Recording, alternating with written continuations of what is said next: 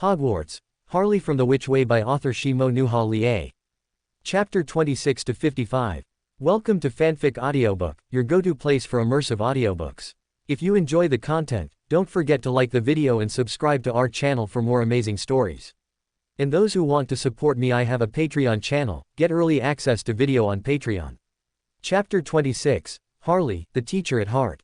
Harley found herself in an awkward situation. Should she accept these flowers or not? Fortunately, Professor McGonagall arrived just in time to rescue Harley from the predicament. "Why aren't you asleep yet at this hour?" Professor McGonagall emerged from the hole in the wall, letting out a roar like a lion. The crowd fell silent immediately.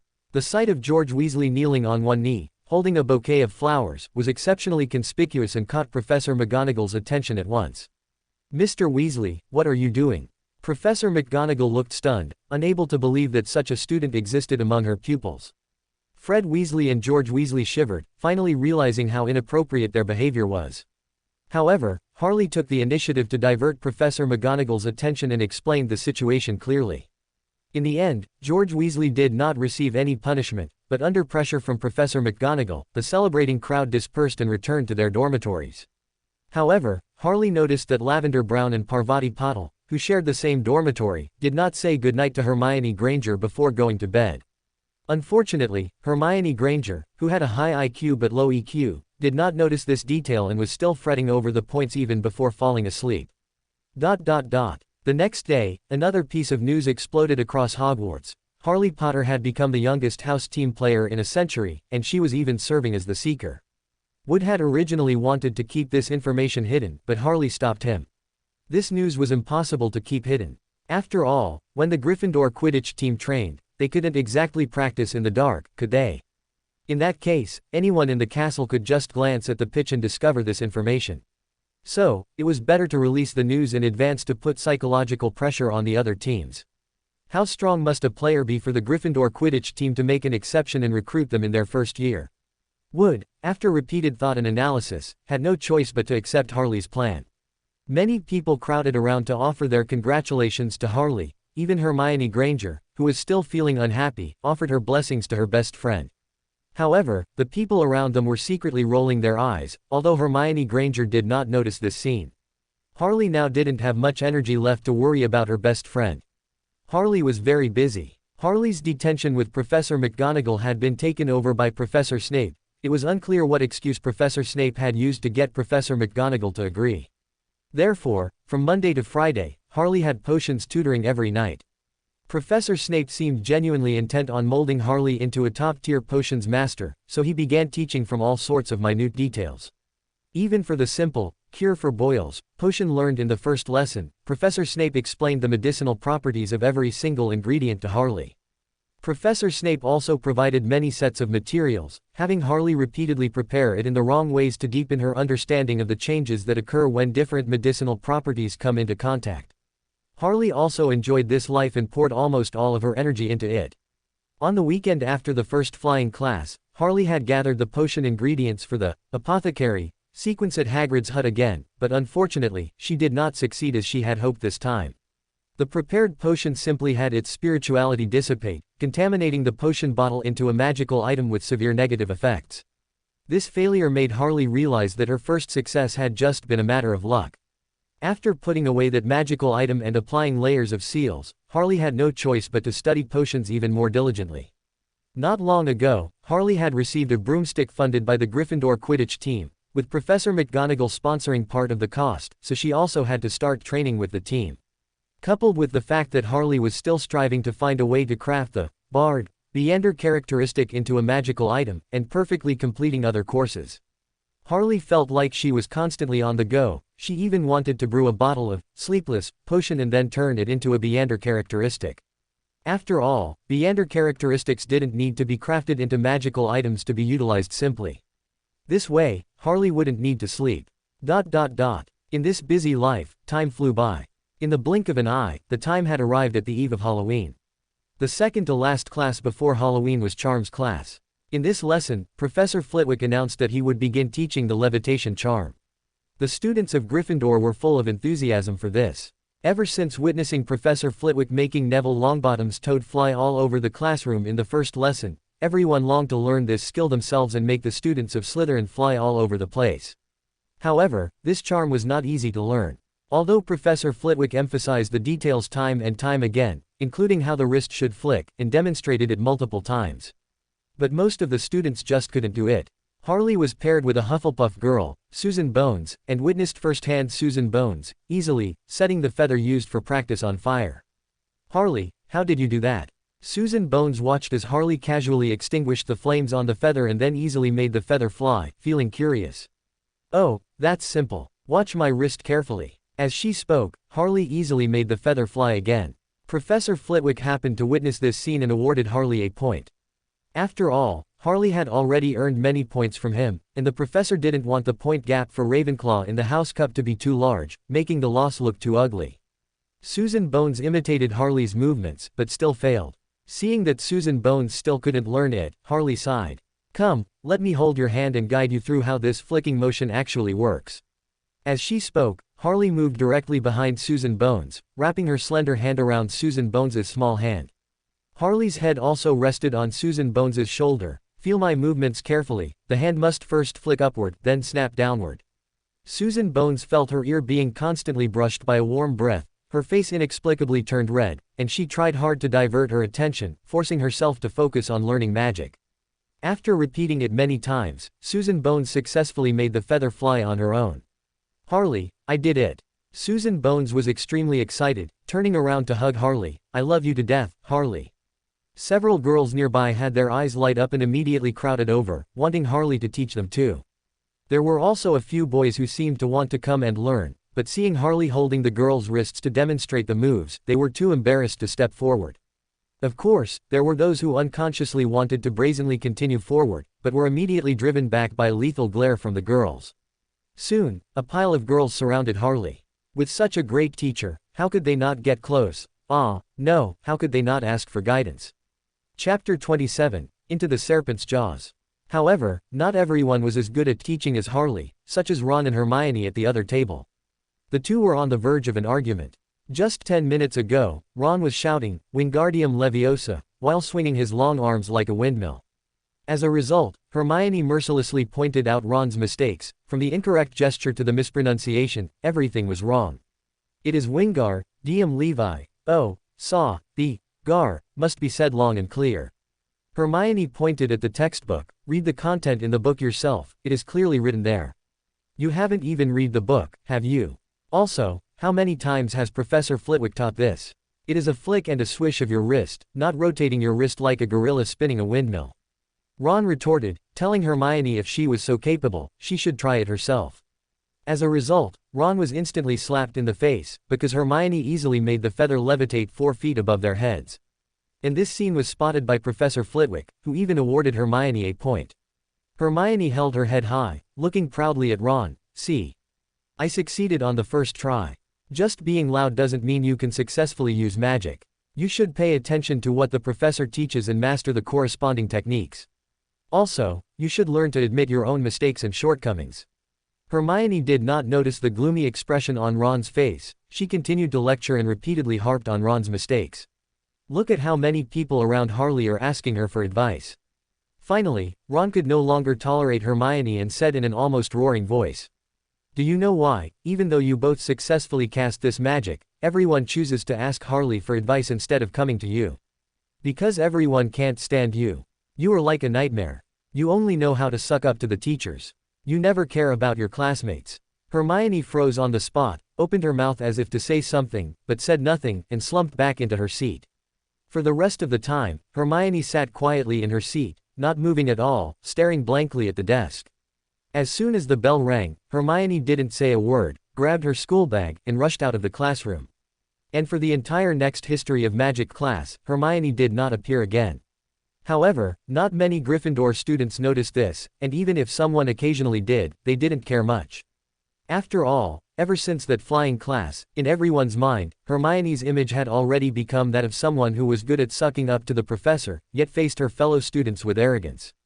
Just as Ron said, she is like a nightmare. Only Hermione's good friend, Harley, was concerned about her disappearance and prepared to go find Hermione as soon as the class ended.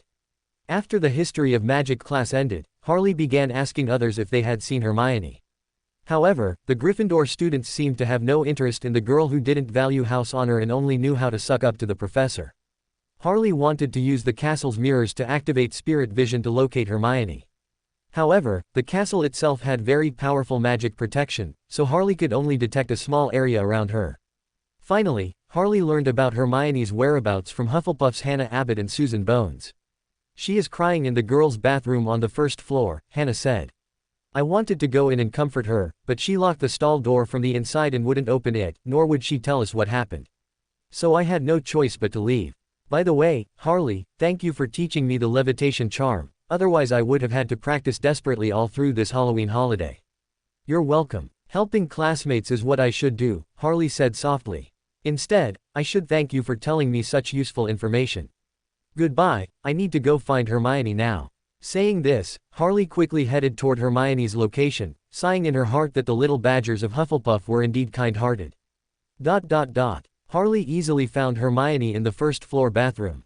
At this moment, Hermione was still sobbing, woo-woo, and Harley could hear her crying from outside the bathroom door. Harley glanced at her watch. It was already past 6 in the evening, and the Halloween feast had already begun. This meant that Hermione had been crying for nearly 2 hours, and her tears had not yet run dry. Harley couldn't help but exclaim that this was the first time she had seen a girl with so many tears. Even though Harley had practiced the Pleasure Witch's abilities for so long, she had never encountered this. Harley was letting her thoughts wander while preparing to push the door open. But her hand stopped halfway. "Something is wrong," Harley thought silently to herself. "How could my train of thought jump so far away in an instant? Am I starting to lose control of my thoughts? Or, it couldn't be." Harley's red lips parted slightly, her expression grim. She thought of a word that was terrifying for all Beyonders. Loss of control. "No, I must examine myself when I go back tonight. I definitely don't want to become one of those lunatics." Harley stood there with a gloomy expression, hesitating for a long time, but finally decided to comfort her good friend Hermione first. Harley had once been in contact with a psychologist from the Spectator Pathway and had also performed self-regulation many times during her solitary escape to solve psychological problems. Therefore, facing a 12-year-old girl, Harley was confident that there wouldn't be any problems. Harley pushed open the bathroom door and arrived at the stall from which the sobbing came, gently knocking on the closed door. "Hermione, are you in there?" Harley. After a long while, a slightly hoarse voice sounded. Why did you come here?" "Of course it's because I'm worried about you, my dear Miss Hermione Granger," Harley said softly. "Open the door, Hermione. I've been looking for you all afternoon. You don't need to worry about me, just let me rot here alone. Anyway, I'm just a nightmare." Speaking of which, the sobbing in the bathroom started up again. Harley was stunned. Given Miss Granger's emotional intelligence and self-awareness, she absolutely wouldn't have imagined that classmates would badmouth her behind her back. Then it must be that someone said it to Hermione's face. How could that be? Harley thought for a moment and decided to comfort Hermione first. "Hermione, you are so outstanding, how could you be a nightmare?" While speaking, Harley easily opened the stall door with one of her own hairs. Although this was a required course for thieves, assassins occasionally used it too. At this moment, Hermione was curled up on the toilet, resting her chin on her knees. Seeing Harley suddenly enter, the young girl was obviously a bit surprised and a bit flustered. She hurriedly lowered her head, not wanting Harley to see her face. However, in that instant, Harley had already clearly seen Hermione's red and swollen eye sockets and the tear stains on her cheeks. Harley smiled slightly. Now, the half-psychologist and former Pleasure Witch was online. Chapter 28, Thanks to the Troll for the assist. Harley silently moved behind Hermione, her slender, fair hand resting gently on Hermione's head. "My dear Miss Granger, if you have anything on your mind, I wonder if I might be qualified to listen." As she spoke, Harley's palm gently caressed Hermione's hair. Unfortunately, Hermione's bushy brown hair had as much personality as its owner and refused to lie flat. However, Harley loved this messy hair, it felt especially good to rub. Moreover, if Harley could manage to straighten it out through effort, that would be even more rewarding. Harley had straightened out quite a few messy heads of hair in the past. Hermione didn't seem to notice the hand on her head, she kept her legs tightly hugged, unwilling to lift her head. At the same time, the young girl's muffled voice sounded. "It's nothing, I'm just a nightmare, everyone dislikes me." "Who says that?" Harley changed to a slightly surprised tone. "How could my adorable Hermione possibly be a nightmare?" But Ron said so. Hermione's voice remained muffled. He also said that you are always surrounded by so many people, while I am always alone, just because I am so annoying. How could that be? One of Harley's hands circled on Hermione's neck, bringing waves of warmth. Her cherry-red lips were also constantly blowing air toward Hermione's ear, and she used her other hand to gently knead Hermione's earlobe. How could my Hermione be alone? Isn't your dearest best friend, Miss Harley Potter, always by your side? But Hermione instinctively lifted her head, but before she could finish, Harley stopped her. There are no buts, Miss Granger. Harley had moved to the front at some point, cupping Hermione's face with both hands, placing her two thumbs at the corners of Hermione's mouth, forcing Hermione into a smile. You must remember, I will not let you be alone. I will always be your best friend and dearest companion, and I will always be by your side. Really? After a long while, Hermione asked timidly. Really? Harley said with a smile. Hermione remained silent, then suddenly lunged forward, hugging Harley tightly. Harley fell back against the door panel. The door, which had been left ajar, slammed shut with a loud bang. Hermione's eyes seemed to be welling up with tears again. Thank you for comforting me. Before the words had faded, suddenly, a deafening boom erupted from the entrance of the girls' bathroom. The wooden door flew off its hinges, crashing heavily against the stall partition. Danger! Harley instinctively pulled Hermione tightly into her arms, flicking her left hand and throwing something out. At the same time, a layer of solid ice appeared around the two of them, blocking the falling partition. Dust and debris swirled around, but Harley had already seen exactly what it was through the eagle-like vision granted to her by the assassin pathway. It was a massive behemoth, 12 feet tall. Its skin was dull and lusterless, like gray granite. On top of a massive, clumsy body that looked like a heap of boulders, there was a small head the size of a cocoa bean. Harley immediately recognized it as a troll. The troll waved its thick arms, struggling to disperse the dust in the room. It was clear that this inexplicably appearing troll had been attracted by the loud noise of the stall door slamming shut just a moment ago. At this moment, Hermione also saw the troll outside the door and immediately let out a shrill, terrified scream. The troll immediately locked onto the location of Hermione and Harley via the scream and excitedly charged over with large strides. Hermione also clearly realized in an instant that her scream had exposed their position. Her body went limp, and she collapsed into Harley's arms. Harley held Hermione, looking at the stupid troll in front of her, a smile appearing at the corner of her mouth. Against an idiot with no intelligence like this, Harley could have toyed with it to death 10,000 times even when she was at sequence 9. However, now, Harley actually wanted to thank this troll for the divine assist. As a token of my gratitude, I will grant you a painless death. The smile on Harley's lips became even sweeter, yet it was bone-chilling. At this time, Hermione also reacted, saying with a bitter expression, Harley, I'm sorry, it's my willfulness that has doomed us. You run away, I will scream and shout to attract the troll's attention. I am so happy to have you as a friend. Before she could finish, Harley covered Hermione's little mouth. How could I leave my best friend behind? I said, I will not let you be alone. Harley's playful yet gentle voice rang out. Don't be afraid, Hermione. Watch me, I will deal with it personally. As she spoke, Harley snapped her fingers, and a frost chair formed. Harley placed Hermione on it, then turned to face the troll. The troll was currently struggling to pull its feet free. Just as it locked onto the location of those two little ones, thick frost had suddenly formed around its thick, short legs. The troll's low intelligence made it unable to think much, let alone discover the small, shining mirror beside it. So until now, the troll was still roaring while struggling with its own feet. Black cursed flames began to rise around Harley. The black flame flowed over her hair and affectionately coiled around Harley's shoulders, caressing Harley's cheek as if it had life and consciousness. For some reason, Hermione felt inexplicably uncomfortable, and it wasn't because of the frost chair she was sitting on.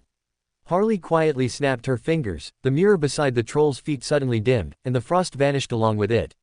The troll didn't ponder why it could suddenly move, it just let out another roar and then charged toward Harley with large strides. The bathroom wasn't large, and the troll charged to Harley's front in 2 or 3 steps. But it couldn't move forward another step because strange black mist was swirling around it, and the black flame began to burn its flesh. The troll's magic resistance was indeed strong, but Harley had flexibly infused the curse into the earlier frost. While the troll was struggling, it had unconsciously swallowed a few pieces of frost, bringing the curse into its body and opening a small loophole in its own defense. Moreover, this troll's own condition didn't seem particularly good, so Harley easily broke through its defense. Thus, before this troll could show off its skills and display its club-wielding prowess, its heart was burned to ash by the cursed black flame. Boom! The troll collapsed with a crash. Harley reached out quietly, and the small mirror beside the troll's former position suddenly vanished, flying back into Harley's hand. Then, Harley turned around abruptly, head tilted slightly, smiling as she looked at Hermione. "See? It's over. That was easy." Hermione had been stunned into speechlessness by the rapid battle that lasted less than a minute, and then she let out a delighted scream. Her legs inexplicably regained their strength, and she stood up and hugged Harley. Harley soothed Hermione as if comforting a child, her hand constantly stroking her back, a doting smile on her face. "I originally wanted to write it more boldly, but I was afraid of censorship sanctions." Chapter 29, Professor Sightseeing Group. Harley hadn't had time to say much more to Hermione when a series of hurried footsteps sounded in the corridor outside the girls' bathroom. Immediately after, Professor Snape burst into the bathroom, gripping his wand tightly, with Ron following behind him. "Harley!" Professor Snape shouted before he had even steadied himself, his voice filled with an indescribable anxiety. "Professor, I'm here," Harley replied loudly, while dispelling the frost and black flame at her feet. Hermione also immediately struggled to stand up from Harley's arms and quickly brushed the dust off her body. Professor Snape finally saw everything clearly inside the bathroom. His gaze first swept over Harley twice. Seeing that Harley was only covered in dust and her clothes were dirty, but she hadn't suffered any obvious injuries, Professor Snape finally breathed a sigh of relief. Subsequently, Professor Snape noticed the troll on the floor and couldn't help but gasp. Ron, meanwhile, was trying hard to conceal his figure on the side, as if he wanted to shrink into the shadows. "What happened? Harley, why are you here? Do you know how dangerous it is here?" Professor Snape fired off questions like a machine gun. "Professor." After a moment of thought, Harley replied, "I came to find Hermione. She was crying in the bathroom because of something, so I came to comfort her. As it happened, we encountered a troll, but fortunately, I managed to defeat it." After hearing this, Professor Snape seemed to want to say something more, but after opening his mouth, he didn't know how to begin. Finally, Professor Snape chose to simply crouch down to examine the troll's corpse. Harley was just about to comfort the still shaken Hermione again when new sounds echoed from outside the corridor. A moment later, Professor McGonagall also rushed into the bathroom, followed by Professor Quirrell and Professor Flitwick. Upon seeing the fallen troll, Professor McGonagall's face turned deathly pale. Professor Quirrell only took one look at the troll before letting out a weak sob, his body swaying slightly, and then he collapsed onto a toilet, clutching his chest tightly. Harley shot him a strange look. Even Hermione hadn't reacted that strongly when she saw the troll. One could only say that Professor Quirrell was not a good actor. As for Professor Flitwick, he joined Professor Snape, pointing his wand at the troll and muttering under his breath. "What happened here?" There was irrepressible anger in Professor McGonagall's icy voice. "Miss Potter, Miss Granger, I need an explanation. Why were you not staying obediently in your dormitory, and instead appeared in this place, staying with a troll?" At this moment, Professor McGonagall noticed Ron in the shadows and added, "And Mr. Weasley, I think you should also explain to me the reason for your appearance here." Ron's face instantly turned as pale as Professor McGonagall's, though the reasons for their pallor might have been quite different. He opened his mouth, seemingly wanting to say something, but in the end, he said nothing. Just as Harley was about to speak, Hermione spoke up first. "Professor McGonagall, it's my fault." "Miss Granger. It is like this, Professor McGonagall. Because my progress in learning magic is always behind Harley's, and my grades in every subject are not as good as hers, I was too sad and ran here, to cry, which caused me to miss the Halloween feast. As it turned out, Harley learned of this from other students, so she came to comfort me." Hermione said softly, "When we wanted to leave the bathroom, we happened to encounter the troll. However, Harley successfully killed it." Immediately after, Professor Snape rushed in with Ron, presumably because he heard the loud noise here. Harley immediately understood that Hermione was covering for Ron. Ron seemed to realize this too, and a look of gratitude immediately appeared on his face. At the same time, he hurriedly added, "Professor McGonagall, I didn't see Harley and Hermione at the Halloween feast, so I thought they didn't know the news about the troll in the castle. Therefore, I left the main group of Gryffindor to look for them, and I met Professor Snape on the way." As he spoke, Ron felt fortunate in his heart that he hadn't told Professor Snape the truth, and that Hermione had also covered for him. After listening, Professor McGonagall's expression softened slightly. "Oh, if that is the case." Professor McGonagall gazed at them, murmuring in a low voice, "Miss Granger, you silly girl. How could you run here to cry because of such a small reason? You need to be more confident, your grades are also very good, not much worse than Miss Potter's. As she spoke, Professor McGonagall took out a handkerchief, walked over to Hermione, and gently wiped the dust and tear stains from her face. Hermione, Professor McGonagall said softly while wiping, you must remember, you are no worse than anyone else. Among all the students I have taught, you are among the best. Don't put too much pressure on yourself, okay?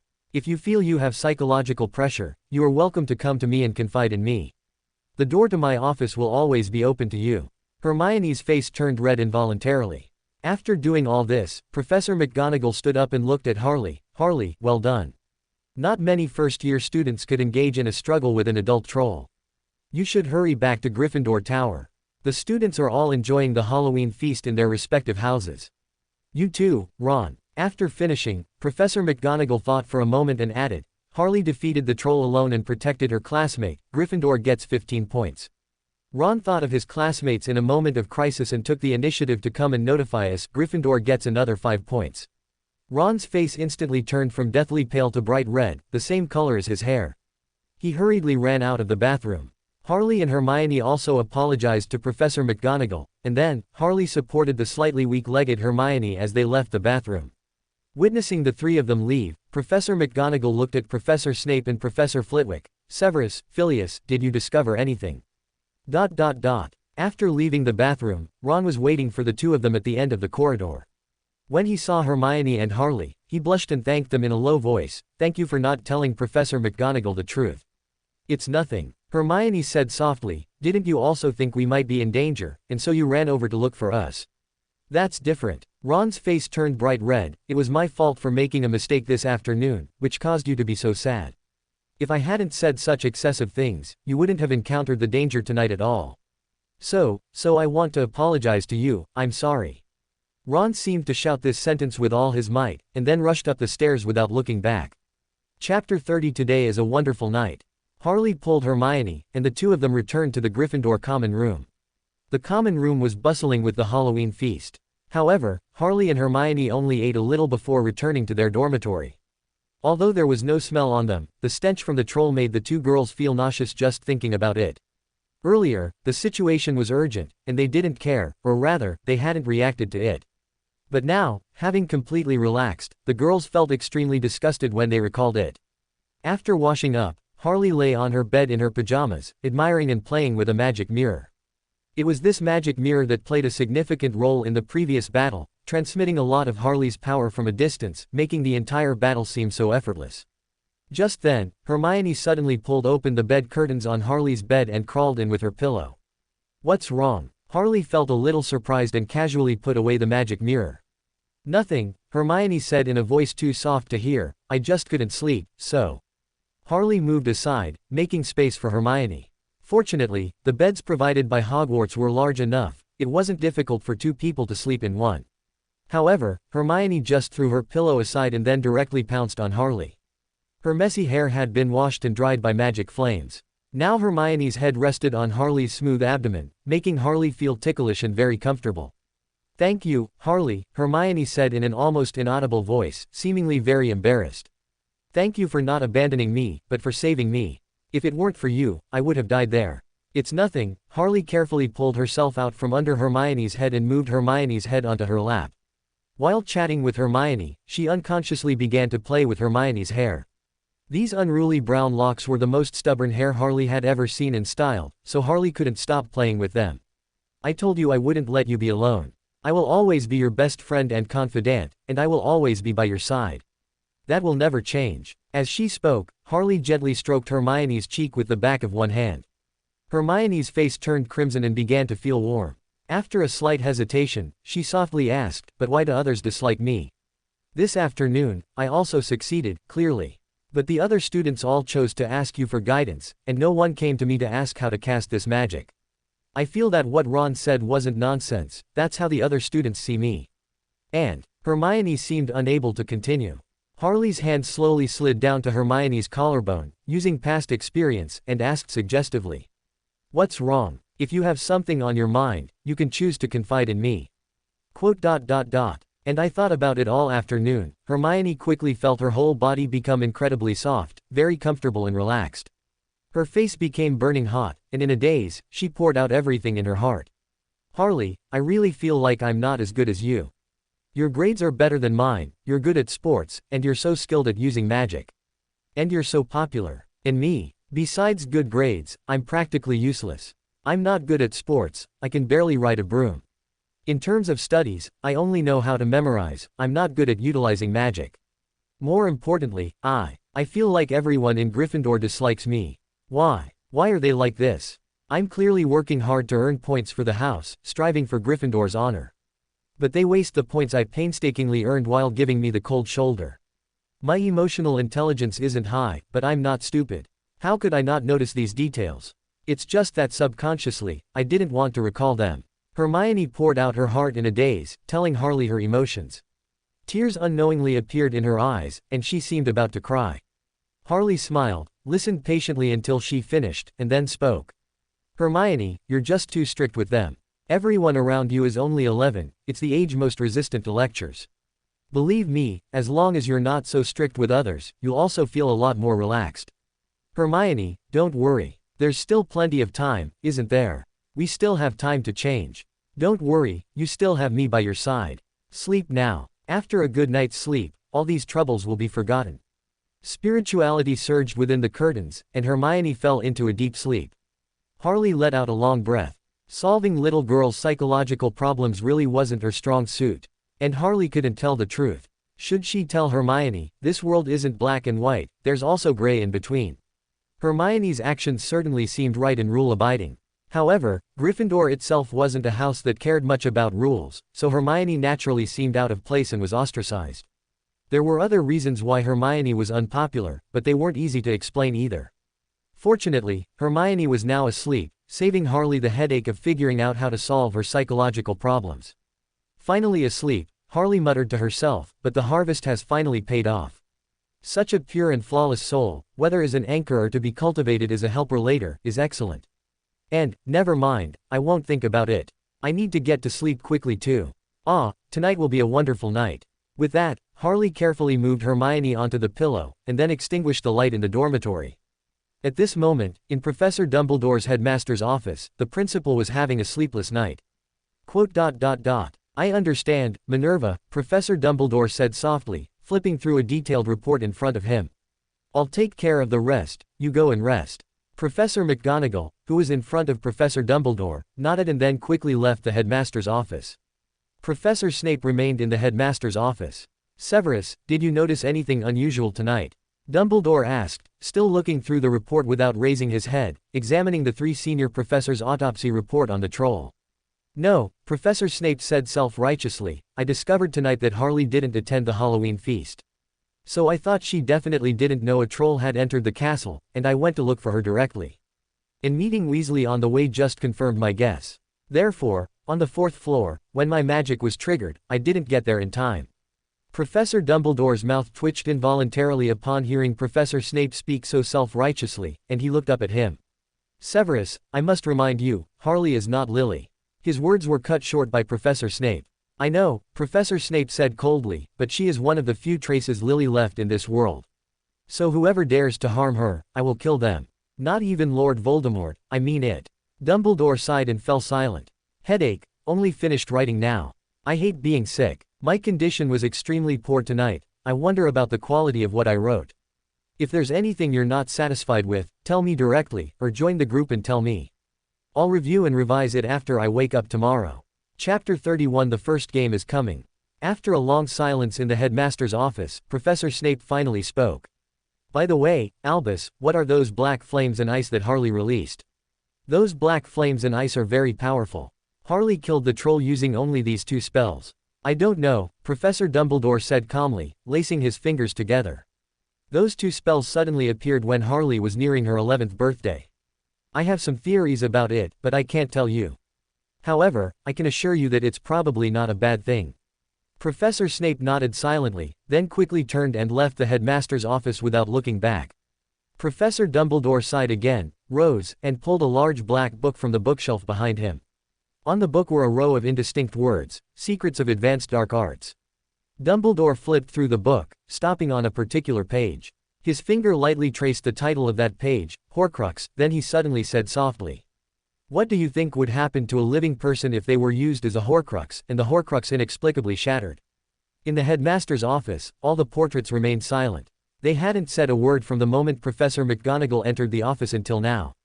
Upon hearing Dumbledore's last remark, the headmaster's office fell into a deathly silence. Even Fox, the phoenix, who was eating herbs on a nearby perch, felt the oppression, cautiously raising its head to look at Professor Dumbledore's back. Dumbledore didn't expect an answer, he simply gazed out the window, lost in thought. The next day, Harley woke up very early. She felt something heavy on her, as if something was pressing down. Opening her eyes, she saw Hermione's head resting on her chest. Harley wore a wry smile. Hermione's sleeping posture was truly terrible. She reached out and pinched Hermione's nose, then tickled her chin. Under Harley's interference, Hermione finally woke up. Morning, Harley. Hermione rolled over, landing perfectly on Harley. She looked sleepy, her eyes not fully open, just mumbling confusedly. After a while, she finally fully woke up and noticed her awkward position. The little wizard's face flushed instantly, and with a flip, she agilely slipped out of the curtain, not even taking her pillow. Harley chuckled softly, but remembering that her other two roommates might still be asleep, she suppressed her laughter. By the time Harley had changed and finished washing, Hermione finally poked her head out of her curtain. However, upon seeing Harley, Hermione still couldn't help but want to pull her head back into the curtain. Seeing her cute appearance, Harley always felt an urge to tease her. Your pillow is still in my curtain, don't forget to take it, Harley said, walking to Hermione's curtain. I'm going to the Great Hall first, you should hurry up and get ready too. With that, Harley couldn't resist lightly poking Hermione's chin again, then grabbed her school bag and quickly left. Hermione's face turned red again, and she buried her head back in the curtain, starting to roll around on the bed. She secretly congratulated herself, relieved that Lavender and Parvati hadn't woken up yet and hadn't witnessed this scene. The events of the Halloween feast had a profound impact on Hermione. At least from that point on, Hermione no longer cared as much about others' rule-breaking behavior, which made her much more endearing. Of course, Harley thought this might not be due to a change in Hermione's personality, but rather because she was too attached to her and no longer paid attention to others' transgressions. Yes, Hermione was now almost inseparable from Harley. The two attended classes together and went to the library together. When Harley was at Quidditch practice, Hermione would sit in the stands, chin in hand, watching intently. Initially, Harley was a bit worried about Hermione's mental state. But after careful thought, Harley understood the situation clearly. An 11-year-old little wizard, after suffering prolonged emotional abuse, was then directly called a nightmare.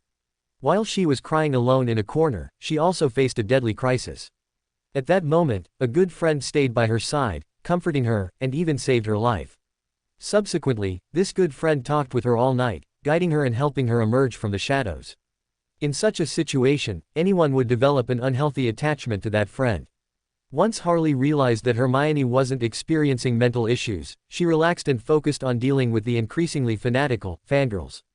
The story of Harley easily defeating the troll had spread like wildfire throughout Hogwarts, astonishing many older students.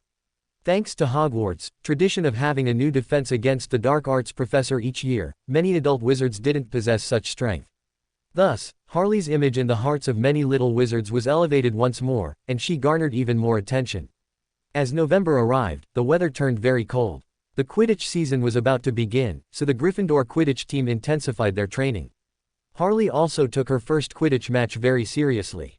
After chatting with many children from wizarding families and reading numerous Wizarding World periodicals, Harley deeply understood the importance of Quidditch in the wizarding world.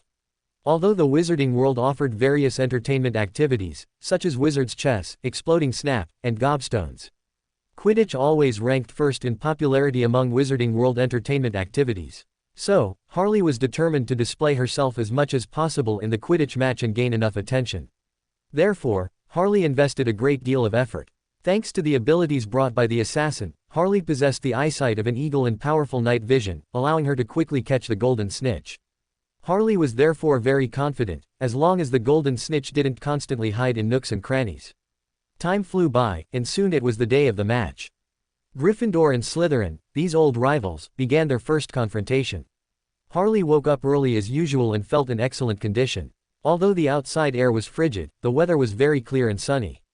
After enjoying a hearty breakfast, Harley headed to the changing room, while Hermione parted ways with her to prepare banners to cheer Harley on. In the changing room, Wood gave a pre-match pep talk to everyone, stating that this was the best team he had ever led. Fred raised an objection, as Wood had only become captain this year, making this his first team. But then he was silenced by his twin brother, George, because the other teammates were glaring at the two of them. Wood concluded, "We are the best Gryffindor team in years, so we will win. Time's up, good luck to us." Chapter 32 The Witch's Black Magic. Harley followed Fred and George out of the changing room and walked onto the roaring Quidditch pitch. The stands were packed, and students from Gryffindor and Slytherin had gathered in clusters, forming a sea of red and green. Students from both houses had also made many support items representing their houses, such as red lions and green snakes. Hermione went to the highest row of the stands and, with a few other older students, created a giant banner that read, "Queen of Gryffindor Lions, Harley Potter must win." Below the text was a large Gryffindor lion. With the aid of magic from the older students, the lion on the banner moved continuously, occasionally roaring, while the golden red letters constantly flickered. Meanwhile, Slytherin, for once, did not use external means to create psychological pressure and interfere with Harley. Normally, Slytherin loved to boo new players from other houses during their first match to create psychological pressure. However, this time, Gryffindor's newcomer was Harley Potter, Professor Snape's most beloved student, so this behavior was strictly forbidden by Professor Snape. Not only that, he also demanded that the Slytherin Quidditch team strictly refrain from using foul play such as elbowing, violently crashing, or holding on brooms against Harley. However, there were no such restrictions on the other members of the Gryffindor team. Under pressure from their own dean, especially his intimidating gaze, the members of the Slytherin Quidditch team could only grudgingly agree. Harley felt no pressure or stage fright. She smiled and waved to the stands, striking a confident pose, which drew another round of cheers. Madame Hooch, who taught flying class, served as the referee for the match. Before the game began, she repeatedly emphasized discipline and frequently directed her gaze at the Slytherin team. After the two team captains shook hands, Madame Hooch blew her whistle, and 15 broomsticks quickly ascended.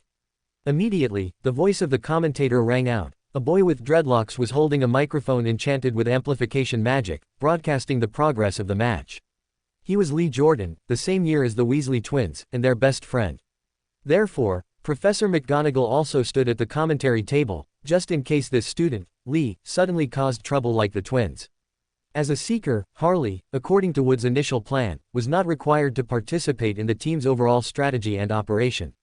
Seekers generally have two playstyles. One is to completely stay outside the team, focusing on finding the golden snitch. The other is to join the team's system, cooperating to tear apart the opponent's formation, interfering with their offense while searching for the golden snitch. Wood's original plan was for Harley to focus solely on finding the golden snitch, as Harley was a pure rookie seeker, and Wood feared that too many demands would put great psychological pressure on Harley and hinder her performance. But after Harley quickly caught the golden snitch multiple times, Wood changed his mind. "You are a born Quidditch player," Wood exclaimed excitedly. "I think you're even better than Lynch from the Ireland team." So, in this match, Harley also needed to interfere with Slytherin's offense. Harley, relying on the speed advantage of her Nimbus 2000, constantly inserted herself into Slytherin's formation and quickly disengaged, disrupting their flying. This type of pulling guerrilla warfare was very suitable for a light player like Harley to deal with Slytherin's heavy tanks. Even if the Slytherin players wanted to knock Harley directly down, they simply couldn't catch her. Not to mention Professor Snape's pre-game warnings were still fresh in their minds, so they dared not use foul play like violent crashing against Harley. Under these circumstances, Gryffindor's Angelina quickly scored, and then repeatedly broke through the defense of Slytherin's keeper, Bletch. Cheers continuously erupted from the Gryffindor stands, and even students from Hufflepuff and Ravenclaw joined in the celebration. After all, Slytherin's foul play had generated a lot of animosity, and Harley had a good relationship with students from Hufflepuff and Ravenclaw. Harley leisurely dodged a bludger attack once again, then weaved through the pincer attack of Slytherin captain Marcus Flint and player Adrian Pusey, successfully causing both to miss the quaffle that was right in front of them. "Nice one, Harley," Fred shouted as he flew past Harley. Cheers once again erupted from the Gryffindor stands. Harley instinctively glanced around again, searching for the golden snitch, and prepared to join the next round of offense. But her gaze suddenly sharpened, spotting the golden snitch in the very center of the pitch. However, Slytherin's seeker was closer to the golden snitch, much closer than Harley. Fortunately, he was circling with his back to the golden snitch at the moment, seemingly guarding against Harley, so he hadn't noticed its presence. After a brief thought, Harley did not immediately accelerate but flew unhurriedly towards Slytherin's half, as if merely cooperating with the team's offense as usual. The Slytherin players also seemed to think so. Their seeker, Terrence Higgs, immediately flew towards Harley. However, this played right into Harley's hands, as he was now further from the golden snitch. Harley easily dodged the Slytherin seeker's interception and then lay back on her broom, dodging a bludger. Then, Harley's soft, boneless waist exerted a slight force, and she easily straightened up again. "Wow!" Lee exclaimed loudly, "Harley has such good moves. What a wonderful witch. I even want to pursue her." A chorus of boos immediately erupted from the stands, especially since Lee had just said he wanted to pursue Angelina 20 minutes earlier. Professor McGonagall once again loudly intervened and threatened to deduct points. Professor Snape also cast a death glare at the commentary table. Harley was still advancing, and the golden snitch had deviated from its original spot, flying precisely in Harley's direction. "Closer," Harley thought silently, gently reaching out and catching the golden snitch. Just as she was about to raise her hand to declare her success, she suddenly felt an inexplicable force appear on her broom. The Nimbus 2000 beneath Harley bucked like an untamed wild horse, suddenly surging forward, attempting to throw its rider off. "It's not a problem with the broom, it's an attack, an external attack," Harley immediately concluded. She didn't have time to find the direction of the attack, she just gripped the broom tightly while detecting the magic attached to it. Within a mere 30 seconds, Harley realized that the magic attached to the broom was something she had never encountered before. That magic was very dark, filled with various negative emotions, constantly inducing people to fall and lose control. "This is a curse-type dark arts." Harley immediately identified the type of magic. Although she had not studied the dark arts of the magic world, magic filled with resentment and negative emotions could hardly be considered positive. Combined with the contents of The Rise and Fall of Dark Arts, and the Defense Against the Dark Arts textbook, Harley naturally had no difficulty discerning the truth. Playing dark arts in front of a witch. "I'll kill you." A smile instantly curled on Harley's lips, but it was laced with murderous intent. She no longer tried to control the broom but simply let go, choosing to leap off. At the same time, Harley's black hair grew rapidly, enveloping her like a cocoon, allowing her to land steadily. Inside the light-proof cocoon, a hint of ferocity flashed in Harley's eyes. Did they really think a witch was easy to bully? After landing, Harley did not retract her hair but quickly took out a self-made wand and bit the tip of her tongue.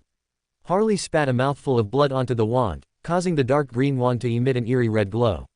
At the same time, Harley silently chanted in Giant. For some unknown reason, this language, possessing magical power and capable of communicating with the world, could still be used, though its power was greatly diminished, roughly comparable to the power when using Hermetic. As for Hermetic and Ancient Hermetic, they could barely tap into natural forces during ritual casting anymore. As the incantation was uttered, the red light on the wand rapidly ascended, then suddenly vanished.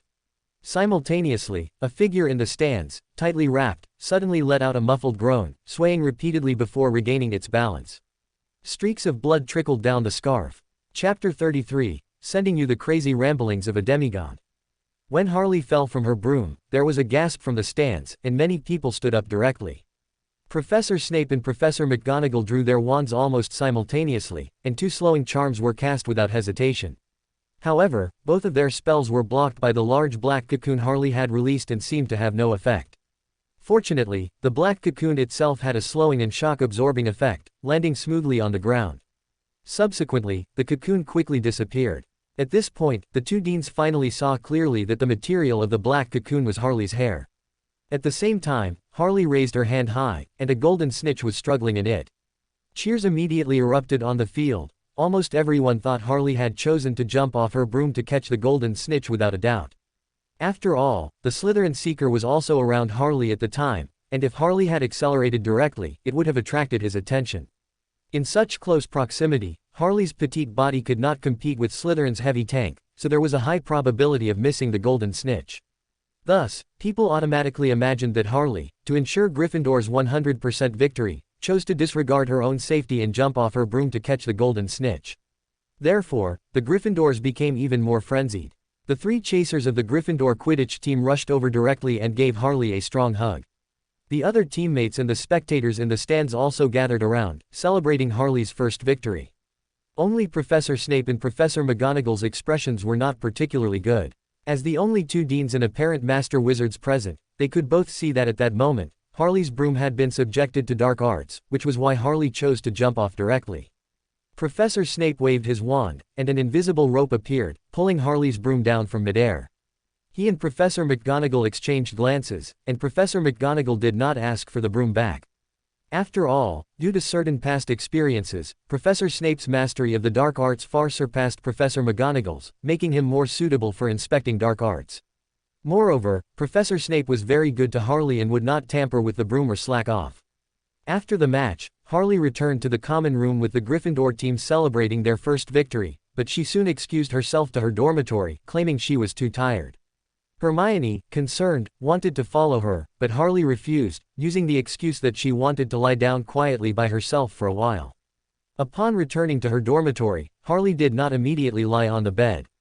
Instead, she first locked the room door, then took out a large number of small bottles and other items from her trunk. The bottles contained dark ointments and potions, full of spirituality and magic. Harley quickly bit her index finger, squeezed out a considerable amount of spiritual blood, and placed it into a pure black bowl. After adding hemlock juice and other essential oils to erase the mystical connection between herself and the blood, Harley then added various hydrosols and quickly drew various symbols with the mixed liquid. After completing all this, a hint of ruthlessness appeared in Harley's eyes. "It's not over yet," Harley murmured to herself, then took out a small box. After lifting the layers of ritual magic on the box, a madwell emerged. Harley cautiously looked at the box, then immersed the entire box in the remaining liquid in the bowl. "Connect." Harley uttered a giant word. Immediately, the crazy aura on the box surged rapidly, and streaks of crimson light flashed. Harley felt her spirituality being frantically consumed, and when the consumption exceeded 1/3, she decisively terminated the ritual and resealed the small box. He must be in great pain, bearing so many mad wills. A fragile soul should have suffered a direct heavy blow. A cold smile played on Harley's lips.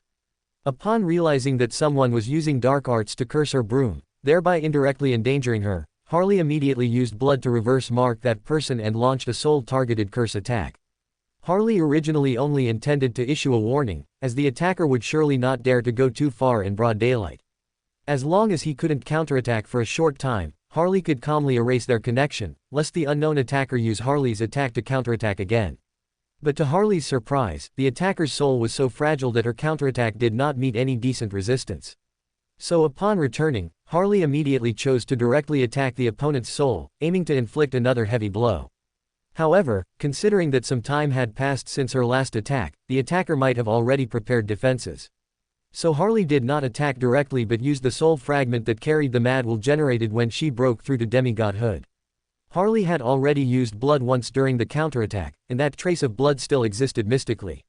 So this time, Harry released blood again and erased its mystical connection with her main body, then let this blood transmit the madness carried by the soul fragment in the box, thereby attacking the assailant. "I'm sending you my mad ravings from when I was a demigod. Although the connection time is short, the power is not too weak. I hope that fragile soul doesn't go directly insane," Harley thought, happily cleaning up the traces of the ritual. In the defense against the dark arts professor's office, Professor Quirrell was frantically drinking bottles of potion. His signature scarf, which covered almost his entire head, had been removed and casually thrown onto the bed. And on the back of Professor Quirrell's head, where thick hair should have grown, was a face, a snake's face. That face was hideous and terrifying, pale without a hint of color, forming a stark contrast with the blood-red, snake-like pupils. The most striking feature of this face was that it had no nose, only two slender, snake-like nostrils. At this moment, this face was howling madly, "You're an idiot. Useless. Muggle. Squib. You haven't done a single thing I asked you to do well. Breaking into Gringotts was just a wasted trip. You didn't even see a shadow of the Philosopher's Stone and wasted so much of my power. You still haven't figured out all the checkpoints, and you can't even beat a dog. Now I send you to attack a first-year little witch, and you actually failed and were even hit by a magical backlash. I have never seen such an incompetent Death Eater." Professor Quirrell quickly drank his potion, trembling as he listened to Lord Voldemort's curses, not daring to talk back, or even to let disrespectful thoughts cross his mind. After all, Lord Voldemort was currently monitoring Quirrell's brain, and any disrespectful thoughts could be detected. After a bout of furious verbal abuse, Lord Voldemort couldn't help but feel a little tired. After all, the previous, magical backlash, had injured his soul, causing Lord Voldemort's already fragile soul fragment to endure even greater pain. Although Lord Voldemort occasionally wondered why such an ordinary gaze could harm his soul during a backlash. However, he didn't think much of it, only believing that Quirrell was too useless to even properly use such simple magic. Chapter 34 Getting Crazier. Drink the potion quickly. Lord Voldemort grew increasingly furious at Professor Quirrell's inept performance, and he missed his loyal subordinates even more. Professor Quirrell, without a word, quickly drank the forbidden potion that helped the soul but caused immense damage to the body. Lord Voldemort, of course, didn't care if these medicines were forbidden. After all, it was Quirrell's body that was damaged, while Lord Voldemort's incomplete soul benefited. However, Professor Quirrell had no choice. Once he chose this path, he had no opportunity to regret it. Just then, Professor Quirrell's body suddenly stiffened, and Lord Voldemort's face also froze. Accompanied by strange fluctuations invisible to ordinary people, an invisible voice suddenly echoed in the ears of the man and the soul. Cheek, praise the primordial. Although they didn't understand the language, both the man and the soul immediately grasped the meaning expressed by it. Lord Voldemort's face suddenly let out a scream, then his eyes closed tightly, as if he had fainted. Professor Quirrell also directly knelt to the ground, trembling uncontrollably. His body continuously split open with one gash after another, with blood seeping out. Finally, the invisible voice disappeared, but Professor Quirrell had become a bloodied mess. He looked as if he had rolled on a bed of blades, his current appearance terrifying. Professor Quirrell struggled to move to his bed and managed to pull out a small bottle of emerald green potion from a box under the bed. He tremblingly pulled out the stopper, almost dropping the potion several times. After drinking the potion, Professor Quirrell trembled uncontrollably, his face turning even paler than Lord Voldemort's. He gritted his teeth, not allowing himself to scream.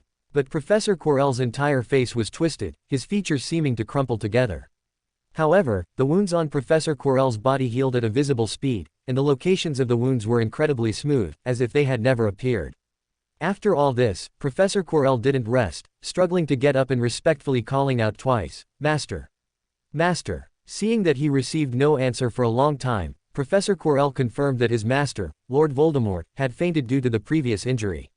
Professor Quirrell sighed silently. When he first encountered Lord Voldemort, he thought he had met a powerful Dark Lord.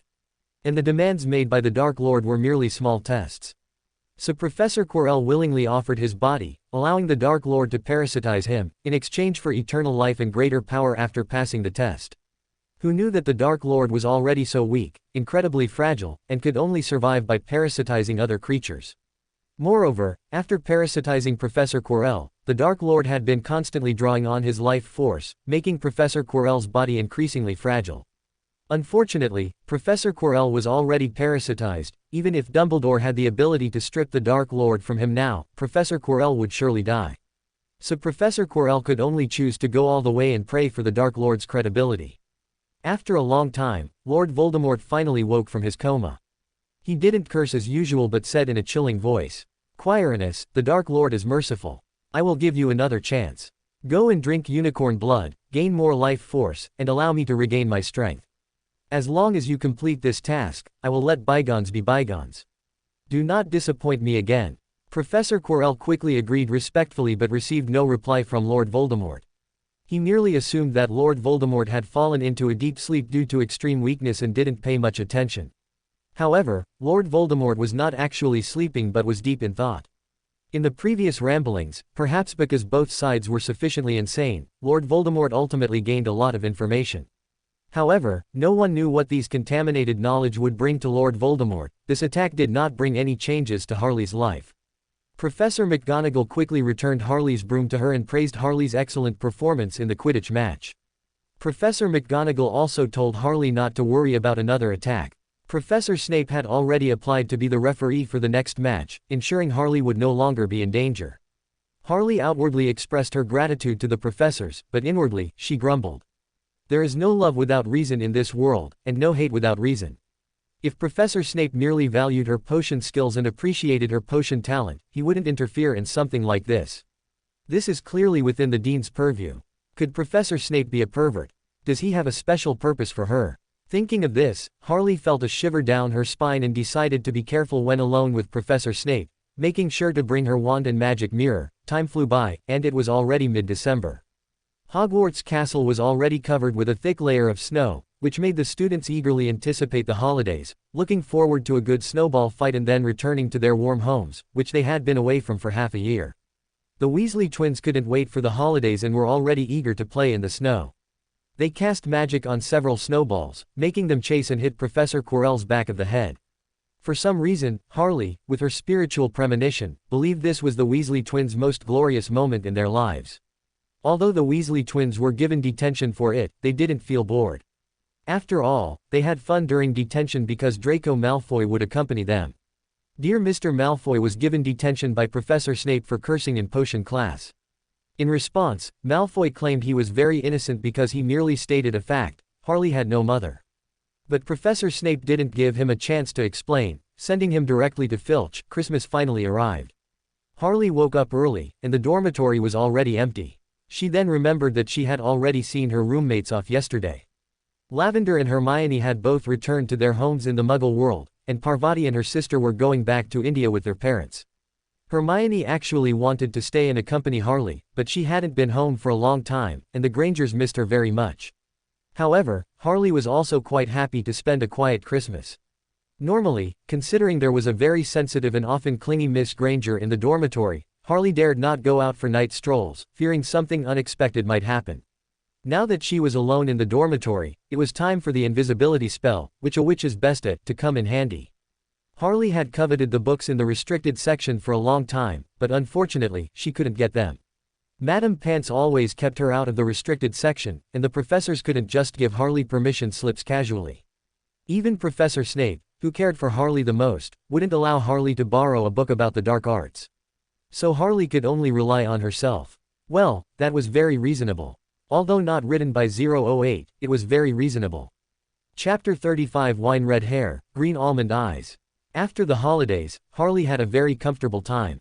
Most of the people in the school had left, and most of those who remained were people who didn't want to go home and listen to their parents nag. In other words, they didn't particularly like studying. So there were only a few people in the entire library, and none of the chattering little wizards who usually surrounded her. What made Harley even happier was that Professor Snape and Hagrid did not leave the school during this holiday. So Harley could continue to get free materials from Hagrid and, incidentally, receive private tutoring from Professor Snape. The only thing Harley regretted was that, because there were so few people in the library, Madame Pants especially liked to sit next to Harley, and they would read together. While this was a good thing, as Madame Pants also loved reading and knew a lot of obscure magic knowledge. It meant Harley had no way to scout around the restricted section to prepare for her infiltration. This kind of life continued until Christmas Eve. On Christmas Eve night, Harley performed a simple divination for herself and decided to infiltrate the library's restricted section the next evening. After all, after everyone enjoyed their Christmas feast, they probably wouldn't have much energy left to be on guard. The next day, Harley was woken up by the hooting of owls. She groggily pulled back the curtains and found a large group of owls crowded outside her window. Although she didn't know what had happened, Harley instinctively opened the window. The owls immediately squeezed in, and after dropping off their packages, they angrily tried to peck Harley a couple of times. However, Harley was quick-witted and didn't give them any chance. Finally, Harley offered a large bag of nuts to appease the owls. At the same time, she also figured out what had happened. Wizards always used owls to deliver Christmas gifts, and she had forgotten to leave a crack in the window the night before for the owls to come in. Actually, Harley couldn't be blamed, as she didn't know this wizard custom and thought the gifts would be delivered at breakfast, like regular letters. After a quick wash, Harley began to unwrap her Christmas gifts. Although Harley had expected to receive quite a few gifts, she really hadn't expected there to be so many. Lavender sent Harley a pair of exquisite hair clips and matching earrings, while Parvati sent a potion. In her words, that potion was made with Ganges water and could cure all diseases. However, Harley looked at the turbid, earthy yellow liquid in the glass bottle and decided it was best not to use it. Hagrid sent Harley many potion ingredients, including unicorn hair, which deeply touched Harley. Of course, this also made Harley determined to teach Hagrid some basic herbology knowledge, as the spirituality in many of the ingredients had been lost. Hermione sent Harley an exquisitely wrapped box containing a bottle of perfume. However, Harley didn't recognize the brand of the perfume, but just intuitively felt it should be quite valuable. The perfume's scent wasn't strong, it was a light, fresh fragrance that reminded Harley of Hermione's own aroma.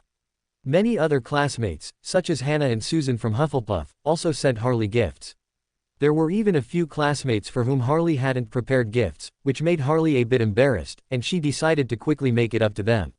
At the very bottom of all the gifts were a paper package and a large box. Harley first opened the large box, which contained a bottle and a note. Harley picked up the note and read it, a strange expression appearing on her face.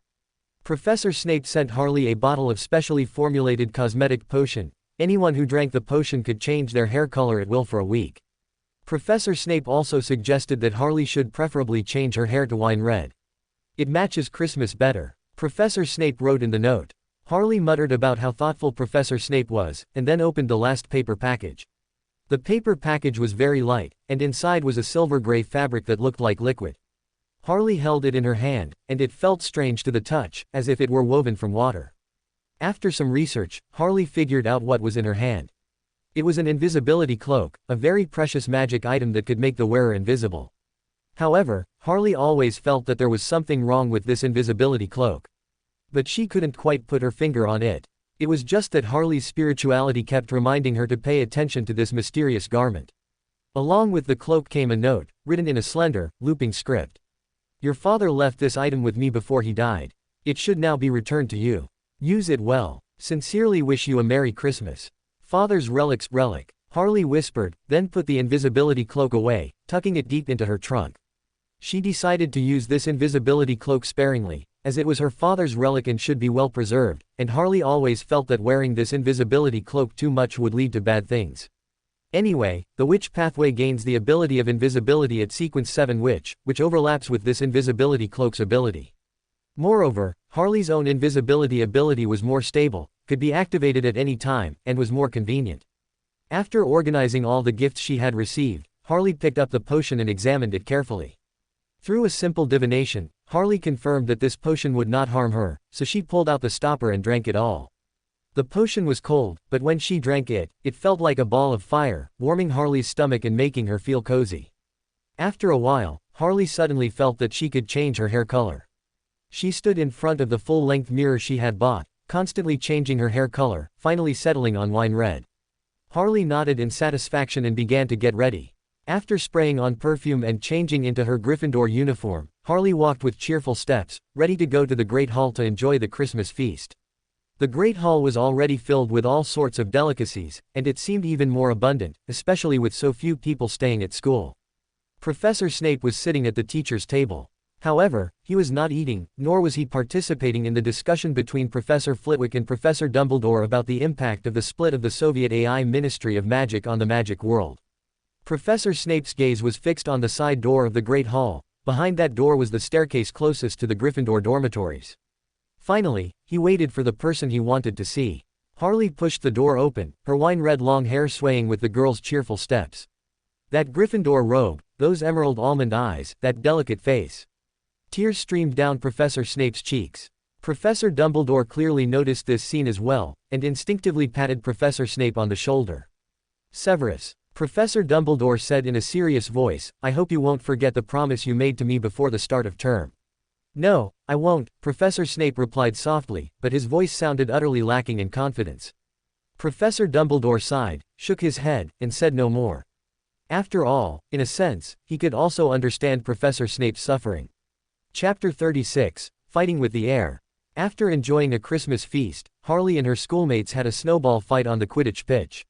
Although most of the students had gone home, there were still enough to form a few teams. Professor Snape also seemed very interested in the snowball fight, quietly watching from the stands. However, when Harley loudly shouted, Professor, come play with us, Professor Snape merely smiled and shook his head, declining the invitation. After an exhilarating snowball fight, Harley said goodbye to two newly acquainted Ravenclaw senior students, preparing to return to the washroom to wash her hair. George and Fred had been targeting Harley's striking long hair, getting a lot of snow water on her wine-red locks. That evening, after enjoying turkey sandwiches, plum pudding, and Christmas cake, Harley went back to rest. After all, there was an adventure at midnight, an operation she had long awaited. At midnight, Harley woke up on time. She changed into a very light pink tracksuit and lightweight running shoes. Her wine-red hair was also changed back to black by Harley, combed back, and tied into a ponytail. After preparing all the possible tools for her nocturnal journey, Harley lightly snapped her fingers, and her entire being vanished into thin air. Gryffindor's common room was empty. The few students who had stayed at school had all gone back to their rooms to sleep after eating and drinking their fill. Harley quietly pushed open the fat lady's portrait. The fat lady was already tipsy from drinking and asked in a hoarse voice, "Who is it?" Harley didn't make a sound and quickly left the spot. Her goal was clear: straight to the library. The library was pitch black, its main door tightly secured by a rusty padlock. However, there wasn't even a counter spell cast on the iron lock, so Harley easily opened it with Alohomora. This made Harley couldn't help but suspect that there were more unknown traps inside the library. After all, a place where a power stores knowledge should, logically, be one of that power's most important locations. How could such an important place not even have a decent protective magic cast on the iron lock of its main door? Harley instinctively wanted to activate her spiritual vision to check for traps, but then she restrained her desire. After all, there was a demigod in this school, so the traps couldn't be too low-level. If Harley saw something she shouldn't, even with her previously high status, she would suffer considerable damage. Harley drew 2 wands, one of which she had made herself. Harley casually threw the wand she had made near the library entrance, ready to swap places with the wand at any moment. Then, Harley cautiously crept towards the restricted section, not even daring to light a lamp, relying entirely on her night vision. The restricted section was at the very back of the library, separated from the other collections by a rope. Harley carefully used several simplified rituals to test, but received a conclusion of complete safety. Of course, Harley dared not believe the restricted section was completely safe. After a moment of thought, Harley took out a square mirror and sent it over with levitation magic. Then, Harley took out another mirror, placed it in its original spot, and infused it with a large amount of spirituality. With the infusion of spirituality, an invisible passage opened between the 2 mirrors. Harley lightly tapped her toes on the ground, leapt up, and jumped towards the mirror. Although the mirror was not large, it miraculously swallowed Harley. Harley's figure then appeared above the other mirror. However, after stabilizing her figure, Harley showed a puzzled expression. She felt no obstruction at all. After a moment of thought, Harley's long hair grew rapidly, extending over the rope. It was then that Harley realized she had been completely doing useless work earlier. I was actually outsmarting thin air. Harley's eyebrows furrowed slightly, and she gently pinched her nose, sighing with emotion. The esteemed Hogwarts School of Witchcraft and Wizardry, a school with a demigod, had its most important knowledge storage area completely unprotected. I can't be blamed for being presumptuous, who would have thought of this? Harley silently grumbled, while putting away her equipment and beginning to examine the books classified as forbidden. On the thick, heavy tomes, peeling, faded gilded letters spelled out obscure and difficult to understand words. Many books didn't even have titles but were stained with dark red marks, looking like long-settled bloodstains. Harley closed her eyes and felt an invisible malice emanating from many of the books. Some of the books here are probably equivalent to Sequence 5 sealed artifacts, aren't they? Harley murmured to herself. She fearlessly wandered among the shelves, quickly noting down the names and locations of the titled books. However, Harley did not force herself to understand the names of some books that made her feel particularly dangerous, as knowledge itself can be corrupting. If one's strength is not sufficient, attempting to learn certain knowledge could even lead to one's death. After recording for half the night, Harley stood before a book, her hair growing rapidly to gently touch it. The book's title was Potent Potions. Harley could usually get books from the restricted section. Professor Snape would approve her requests for books describing the properties of rare potions, even if they were within the restricted section. However, Professor Snape would not agree to Harley reading books that likely contained dangerous potion recipes in the short term. Harley slightly pursed her lips, then quickly pulled out the book. After a quick read of the table of contents, a hint of joy appeared on Harley's face. There seemed to be quite a few very interesting potions in here. Harley's fingertip gently traced the table of contents of the book, finally deciding to quietly borrow it. She carried the heavy tome, quickly left the library, not forgetting to gently lock the door behind her. Harley tucked the heavy book into the mirror world, picked up her self-made wand, and then quickly ascended the stairs, preparing to return directly to the Gryffindor dormitory. However, her luck seemed to be not so good. Lady Ravenclaw had enchanted the stairs of Hogwarts Castle, so these stairs were constantly shifting. And Harley unluckily encountered these changing stairs, seeing them turn in another direction while she was in midair. But Harley didn't mind. Christmas break was still long, and no one would care if she slept in tomorrow. Harley continued forward along the path, trying to reach the Gryffindor dormitory, but eventually arrived at an unfamiliar place. Harley's fair fingers lightly tapped her chin, and a thoughtful expression appeared on her face. Are these stairs drunk? So wild on Christmas night? Thinking this, Harley decided to wait a while, for these crazy stairs to calm down, before returning to the dormitory. So, Harley casually pushed open the door of a classroom, preparing to rest for a moment. Chapter 37 What I See in the Mirror. It was an unused classroom, with many desks and chairs haphazardly piled against the walls, casting large, dark shadows. An overturned wastebasket lay on the floor. The entire classroom appeared abandoned, as if it hadn't been used in a long time. Opposite the classroom was a very impressive mirror, reaching all the way to the ceiling. Underneath the mirror's ornate golden frame, two claw-shaped feet supported it. At the very top of the mirror, a line of small text was carved.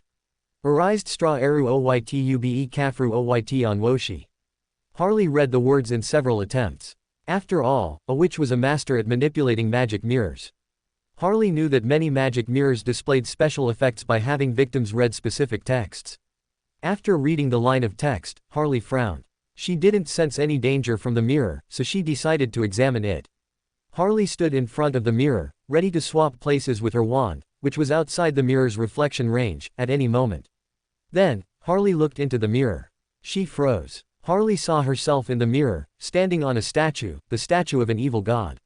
The statue was the primordial witch. What does this mean? Harley quickly deciphered the message conveyed by the mirror. Does the mirror reflect the future? I am stepping on the primordial witch. Does this mean I usurped her authority and gained control over the domain of disaster? Did I become a god in the future? In her shock, Harley's spirituality instantly fluctuated violently, automatically exiting her invisible state. However, Harley didn't pay attention to that. Instead, she frowned, contemplating the message the mirror was trying to convey. No, that's not right, Harley thought to herself. The primordial witch isn't in this world, so how could I have the chance to kill her? And if this mirror truly foretells the future, how would it know of the primordial witch's existence? But this is indeed what I desire. I also want to become a god, destroy the demonist sect that has been hunting me, and kill the evil god they serve. Wait a minute, this is what I desire. Harley couldn't help but say the last sentence aloud. That's right, this mirror reflects what I desire. It's the yearning in my heart. As she said this, Harley quickly mobilized her spirituality, sealing off her consciousness to prevent it from being probed by external forces. Sure enough, after Harley sealed off her consciousness, the image in the mirror disappeared. Suddenly, a round of applause echoed in the room. You truly surprise me, Harley, an old voice said. The spirituality within Harley's body instantly became active, ready to swap positions with her wand at any moment, but she didn't act immediately. Instead, she looked towards the mirror. After Harley sealed off her consciousness, the mirror truly became an ordinary mirror. So Harley clearly saw, on the smooth surface of the mirror, an old man gradually materializing. The old man was the principal of Hogwarts School of Witchcraft and Wizardry, Albus Dumbledore. Good evening, Professor Dumbledore. Harley immediately turned around and curtsied slightly. Good evening, Harley, Professor Dumbledore said softly, though this isn't an appropriate time for greetings. If I'm not mistaken, you should be in your warm bed in the Gryffindor Tower girls' dormitory right now, not accompanying an old man like me in a disused classroom, enduring the cold wind. I'm very sorry, Professor Dumbledore. Harley's mind raced, guessing that an unknown defense system had directly alerted Headmaster Dumbledore when she invaded the library. In that case, based on this situation, the principal had most likely already discovered that she had taken books from the restricted section and had been monitoring her every move afterward. But none of this was certain. Therefore, Harley simply apologized directly, while remaining silent about the reason for her apology. What if the principal hadn't obtained all the evidence of her transgressions? Wouldn't admitting too much be a loss? There's nothing to apologize for. Can Gryffindor students still be called Gryffindor if they don't wander at night? Dumbledore smiled and walked to the mirror. I was also in Gryffindor House, and I wandered at night many times. Fortunately, I was never caught by my dean. After all, I was somewhat talented and managed to learn the disillusionment charm, which made me invisible. Harley didn't respond, merely standing to the side, her gaze lowered, looking at the ground. Dumbledore didn't say much either, but changed the subject. Harley, I'm very curious, how did you determine that this mirror reflects what you desire in your heart? What exactly did you see? I wonder if you could share it with an old man like me. Harley certainly couldn't say that she saw herself stepping on the primordial witch and holding high a divine kingdom. She hesitated slightly, then said in a very small voice, I saw my deceased parents. Professor Dumbledore fell silent, his hand stroking the mirror surface also stopped. After a few seconds of silence, Professor Dumbledore nodded, yes, seeing deceased parents. How sad that is. So you deduced that this mirror reflects your heart's deepest desires. Yes, Professor Dumbledore, Harley replied softly, her voice carrying unconcealable sadness. A very rational deduction, Professor Dumbledore nodded. This mirror is called the Mirror of Her Eyes. I believe you also saw the line of text on the mirror. If you read it backward, you'll find, I show not your face but your heart's desire. Just as this sentence says, in this mirror, you can see our deepest, most intense desires. Dumbledore softly described the information about the mirror, finally adding, I'm very pleased, Harley. You have a very strong will. The first time you encountered this mirror, you broke free from its temptation. Harley nodded silently, then suddenly looked up and asked in a curious voice, Professor Dumbledore, what did you see when you looked in the mirror? Me. Professor Dumbledore chuckled softly, I saw myself holding a thick pair of wool socks. Wool socks. Harley looked suspicious. However, Professor Dumbledore offered no explanation, but stood up. Harley, I think it's time for you to return to your dormitory. I also need to rest, after all, tomorrow I have to move this mirror to another location. All right, Professor, Harley replied obediently, and quickly left the classroom. Professor Dumbledore, however, did not leave immediately. Instead, he sternly surveyed his surroundings, and also tapped his wand a few times. Only after ensuring the classroom was completely enveloped by magic and that no one else would break into the room and potentially damage the mirror, did Dumbledore leave. Thanks to Wuxi_ my heart is like fire for the reward. Building up anticipation, Eamon will soon have an official operation. Chapter 38 Returning to the Way of the Pleasure Witch. For the rest of the Christmas holiday, Harley didn't go out for night strolls. Instead, she immersed herself in studying the books she had acquired from the restricted section. That night, Professor Dumbledore didn't inquire about the whereabouts of the book, Potent Potions, nor did Madame Pants mention any missing books from the restricted section. Harley vaguely suspected that Professor Dumbledore had concealed the matter. The Christmas holiday quickly ended, and Harley once again quietly made her way to the restricted section to return the book to its original place. She had already fully transcribed the most important formulas from the book, the ones that interested her the most. The remaining potions were more complex and their effects more dangerous. Harley could achieve the same results through simpler rituals. The day after Harley returned the book, the students who had gone home for the holidays returned to school by train. Hermione hugged Harley as soon as she entered the dormitory and expressed how much she loved the potions notes Harley had given her. The only regret is that I can't understand a lot of the knowledge in it, Hermione complained. The knowledge Professor Snape added for you is too profound. I'd bet your potions skill completely surpasses mine. It's all right, I'll make you a book list. Once you've read those books, you'll be able to understand the knowledge in the notes. Your learning ability is no worse than mine, you just haven't been exposed to the relevant knowledge yet. Harley comforted Hermione. She was very willing to help Hermione reach the same level as herself. If given the chance, Harley wouldn't even mind including Lavender and Parvati. After all, if everyone's level improved, progress would be even faster through mutual discussion.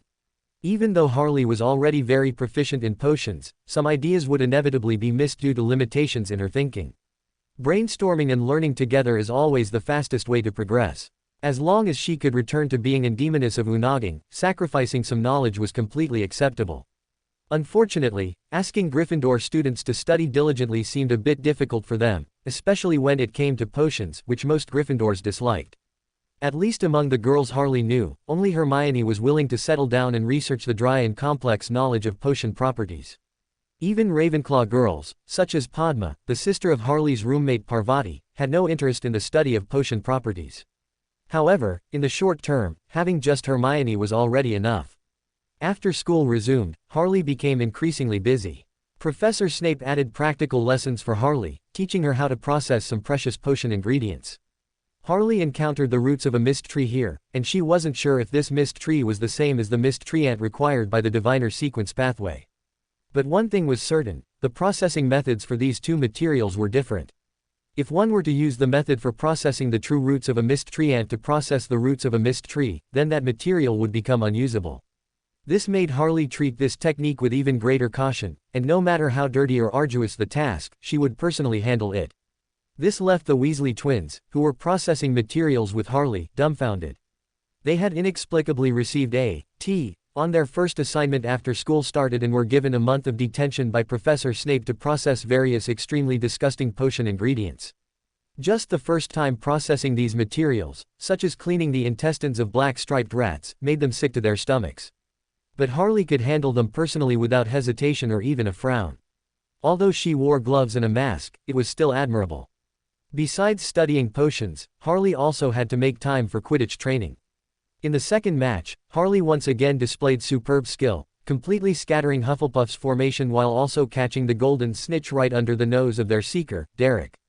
It was clear that the captain of the Hufflepuff Quidditch team was very angry. They were probably going to replace their seeker. Despite another large score victory, the Gryffindor Quidditch team's training volume actually increased. "We haven't won the championship in 5 years," Wood said with a serious expression. "Gentlemen, I crave a championship. Gryffindor needs a champion." So Gryffindor's training volume directly doubled. If Professor McGonagall hadn't intervened, unable to bear Wood's insane plan, he would have even wanted to triple it. In such a time, Harley finally researched a way to restore part of her strength. She had confirmed a large part of the correspondence between potion ingredients and various materials in the sequence pathway world. This meant that Harley could now begin to formulate many potions. The plan to restore her strength could also be put on the agenda. During her escape, Harley had destructively used multiple magical items, shattering them and fusing them with her mythical creature form. Through rituals and spiritual guidance, the extraordinary characteristics of these magical items formed a special existence, intertwining with Harley's mythical creature form, sealing Harley's status and strength layer by layer. Therefore, to restore her power to Sequence 3, Harley also needed to reverse the process, breaking the seals layer by layer. Each time a seal was broken, Harley's strength would increase by 1 sequence, and a certain part of her mythical creature form would also be freed from its restrictions. At the same time, the separated cluster of extraordinary characteristics, although they could no longer transform back into magical items and were contaminated by the mythical creature form, they also could not be used as primary ingredients for potions. However, if corresponding auxiliary materials were added to reform them into potions, and then specific items absorbed them, they could still form magical items at the level of sealed artifacts. Because the contamination originated from Harley's mythical creature form, as long as a price was paid, Harley could also utilize these sealed artifacts to a limited extent. As for the method to break the seals, it involved using specific potions to contaminate the extraordinary characteristics used for the seals, causing them to separate from Harley's mythical creature form. When Harley sealed her Sequence 6 level power, she used a magical item formed from the death of a corrupted baron. Harley forcefully utilized the twisted concepts within it to perform one last seal on her strength. After finding feasible potions and their material substitutes, that night, Harley lay in bed, looking at the parchment with the recorded potion formulas in her hand. The medicinal properties of the Earth Rhinoceros heart seem similar to those of the Earth Rhinoceros heart, and the blood of a unicorn Pegasus can probably replace the blood of a unicorn. Unfortunately, unicorn blood also carries a curse. I wonder if it's the same as what I'm thinking. If it is, I still have a solution. Harley pondered the potion's creation, finally unable to resist the drowsiness. After folding the parchment, she fell into a deep sleep. However, even in her dream, a smile played on Harley's lips. Because she saw the hope of returning to being a pleasure witch. Thanks to the reward from cooking and ordering takeout. Some people say I've poisoned it, but this author really can't tell. If anyone has different opinions, please join the reader group to discuss. In the comment section, many of my messages mysteriously disappear. I also revised the previous chapter. Amon's possessed target was changed to a sparrow. A reader was right, Pettigrew is too disgusting and doesn't fit Amon's handsome image. Chapter 39, Guess What Dumbledore Contributed? The next day happened to be the weekend, and Harley prepared to visit Hagrid again to see if there were any materials she could use. She wanted to buy a bit more. Although freeloading was comfortable, Hagrid was so kind and doted on Harley so much that Harley couldn't bear to be so thick-skinned all the time. Besides, the prices Hagrid gave Harley for materials were very cheap, which already made her very happy. Hermione also went with Harley, taking the opportunity to practice her potions knowledge. Almost everything was as usual, the only difference was that Harley noticed something unusual about Hagrid's hut from a distance. It was already February, and the weather was starting to warm up. But Hagrid's hut had its windows tightly shut and its thick curtains drawn. But was Hagrid afraid of the cold? His robust physique, likely due to his giant heritage, allowed him to swim in the Black Lake even in the coldest winter. Harley instinctively pulled out her wand, and at the same time, pinched her earlobe, opened her spiritual vision, and looked into the wooden hut.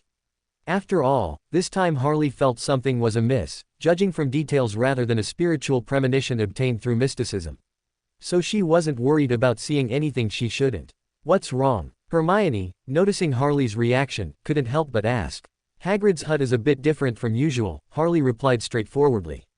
Hermione scrutinized Hagrid's hut and also frowned. Indeed.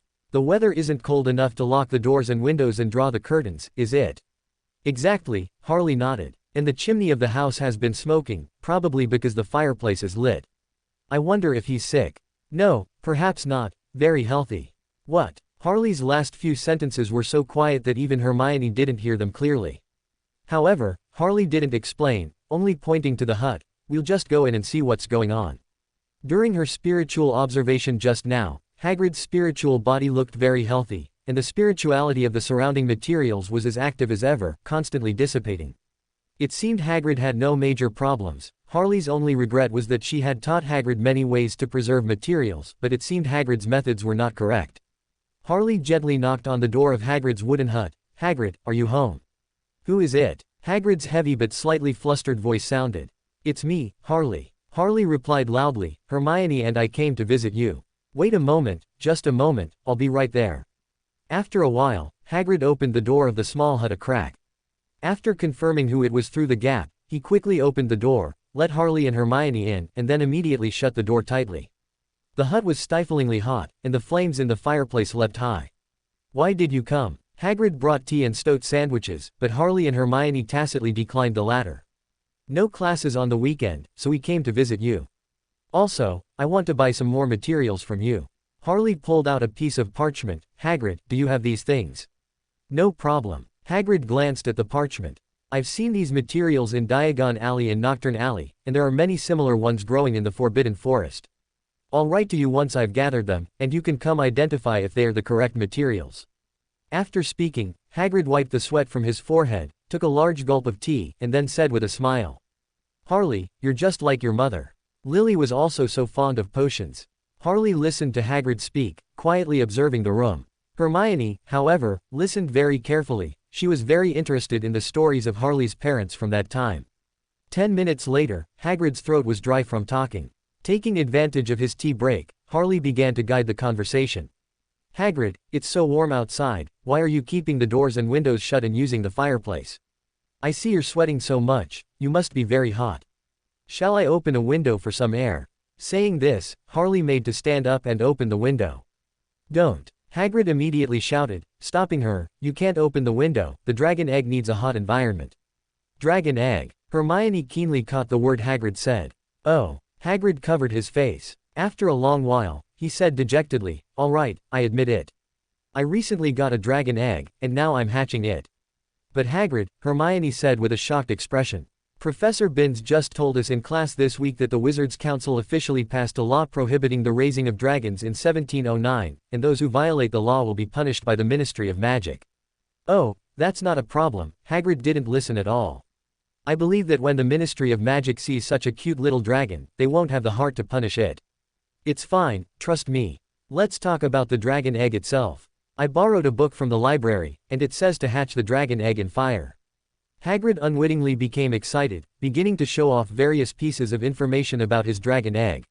However, Harley was more interested in how he obtained the dragon egg. Perhaps she could also get some prohibited materials through that channel. So she began to guide Hagrid's topic in that direction. Hagrid, can you afford so much high-quality brandy? I imagine you spent a fortune when you got that dragon egg. Harley cut into the conversation at the right time when she heard about how to feed the little dragon. Oh, actually, I didn't spend much at all, Hagrid said with a laugh, stroking the back of his head. A few days ago, I was drinking in Hogsmeade Village and happened to run into a masked man. I played a few rounds of cards with him, and this dragon egg was the stake, which I won. But he probably was eager to get rid of this dragon egg anyway. My only expense was treating him to 2 bottles of butterbeer. How lucky, he didn't drink fire whiskey. Harley was a little disappointed. She had no need for a dragon egg. At most, it could only be used to create some sealed artifacts. Harley was more interested in a potentially existing black market channel, but clearly, this was just an accident. Of course, Harley had already heard a name from Hagrid's mouth, Nocturne Alley. She had never heard of this place at school. Harley silently noted it down, planning to quietly check it out when she had the chance.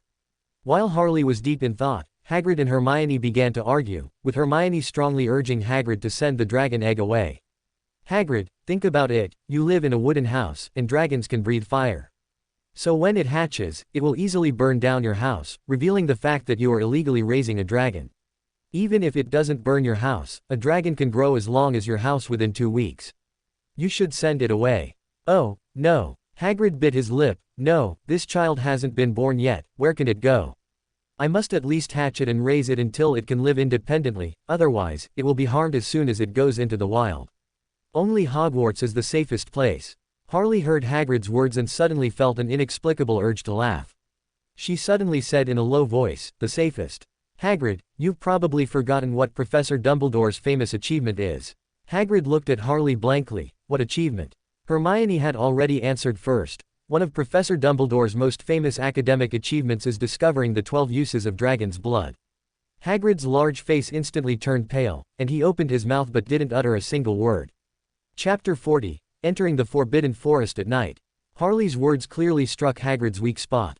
Hagrid was almost fearless when it came to the cute little animals he spoke of, not even fearing the law. The Ministry of Magic's laws prohibiting them. Not a problem at all. Hagrid never cared. But Hagrid was afraid that his cute little ones would be harmed. Yes, Professor Dumbledore discovered 12 uses for dragon blood, so would he want to discover a 13th? Hagrid stammered, no, I believe Professor Dumbledore isn't that kind of person. But his fantasy was mercilessly shattered by Harley. Hagrid, don't forget, dragons themselves are traditional economic animals in Britain. Dragon liver and dragon hide are sold in Diagon Alley, clearly priced in apothecaries. If a dragon is found where it shouldn't be, it could also threaten the safety of little wizards. I believe that both Professor Dumbledore and other professors would agree to kill this dragon. Hagrid's face grew even paler, and he slumped onto a chair. Hermione then pressed on, beginning to persuade Hagrid. Although she didn't know of any cases regarding the fate of illegal dragons, Hermione cleverly used the example of lions escaping from zoos in the Muggle world. Finally, Hagrid began to consider whether to send the dragon egg away. You can ask Ron, or Fred and George from 3rd year, Harley suggested to Hagrid. Their older brother, Charlie Weasley, went to the Romania Dragon Reserve to be a dragon tamer. You can ask Fred and George to help write a letter and see if the dragon egg can be sent away. Hagrid looked reluctant but still nodded, all right, I'll think about it. If it really comes down to it, I'll have no choice but to send Norbert away. Oh, poor Norbert, he'll lose his mother before he's even born. Tears welled up in Hagrid's eyes again. Harley and Hermione exchanged glances, saying nothing more, giving Hagrid some time to himself. After leaving the cabin, Harley couldn't help but ask, were there really that many lions escaping from zoos? Of course not, Hermione said, with her hands behind her back in a sweet smile, but Hagrid can't verify it, can he? She tilted her small face, seemingly waiting for Harley's praise. My Hermione is so smart. Harley responded to Hermione's expectation with a smile, gently tapping her nose. In the following days, Harley continuously received materials sent by Hagrid. As for the dragon egg, with Harley's help, Hagrid contacted the Weasley twins. Fred and George were very willing to help after learning of the situation. They were even more proactive than Harley. The two wrote letters to their brother, and finally called Charlie's friend. They also snuck out of the school through a secret passage, went to Hogsmeade, and handed the dragon egg to Charlie's friend to be sent away. Although Hagrid was very sad, he could only suppress his pain to prevent Norbert from becoming a pitiful tool for providing materials as soon as he was born. To alleviate his gloom, Hagrid spent more and more time patrolling the Forbidden Forest and provided Harley with more materials. After Harley's investigation, these materials, as predicted, contained extraordinary characteristics, or rather, medicinal properties, essentially identical to the materials of the sequence pathway world that Harley had correlated. Still need 100 milliliters of unicorn blood. Harley lay in bed one night, looking at the material list, gently biting her fingertip. She didn't ask Hagrid to get unicorn blood for her, as Harley didn't have much galleon left. Although she had a goblin withdraw some money for her via owl, practicing potion was really too expensive. So Harley had to be frugal, it was better to get the materials she could herself. Other auxiliary materials for stripping extraordinary characteristics and the main materials are all ready. I'll start acting tomorrow night. Unicorns only like pure girls. I happen to fit the description. After all, my body is only 11 years old right now. I hope unicorns don't probe thoughts, otherwise no pleasure which would succeed. Harley rolled over in bed, lying on her stomach, her fair little feet patting the quilt. Unicorns, their habits seem so perverted. I hope they'll cooperate a bit. But this curse. Harley looked at the sealed box on the bedside table. Inside that box was a dull, seemingly ordinary vase. But in reality, that bottle once contained a failed apothecary potion and was contaminated into a sealed artifact. Harley named this sealed artifact the Bottle of Decomposition. A sealed artifact refers to magical items that need to be sealed due to their extreme side effects. This particular bottle, for some strange reason, always tried to secretly draw blood from the user when used. At the same time, no matter what potion or material was put into this bottle, it would decompose little by little. However, this decomposition had an order. For example, if a witch sequence pathway potion were put into the bottle, the liquid inside would first transform into distinctly layered black abyss fish blood and agate peacock egg liquid. Then, pure water, golden mandrake juice, narcissus juice, and other auxiliary materials would slowly precipitate from those two liquids. So Harley wanted to utilize this negative effect. According to Harley's deduction, unicorn blood contained a curse, which could be due to two situations. One was that when unicorns unwillingly offered their blood, a resentful emotion would automatically arise, causing the blood to contain a curse. The other situation was that unicorn blood inherently carried toxicity or a curse. Harley planned to first try to get unicorns to willingly offer their blood, and then study the blood after obtaining it. Of course, if they weren't willing, Harley would just have to make them willing. If the instigation spell didn't work, using an assassin's methods to make them release a little blood wouldn't hurt much. Anyway, in Harley's eyes, unicorns were just walking materials. As for if the obtained blood still contained a curse, Harley thought that a witch skilled in curses should have a chance to break them, especially since she possessed very profound knowledge. If it was toxicity, then she would see if she could forcibly separate the toxins using the side effects of the sealed artifact. The next night, Harley cast a curse on her 3 roommates. This curse caused no harm, it would only put them into a deep sleep, and after 6 hours, the curse would disappear. After glancing at the 3 sleeping girls, Harley picked up the other materials and vanished into thin air, quickly moving along the walls. The castle doors were already locked, but Harley nimbly climbed out of a second-story window. Nothing could stop a skilled assassin. Hagrid's cabin by the Forbidden Forest was dark. It was unclear if Hagrid was on patrol or already asleep. Harley didn't bother to use her spirit vision to investigate, directly bypassing Hagrid's cabin. The weather was clear tonight, and moonlight spilled onto the ground, making it a good time. Chapter 41 Hunter and Prey. The Forbidden Forest at night was terrifyingly quiet. The wind blew softly, and the leaves in the forest rustled, making the silence even more pronounced. There was no birdsong, no insect chirping in the entire forest, completely unlike the Forbidden Forest described by students, full of dangerous creatures and the howls of werewolves at night. At the edge of the Forbidden Forest, there was a winding path that gradually disappeared into the dark, dense woods, but Harley did not choose to take this path. She dispelled her invisibility, dressed in light, tight-fitting clothes, grabbed a protrusion on a large tree, and quickly climbed up. Subsequently, Harley used the abilities granted by her assassin class to move swiftly and silently through the forest, using the vines between branches and the intertwined boughs. Harley's goal was to find a unicorn. However, she knew that her chances of success this time were not high. As an assassin, how could she expect to complete a mission without gathering preliminary information? But Harley was very patient. If she didn't succeed this time, she would wait until the next. After all, she could afford to wait. Harley continued to leap, heading deeper into the Forbidden Forest. She wanted to find the lake first. There had never been any traces of fantastic beasts from the Forbidden Forest coming to drink from the Black Lake. At most, only ordinary animals went there. Therefore, the unicorn herds that needed water would definitely be drinking around the lake within the Forbidden Forest. Using the lake as a reference, she could more effectively search for the unicorn herds. Fortunately, when she had visited Hagrid previously, Harley had already extracted the approximate location of the lake in the Forbidden Forest, which saved her a lot of time. Midway, Harley abruptly stopped, silently sliding down the tree trunk, and stood firmly on the ground. Harley looked at a shimmering, silver-blue patch of blood on the ground at her feet. The spirituality in the blood had almost completely dissipated, but it was clear that it absolutely originated from a powerful magical creature. "Is it a unicorn?" Harley murmured to herself. She had consulted Professor Snape in a minor class and learned that unicorn blood was indeed shimmering silver blue. Harley changed her plan. She took out a small shovel and a hollow crystal ball from her bag, scooped up some congealed blood, and placed it into the crystal ball. Then, she added several other materials to the crystal ball, using them as a medium to cast a curse. This curse pointed to the unicorn that had shed the blood, but it only served to guide Harley to the unicorn's location. The liquid in the crystal ball quickly condensed into a small sphere, clinging tightly to the inner wall of the crystal ball. Harley looked in that direction, didn't hesitate, and quickly dashed forward according to the guidance. Inside the crystal ball, the liquid sphere's direction constantly changed, as if the unicorn was continuously moving. This made Harley even more vigilant. According to the textbook Fantastic Beasts and Where to Find Them, unicorns live in herds, and at night, except for the unicorns on guard, all other unicorns are resting. But now they, were moving frantically. Considering that unicorns were unlikely to be hunting for a midnight snack, as their diet was mostly vegetarian.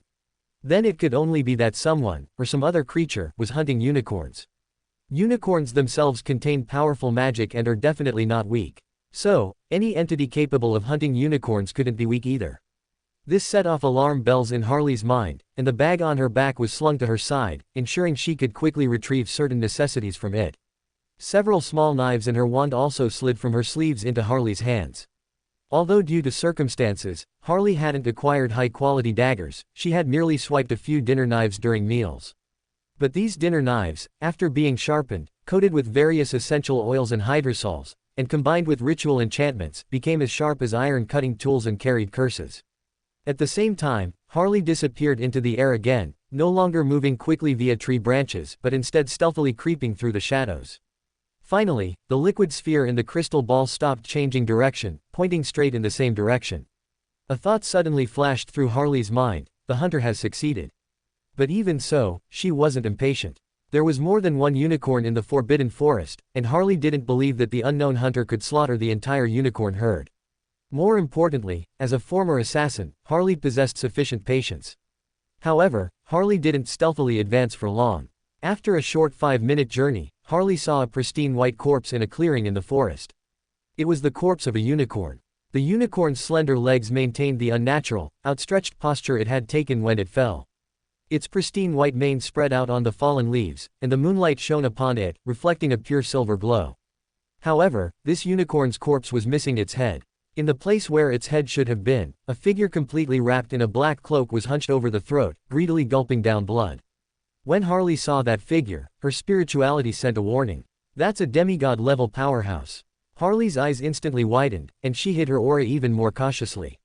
No. Harley's mind raced, this isn't a complete demigod, he must be severely wounded. If he were at his peak, my spirituality wouldn't just give such an ordinary slight warning, it would be frantically screaming. Right, unicorn blood has a strong curse, but drinking it can prolong life. He's severely wounded, so he needs unicorn blood to restore his vitality. Harley continuously scanned her surroundings and found the unicorn's missing head on the nearby grass. The wound is smooth, so it seems to have been killed directly by an unknown magic. Harley recalled the knowledge she had learned during this time. It's not a cutting charm. A cutting charm would be very difficult to harm a powerful magical creature like a unicorn, it's recorded in books. It should be some unknown dark arts. If he discovers me, I need to be on guard. Not necessarily, perhaps a demigod can cut a unicorn. Even if he is severely wounded, his former status remains. As Harley was continuously gathering information about the enemy, a cold, hoarse voice, filled with madness, rang out. Fool, you're being watched. Someone is to your left. The figure immediately stopped drinking blood, stood up, and looked in Harley's direction. Harley's muscles instantly tensed, but she did not choose to flee immediately. Judging from the voice and tone of speech, there were two people on the other side, one of whom was a severely wounded demigod. At this point, the other party had already reacted and focused their attention on Harley. Although Harley was confident she could escape at the first opportunity, it would come at a considerable cost. It would be better to use the intelligence boost provided by the instigator to find a way to divert the enemy's attention, thereby leaving with the least possible cost. Thinking of this, Harley casually pulled out a mask from her slung backpack. This mask had been blasted out of a Christmas wizard cracker. Harley put on the mask, which only covered the upper half of her face, then emerged from the shadows and bowed gracefully. Good evening, Mr. Hunter. Chapter 42, Brief Firefight. The shadowy figure clearly hadn't reacted to what was unfolding, so he didn't respond immediately. Silence fell between them, creating an awkward atmosphere. Finally, a deliberately disguised, deep, low voice spoke up. Who are you? Why are you here? Harley's mouth twitched involuntarily. Shouldn't Harley be the one asking the you-know-who in front of her that question? On one side was a petite, adorable girl in a pink bodysuit, on the other was a you-know-who wrapped in a black cloak, with unwiped bloodstains still on his mouth. No matter how you look at it, you guys are more suspicious. Even the owner of the previously raspy, sinister voice couldn't stand it anymore. Idiot. The voice reappeared, and Harley noticed its source was the back of the you-know-who's head. You're truly useless. Why say more? Just kill her. Yes, my lord, your will is my direction, the man said respectfully, bowing, before pointing his wand at Harley. But he saw nothing where she had been, because Harley was no longer there. Harley had already begun to act while the man in front of her was still conversing with the mysterious voice. She wouldn't babble like that idiot in front of her. On the battlefield, prioritizing the enemy is always the first principle. A magic mirror was cleverly tossed by Harley onto the distant grass, stained with a trace of blood. Harley's hair suddenly lengthened, slicing her fair arm and spilling some fresh blood. At the same time, Harley, using the extraordinary ability granted by her assassin class, leapt lightly, gliding like a feather through the air, attacking the man from above. Two dinner knives, pressed against Harley's palms, stabbed towards the man's neck like venomous snakes.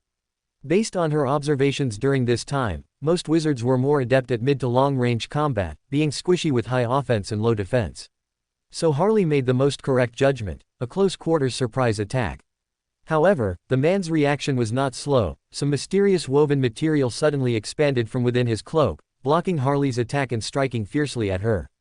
Harley lightly tapped the woven material with her dagger, using the force transmitted from it to float back to her original position. But this defense also caused the man's hood to slip off. In a flash, illuminated by the moonlight, Harley clearly saw the man's face. It was Professor Quirrell. And what had previously blocked Harley's attack was the large scarf Professor Quirrell usually wore around his head, unwilling to take off. Harley immediately recalled the malice and spiritual warning she had accidentally sensed during her defense against the dark arts class at the beginning of the school year. Professor Quirrell harbors ill will towards me, and he feels like a demigod. Harley's mind raced. Combining this with previous information, a demigod suffered severe injuries and is now residing in Professor Quirrell's body to recover his strength. The unicorn's blood is what Professor Quirrell is obtaining for that demigod to drink. How pitiful. Professor Quirrell bears the curse, while the mysterious demigod reaps the benefits. Harley's mind was racing, but her attacks were not slow. The dinner knife in her right hand was thrown by Harley like a throwing knife, while the wand she had bought had already slipped into her palm. Fumos. This spell wasn't difficult, nor did it have any offensive power, only releasing a large amount of smoke. However, after Harley saw this spell in an older student's textbook, she spent a lot of time learning it.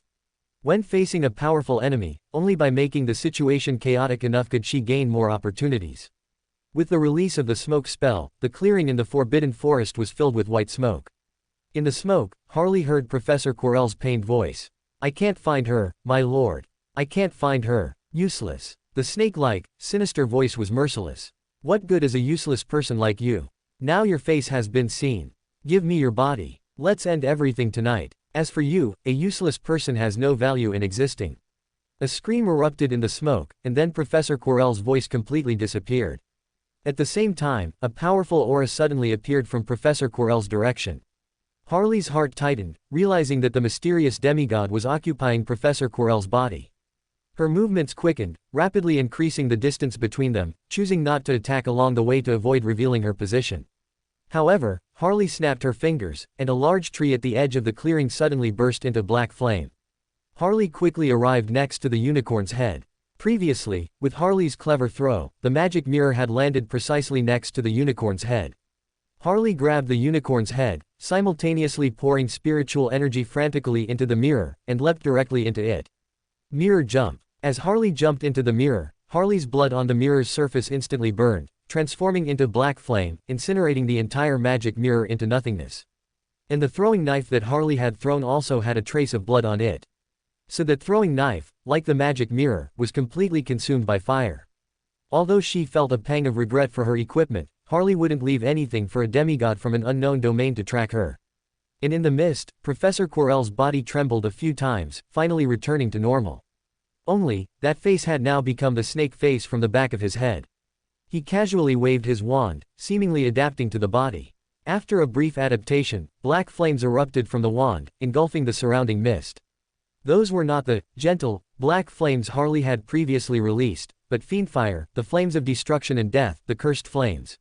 When Professor Quirrell withdrew the fiendfire, he found that the surroundings were already empty. Idiot! Wasting my time, Lord Voldemort cursed angrily, looking at the unicorn's corpse nearby that he had deliberately avoided, and without hesitation, he slumped onto it, drinking the fresh blood again. However, before he could drink a few more sips, the sounds of hooves and dog barks echoed through the forbidden forest. At the edge of the clearing, a giant figure appeared, holding a crossbow in his left hand and leading a black dog with his right. On the other side, countless centaurs, holding bows and arrows, aimed at the center of the clearing. They had been drawn by the black flame that Harley had ignited on the large tree, which shot up high. Upon seeing the scene in the clearing, Hagrid let out a roar. "You despicable fly, you shameless bug, you cockroach from the gutter. How dare you kill a kind unicorn?" Fang also howled a few times in cooperation, but his body honestly hid behind Hagrid, only daring to show his head. The centaur tribe, however, did not curse like Hagrid. They were more direct and decisive. A volley of arrows was already heading towards the evil-doer who dared to slaughter a unicorn. Lord Voldemort snorted disdainfully. Such a disorganized rabble in front of him, if he were at his peak, he could wipe them out alone. But now, someone had already seen his face. To avoid further complications and quickly obtain the Philosopher's Stone, Lord Voldemort did not linger. He released fiendfire again, forcing back all attacks. When the fiendfire disappeared, Lord Voldemort was already gone. He planned to exhaust all the life force of this body to seize the Philosopher's Stone in one go. Chapter 43 Joy. In another clearing in the Forbidden Forest, Harley's figure suddenly appeared. Anticipating a potentially strong enemy, Harley had preemptively placed several magic mirrors and wands in the forest, allowing her to switch positions or use mirror travel at any time. This was originally a last resort life-saving measure, but as it turned out, Harley's preparation was not in vain. After steadying herself, Harley didn't dwell on anything, but quickly put on her gloves and pulled out the bottle of decomposition from her bag. Silver-blue blood was still slowly flowing from the unicorn's head at Harley's feet. Harley carefully aimed the bottle at the blood and quickly collected a full bottle. At the same time, she also dabbed a little blood with her glove, bringing it closer to her eyes for careful study. Although her power was no longer what it once was, Harley's knowledge was still broad enough. The scent of a curse, from the unicorn's dying resentment, Harley murmured to herself. And a toxin targeting the flesh. Any flesh that drinks the blood will remain in a half-dead state forever. After determining the truth that the unicorn's blood contained a curse, Harley injected her spirituality into the bottle of decomposition, accelerating the decomposition of the unicorn's blood. Soon, the silver blue of the unicorn's blood separated into two liquids, silver and blue. Among them, the silver liquid still carried a strong scent of a curse. However, Harley wasn't worried about curses. Witches themselves are masters of manipulating curses, and Harley possessed knowledge far beyond what a witch at her level should have. Although Harley's current level prevented her from directly eliminating the curse, she had a more ingenious plan. After setting up a wall of spirituality around her, Harley quickly arranged 3 candles on the ground and sprinkled various hydrosols and essential oils around them. She lit the 3 candles, then once again pricked her wrist with a strand of hair, drew blood, placed it in a glass bottle, and severed her connection with the blood. After all preparations were made, Harley poured the purified unicorn's blood into her own blood, simultaneously initiating the ritual. Immediately, spirituality surged, and Harley's blood quickly mixed with the unicorn's blood. After a violent churning and boiling, the unicorn's bright silver blood precipitated from the liquid and automatically flew out of the bottle, suspended in midair. Harley caught these unicorns' blood in a small black bowl. The blood was full of spirituality, but the curse had disappeared. Harley nodded in satisfaction, ending the ritual. She used her own blood, which had lost its connection to her but was still vibrant, to simulate drinking the unicorn's blood. In this way, these uncontrolled curses, with the help of the ritual, were successfully deceived by Harley and integrated into the discarded blood.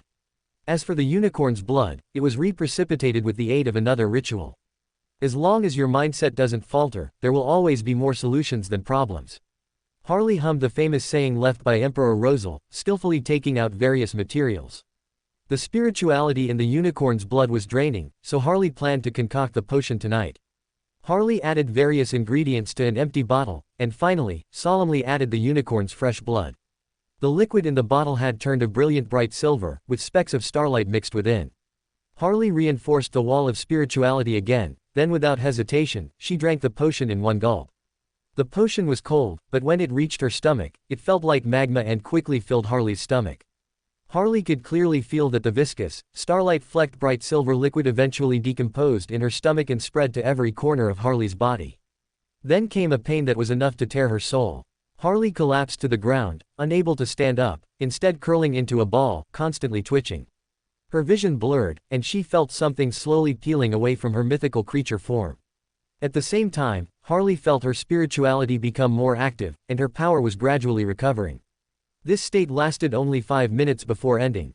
Harley slowly stretched out her body and barely managed to crawl up from the ground. She let out a violent cough, expelling a gelatinous substance. That was the corrupted Baron's Beander characteristic from the Lawyer Pathway Sequence 6, mixed with numerous other substances, and accompanied by the pollution caused by Harley's mythical creature form. If one were to use it to concoct a potion, the person who drank it would either go mad or die instantly. However, Harley wasn't planning to use it to concoct any potion, but rather to make it into a sealed artifact. After all, the creation of sealed artifacts was very simple. Combine it with some auxiliary materials, remake the Beander characteristic into a potion, and then pour it onto any ordinary object. The rest was a matter of waiting, and what kind of sealed artifact would be produced was entirely up to luck. And Harley's luck had always been very good. It seemed the entire world doted on her. If Harley hadn't been unfamiliar with the angels of the monster pathway, she would have thought she was blessed by a certain angel of fate. Harley checked her power. She gently waved her hand, and the surrounding trees were instantly covered with strange threads. The threads in her hand seemed to come alive, constantly transforming into various shapes, as flexible as extensions of Harley's fingers, capable of performing various difficult movements, and even assisting Harley's core abilities. Harley nodded in satisfaction and retracted the threads. As for the Pleasure Witch's core ability, she wasn't going to test it, and there was no place to test it. After all, Harley was just a little girl. After familiarizing herself with her own power, Harley admired the Beander characteristic. Although she couldn't immediately turn it into a sealed artifact, with the contamination from her mythical creature form, Harley could still utilize it to some extent, even while enduring its negative effects. After confirming her current power, Harley smiled silently, but her eyes were full of coldness. The demigod earlier was already severely injured and had forcibly taken over someone else's body. Coupled with his sudden increase in power, Harley was certain that the demigod had used a highly detrimental strengthening method. And with so much time having passed, whatever strengthening method it was, it should be nearing its end. Then it's my turn to act. I'm going to thoroughly enjoy this pleasant hunting time. Harley hummed a tune and performed a simple positioning. The positioning tool was the burning flying knife from before. When the flying knife burned, it didn't turn into nothingness like the magic mirror, but was completely incinerated by the flames. So, some tiny, spiritual dust had fallen onto the injured demigod, allowing Harley to pinpoint his location. She believed that the severely injured demigod wouldn't have had a chance to check himself, so Harley was quite confident. However, the result of the positioning surprised Harley. It pointed towards Hogwarts Castle. Could it be that the injured demigod wanted to go back and continue to impersonate Professor Quirrell? Or was he trying to steal something? But none of this concerned Harley, for in Harley's eyes, he was already a dead man. Dead men don't need so much talking, direct spirit channeling would suffice. Harley had mastered the magical ritual for spirit channeling. Harley quickly cleaned up the scene, retrieved all the materials, and painstakingly packed up the poor unicorn's head as well. Then, Harley swiftly moved towards Hogwarts Castle, chasing in the direction of the demigod she had located. Come, let the life of a severely injured demigod celebrate the reappearance of a pleasure witch. Chapter 44 Demigod Trap. Harley quickly returned to the spot where she had climbed out of the castle and used spider silk to re-enter. The curse she had previously cast was still continuously pinpointing the location of the unknown demigod. Harley moved stealthily and silently. It was already past 2 in the morning, and even Filch, the caretaker responsible for night patrols, had returned to his office. The further Harley went, the more she felt the direction was off. The demigod's location seemed to be on the 4th floor. If Harley remembered correctly, that direction seemed to lead to a forbidden area, a restricted zone that Professor Dumbledore had explicitly forbidden students from entering at the start of term feast. Of course, this seemed to ignite the students' rebellious spirit. Many Gryffindor students had often egged Harley on, wanting to go on an adventure together. Especially the Weasley family's twins, who repeatedly brought it up, as if not breaking school rules wasn't enough to prove their courage. Even students from other houses were curious about what was in the forbidden area. Hannah had once discussed with Harley whether the forbidden area hid valuable spells, speculating that it contained mysterious magic that, when used, could conjure a lavish feast. To this, Harley could only sigh, thinking, as expected of a Hufflepuff whose dormitory is next to the kitchen. However, Harley wasn't particularly interested in the forbidden area. She wasn't someone who enjoyed breaking rules, only when she was sure there would be a significant reward would Harley violate them. And now, it was clear that the potential reward could be substantial, so Harley was willing to take the risk of breaking the rules. However, Harley now also felt a hint of curiosity. The severely injured demigod most likely parasitized someone and lurked in Hogwarts to steal something. A treasure that even a demigod coveted made Harley's heart stir a little. But it was only a slight stirring, as Harley would remain at Hogwarts for a long time, until she recovered her strength. Under these circumstances, taking away the principal's hidden treasure was clearly an irrational act. Harley quickly arrived outside the corridor on the 4th floor, even encountering Peeves along the way. Speaking of which, this infamous ghost, who tormented generations of little wizards, seemed to have never bothered Harley. Not only that, sometimes when he saw Harley, he would become very frightened and quickly run far away. This was clearly abnormal, as Peeves seemed only to fear the Bloody Baron, the Slytherin house ghost. Harley was clearly not familiar with the Bloody Baron, so it was unlikely that the Baron had warned Peeves. However, Harley had no desire to investigate, as Peeves wouldn't actively bother her anyway. Arriving outside the corridor on the 4th floor, the door was already wide open. Inside the door was a Cerberus, its 3 heads drooping, motionless, as if asleep. However, its sleeping posture was very strange, pressing tightly against one side of the wall. Beneath its body, a trapdoor was exposed for the most part. Harley cautiously drew her wand, her hair constantly fluttering behind her, ready to guard against an attack from the Cerberus. But when she walked closer to examine it carefully, she discovered that this Cerberus was already dead. Quite a clean method. The Cerberus showed no signs of struggle, so it must have been a single, fatal blow. The Cerberus's fur is intact, unlike the smooth cuts on a unicorn. Was it a soul attack or some other kind of attack? Harley didn't rush to open the trapdoor but carefully studied the Cerberus's death, gathering useful information. That demigod possesses a one-hit kill method.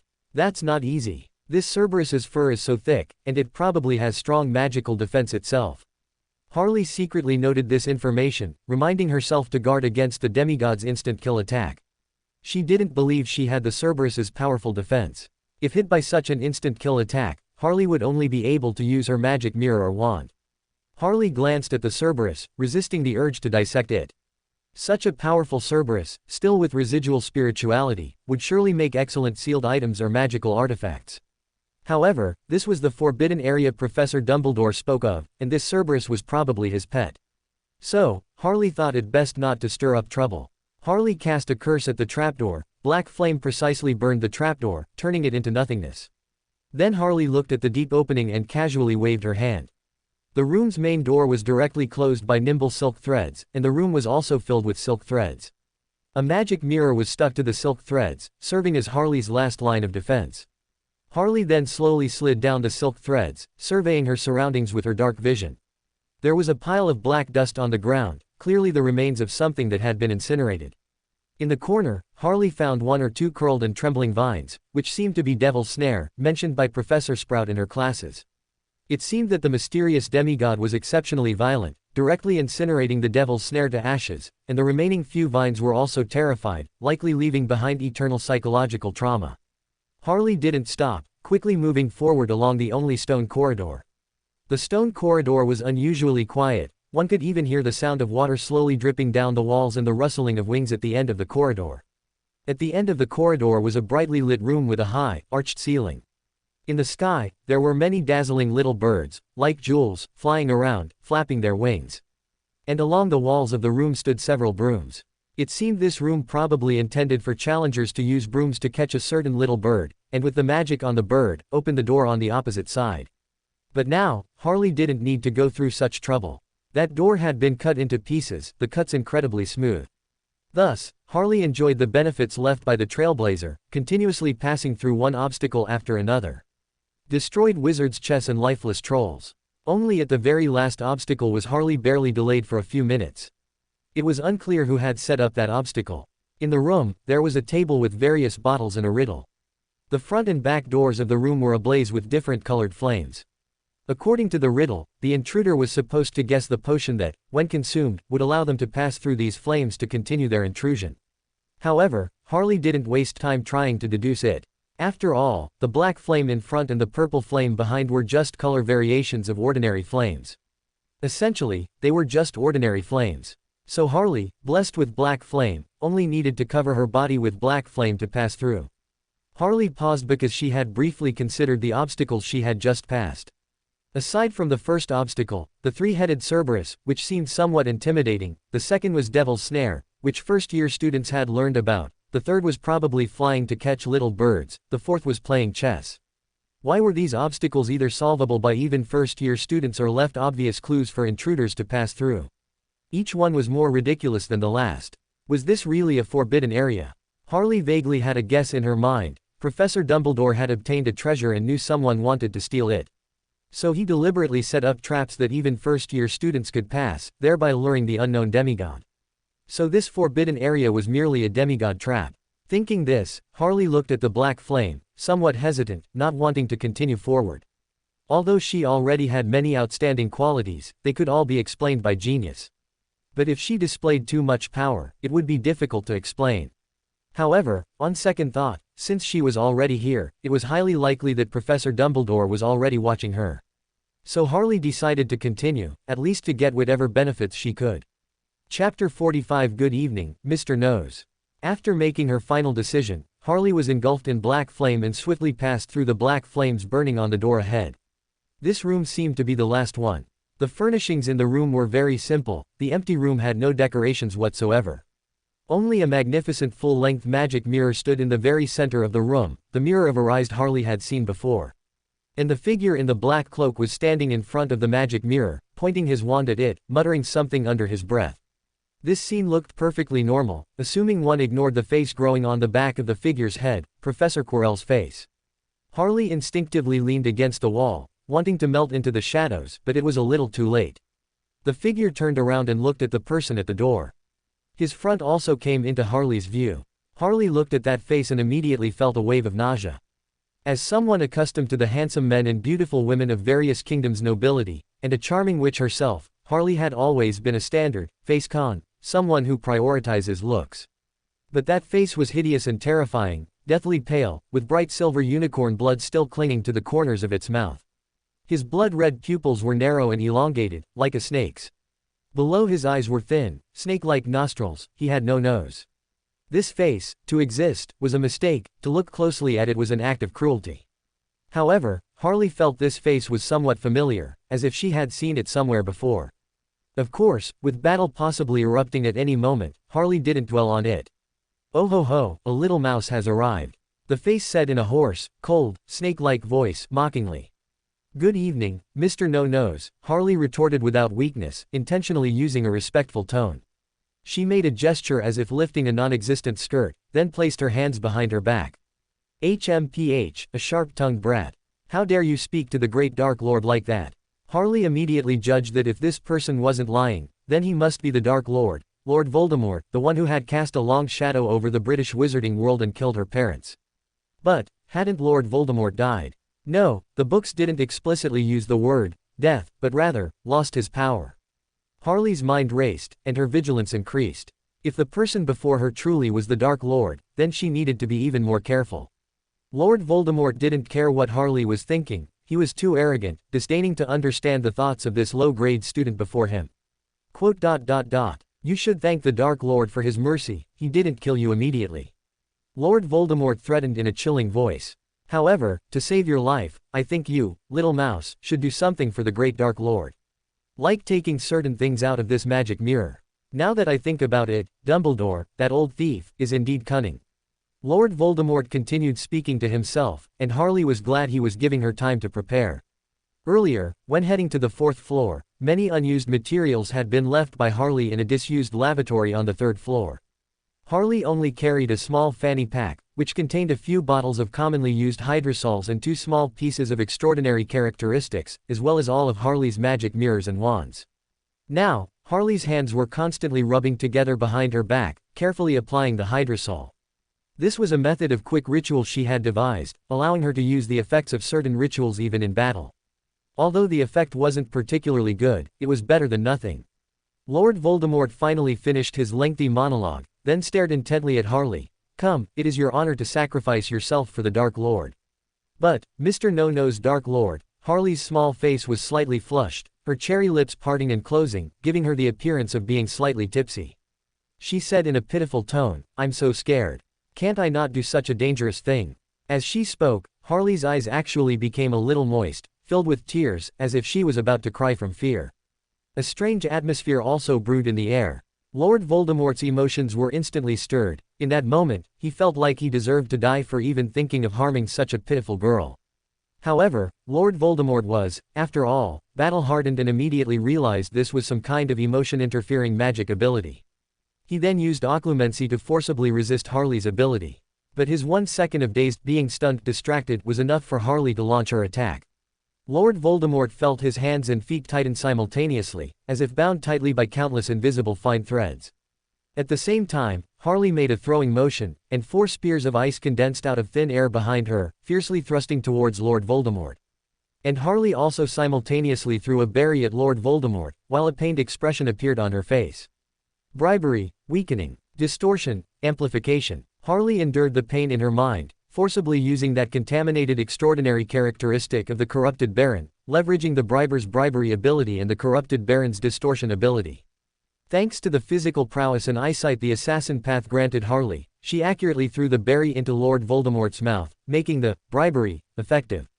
Lord Voldemort instantly felt as if some magic had been applied to him. His strength wasn't weakened, but he felt that something was amiss.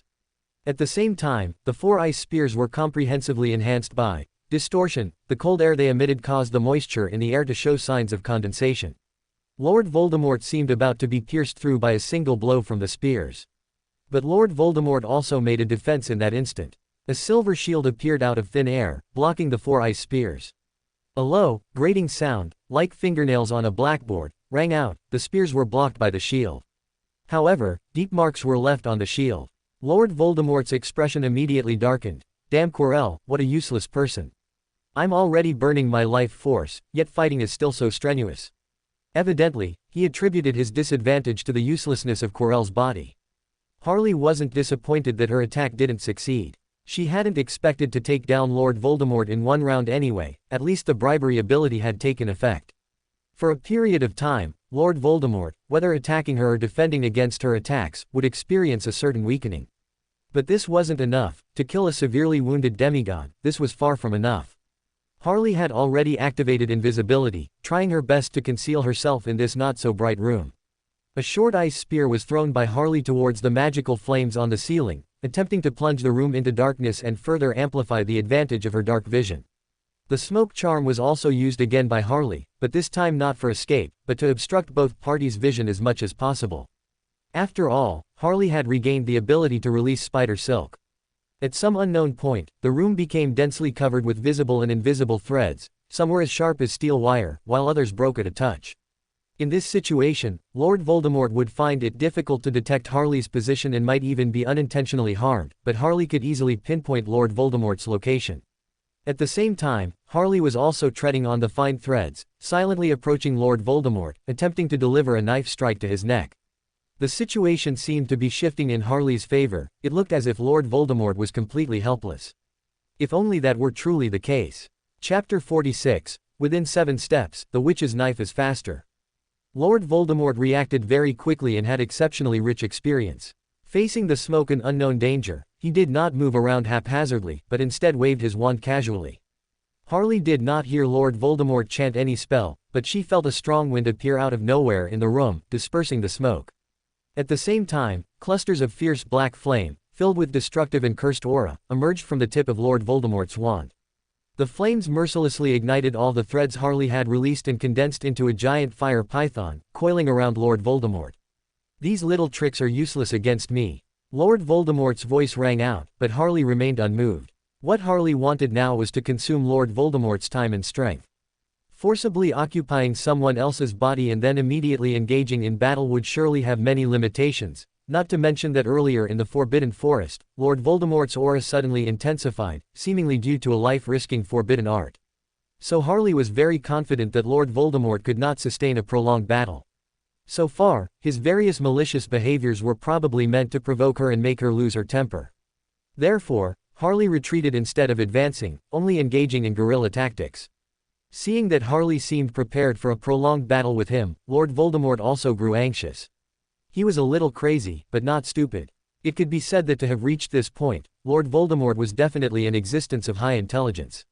Among other things, many of the dark arts spells Lord Voldemort invented were beyond Dumbledore's comprehension. Although this was due to specialization, it was enough to demonstrate Lord Voldemort's wisdom. So he always understood the situation on the field, clearly seeing through the intentions of the masked girl. But what good was that? Earlier in the Forbidden Forest, he could see through the girl's disillusionment charm. But now, to control Quirrell's body, he had placed a great burden on his fragmented soul. And the girl's disillusionment charm seemed to have improved further, making it impossible for Lord Voldemort to locate her for a short time. Lord Voldemort gritted his teeth, once again squeezing the life force from the body. The Fiendfire Python instantly exploded, spreading outwards, attempting to cover every corner of the room. The flames at the room's entrance fluctuated violently, forcing Harley to dispel her invisibility and rush out of the room due to the continuous attacks. Lord Voldemort's face was grim, and he pursued her without hesitation. He had already realized that he currently lacked the ability to retrieve the Philosopher's Stone from the Mirror of Her Eyes. And this unknown little girl in front of him might be the key to him obtaining the Philosopher's Stone. So he had to catch her. "You can't escape, little mouse." Lord Voldemort's voice echoed in Harley's ears again. "Don't even think about Dumbledore's help. I dared to hunt unicorns tonight precisely because that old rogue isn't here. So you are alone tonight. Now obey my command, and I can spare your life and let you become a glorious Death Eater. You are so skilled in magic, you must be a member of a noble pure-blood family, worthy of joining the ranks of the Death Eaters." However, Harley remained unmoved, continuously laying down threads burning with black flame behind her. At the same time, 7 black flames swirled around Harley, constantly rotating and blasting towards Lord Voldemort. Lord Voldemort easily waved his wand, letting the fiendfire burn away the layers of obstacles in front of him. These little tricks simply couldn't harm him. But this severely slowed Lord Voldemort's progress. Quirrell's body was already riddled with holes and extremely fragile, lacking the agility Harley possessed after her assassin sequence enhancements. And Lord Voldemort usually hadn't undergone running training, mostly traveling by air when chasing others. The remaining magic in this body simply couldn't withstand such extravagance. Lord Voldemort's face grew increasingly grim, seemingly reaching his limit. Suddenly, he stopped, pointing his wand at Harley's back, seemingly having made a decision. What he couldn't have, he would destroy. Killing her was better than letting her report to the professors. Avada Kedavra. A dazzling green light streaked across the air, instantly crossing the short distance and pointing directly at Harley's back. Harley's spiritual sense instantly went into a frantic alarm, feeling that death was approaching. She reacted in time, her hair growing wildly, blocking her back, trying to defend against the spell. However, Harley miscalculated, the spell took effect the moment it touched her hair. Harley felt as if her entire body had fallen into an ice cellar the moment she touched the spell. She felt as if she had returned to many years ago, when she was exploring the tomb of a high-level powerhouse on the death pathway. She had experienced this feeling then. Harley fell forward, and at the same time, her magic mirror double automatically activated, disappearing from its original spot. In its place was a shattered mirror. Lord Voldemort, seeing the spell hit the girl's back of the head, turned away without looking. He could feel that there was no life left nearby, and he was confident that the power of his killing curse could slaughter everything. Except for that inexplicable Harley Potter. Lord Voldemort returned to the Mirror of Her Eyes, frowning at the mirror. He dared not violently break through the mirror as he had with other obstacles before. After all, the Philosopher's Stone was probably inside the mirror, and if he broke the mirror, all his efforts would be in vain. After casting several more spells that had no effect, Lord Voldemort grew impatient. Previously, out of caution, he only dared to let Quirrell scout the unicorn's location and injure it, thereby obtaining a limited amount of unicorn blood. Tonight, Dumbledore, for some unknown reason, suddenly left the school, which was why he dared to order Quirrell to go into the Forbidden Forest and directly kill the unicorn, allowing him to drink his fill. As a result, Dumbledore was not present, but he ran into others spying, and Quirrell, that incompetent, was even seen.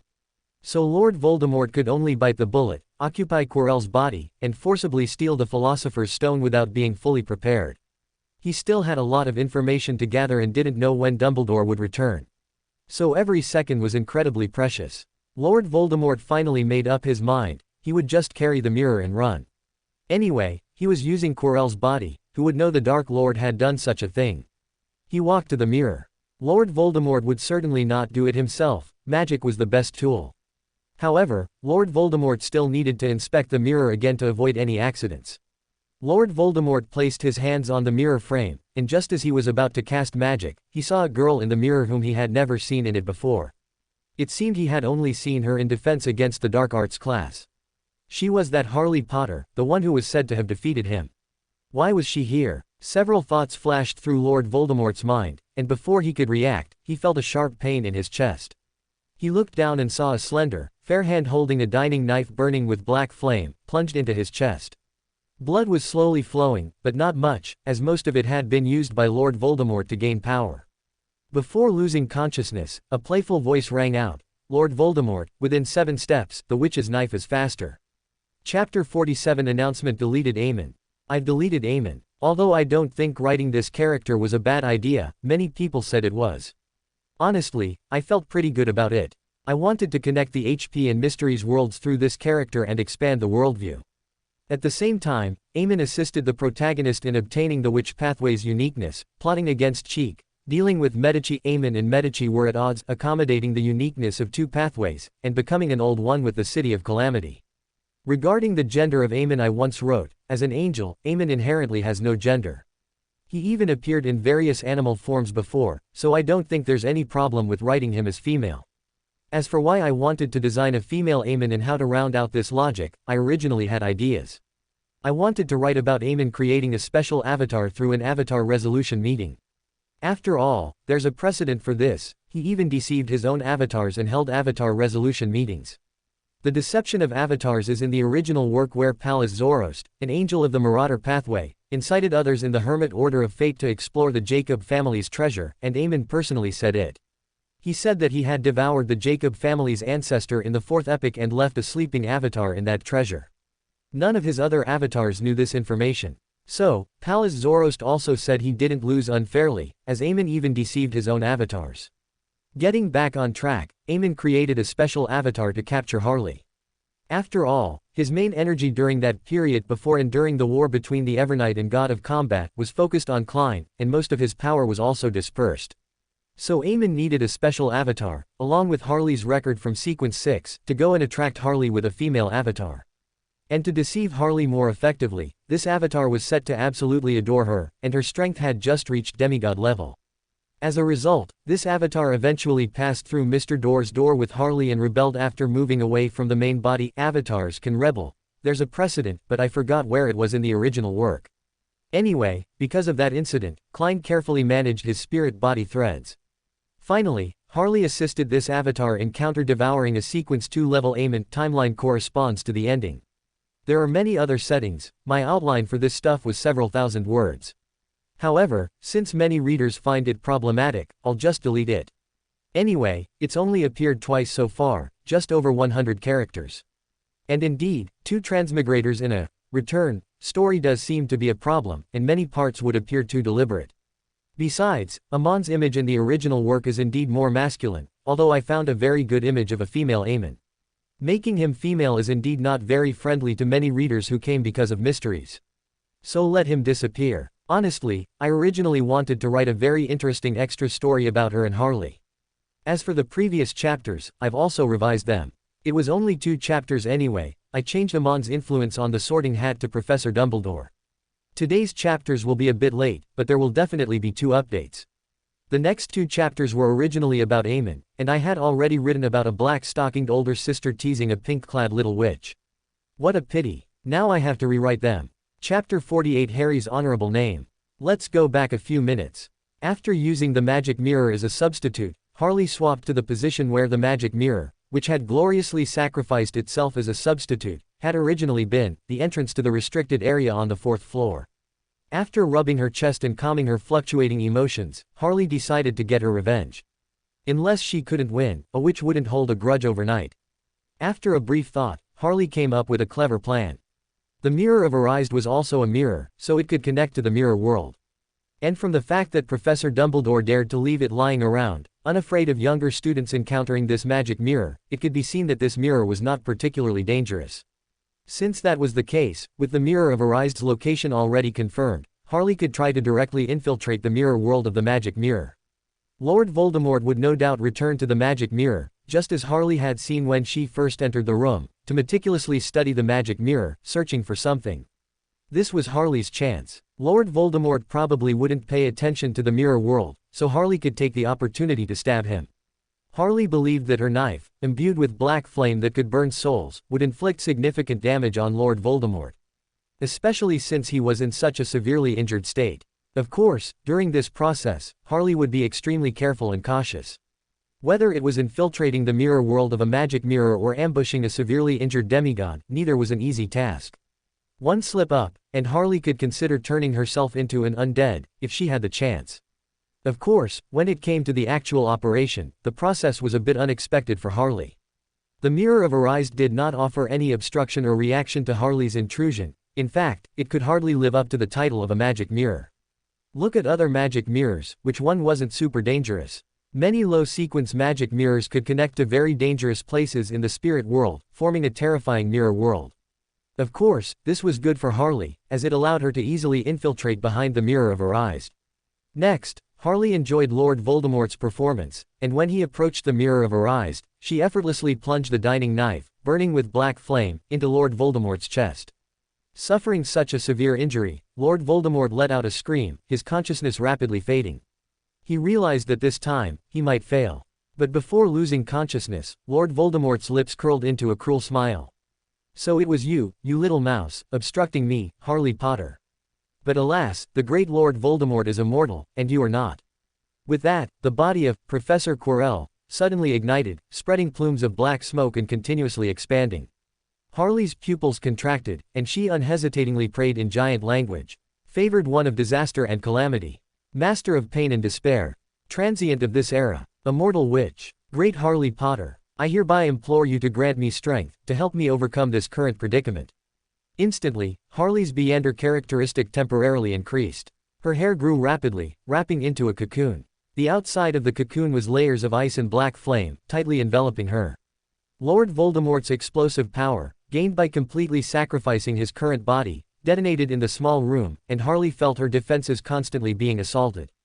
However, thanks to Harley praying to herself in advance and borrowing the power of her mythical creature form, even though it was only a trace of power, it was enough for Harley to survive this violent attack. The magic in the room eventually calmed down, and the walls, clearly reinforced by magic, had become pockmarked. The Mirror of Arised also lay against the wall, showing some damage. Only after sensing that there was no danger outside did Harley cautiously retract her defenses and look around the room. Professor Quirrell's body had been completely used by Lord Voldemort to gain power. Now, not even ashes remained. A gray light appeared out of thin air, barely coalescing into an image of Lord Voldemort. He seemed very shocked to see Harley still alive. How can you still be alive? Lord Voldemort shouted furiously. Oh, I'm so sorry, Mr. Lord Voldemort. Harley smiled and curtsied slightly. After all, your strength is too weak, you couldn't even break through my defenses, so how could you possibly harm me? A shadow passed over Lord Voldemort's illusory face, and his chilling voice resounded again. HMPH, little brat, don't think that just because you occasionally defeated the Dark Lord, it proves you're strong. It's just that I'm not at my peak. And remember, the Dark Lord is unkillable. After uttering a harsh threat, Lord Voldemort reverted to a gray light and directly passed through the wall, leaving. He clearly knew that he had failed this time. Staying any longer would only give Dumbledore a chance to corner him. Although Lord Voldemort was confident that Dumbledore couldn't harm him, let alone capture him. But Lord Voldemort still chose to maintain a shred of caution. What if Dumbledore discerned his true state and used some unkillable magic? That would be disastrous. Harley also let out a sigh of relief, grateful for Lord Voldemort's departure.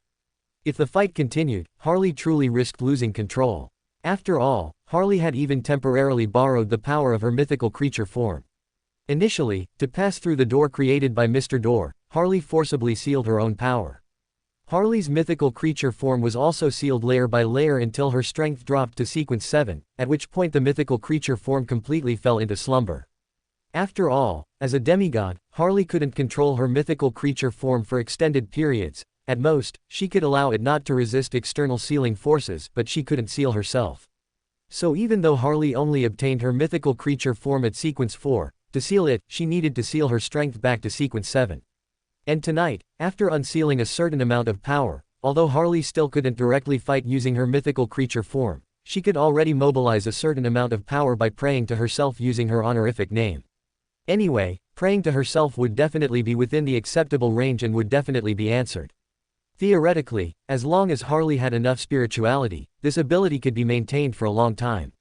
But in reality, overusing the mythical creature form would only lead to losing control. For her mental health, Harley could only treat this as a last resort ability, and she would never activate it unless absolutely necessary. As for the string of words Harley had recited in giant language earlier, they were Harley's honorific name when she was at sequence 3. Of course, when she was still in the sequence pathway world, the third line of Harley's honorific name was, the visitor from another era. However, upon returning, Harley naturally made corresponding adjustments to ensure the honorific name's directivity remained correct. Chapter 49. Fortunately, the joy was not triggered. Looking at the post-battle room, Harley frowned slightly. She had originally thought she could gain some benefits. After all, fragments of a demigod's corpse could be made into simple sealed artifacts. But Harley hadn't expected the opponent to be so resolute, directly using a life-risking ability, leaving not even ash of his body. This left Harley very regretful, as even the ashes of a powerful being have certain special effects. As for the threat of that grey light, Harley wasn't overly wary. Lord Voldemort claimed he wasn't at his peak, but was Harley, who wasn't severely injured when they stepped onto the field.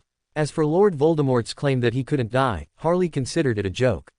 The demigod diviners of the Mysteries Society also claimed they couldn't die, with a few individuals, sequence 3 or 4, who could infinitely use their marionettes to swap positions and save their lives.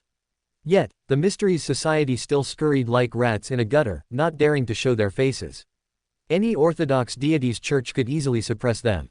Occasionally, a particularly arrogant one wouldn't last more than a few days before being beaten into a sealed artifact by the goddess of Evernight's red gloves. The saints of the Aurora Order, claiming to wield the magic of flesh and blood, could recover from any injury, no matter how severe. Yet, in Harley's long life, those saints had changed countless times, with many being hammered to death by the demon hunters of the God of Combat's church. Even in Harley's own prime, when she was known as the Undying Witch, she knew best how to kill herself. Therefore, Harley didn't believe in the existence of immortal creatures. So-called immortality was merely a lack of finding the correct method of killing. So the only thing that displeased Harley about this battle was that she hadn't gained any spoils of war. No, it couldn't be said that she gained no spoils of war. After a simple cleanup, Harley looked at a red stone in her hand. So Lord Voldemort came for a Philosopher's Stone. He wants to reconstruct his body. Harley muttered to herself, looking at the stone in her hand. In Harley's long life, some time had been spent at sea. There, she had met people from the Mother Earth Church. Thus, she naturally knew about the ancient alchemist sequence pathway, and she also knew they could refine a miraculous Philosopher's Stone, said to be able to heal all injuries and even reconstruct the body. At that time, Harley was still a demoness of despair, and naturally yearned for the Philosopher's Stone. After all, with this item, one could extend their lifespan, recover from injuries, and effectively gain an extra life when necessary. But this Philosopher's Stone had nothing to do with Harley. Since Professor Dumbledore personally used this Philosopher's Stone to bait Lord Voldemort, he must have tampered with it in a way that allowed him to track its location. More importantly, this Philosopher's Stone no longer contained much life force or magic, making it nearly waste. Presumably, this was also why Professor Dumbledore was willing to use this Philosopher's Stone for bait. Since that was the case, Harley naturally wouldn't cause trouble for herself by claiming the Philosopher's Stone. She just wondered what expression Lord Voldemort would have if he knew the truth, that what he intended to steal was merely a waste. Harley casually tossed the Philosopher's Stone in front of the magic mirror and left the room without looking back. It was almost 4 in the morning, and she needed to quickly catch up on sleep and, upon waking, come up with a suitable excuse to face Professor Dumbledore.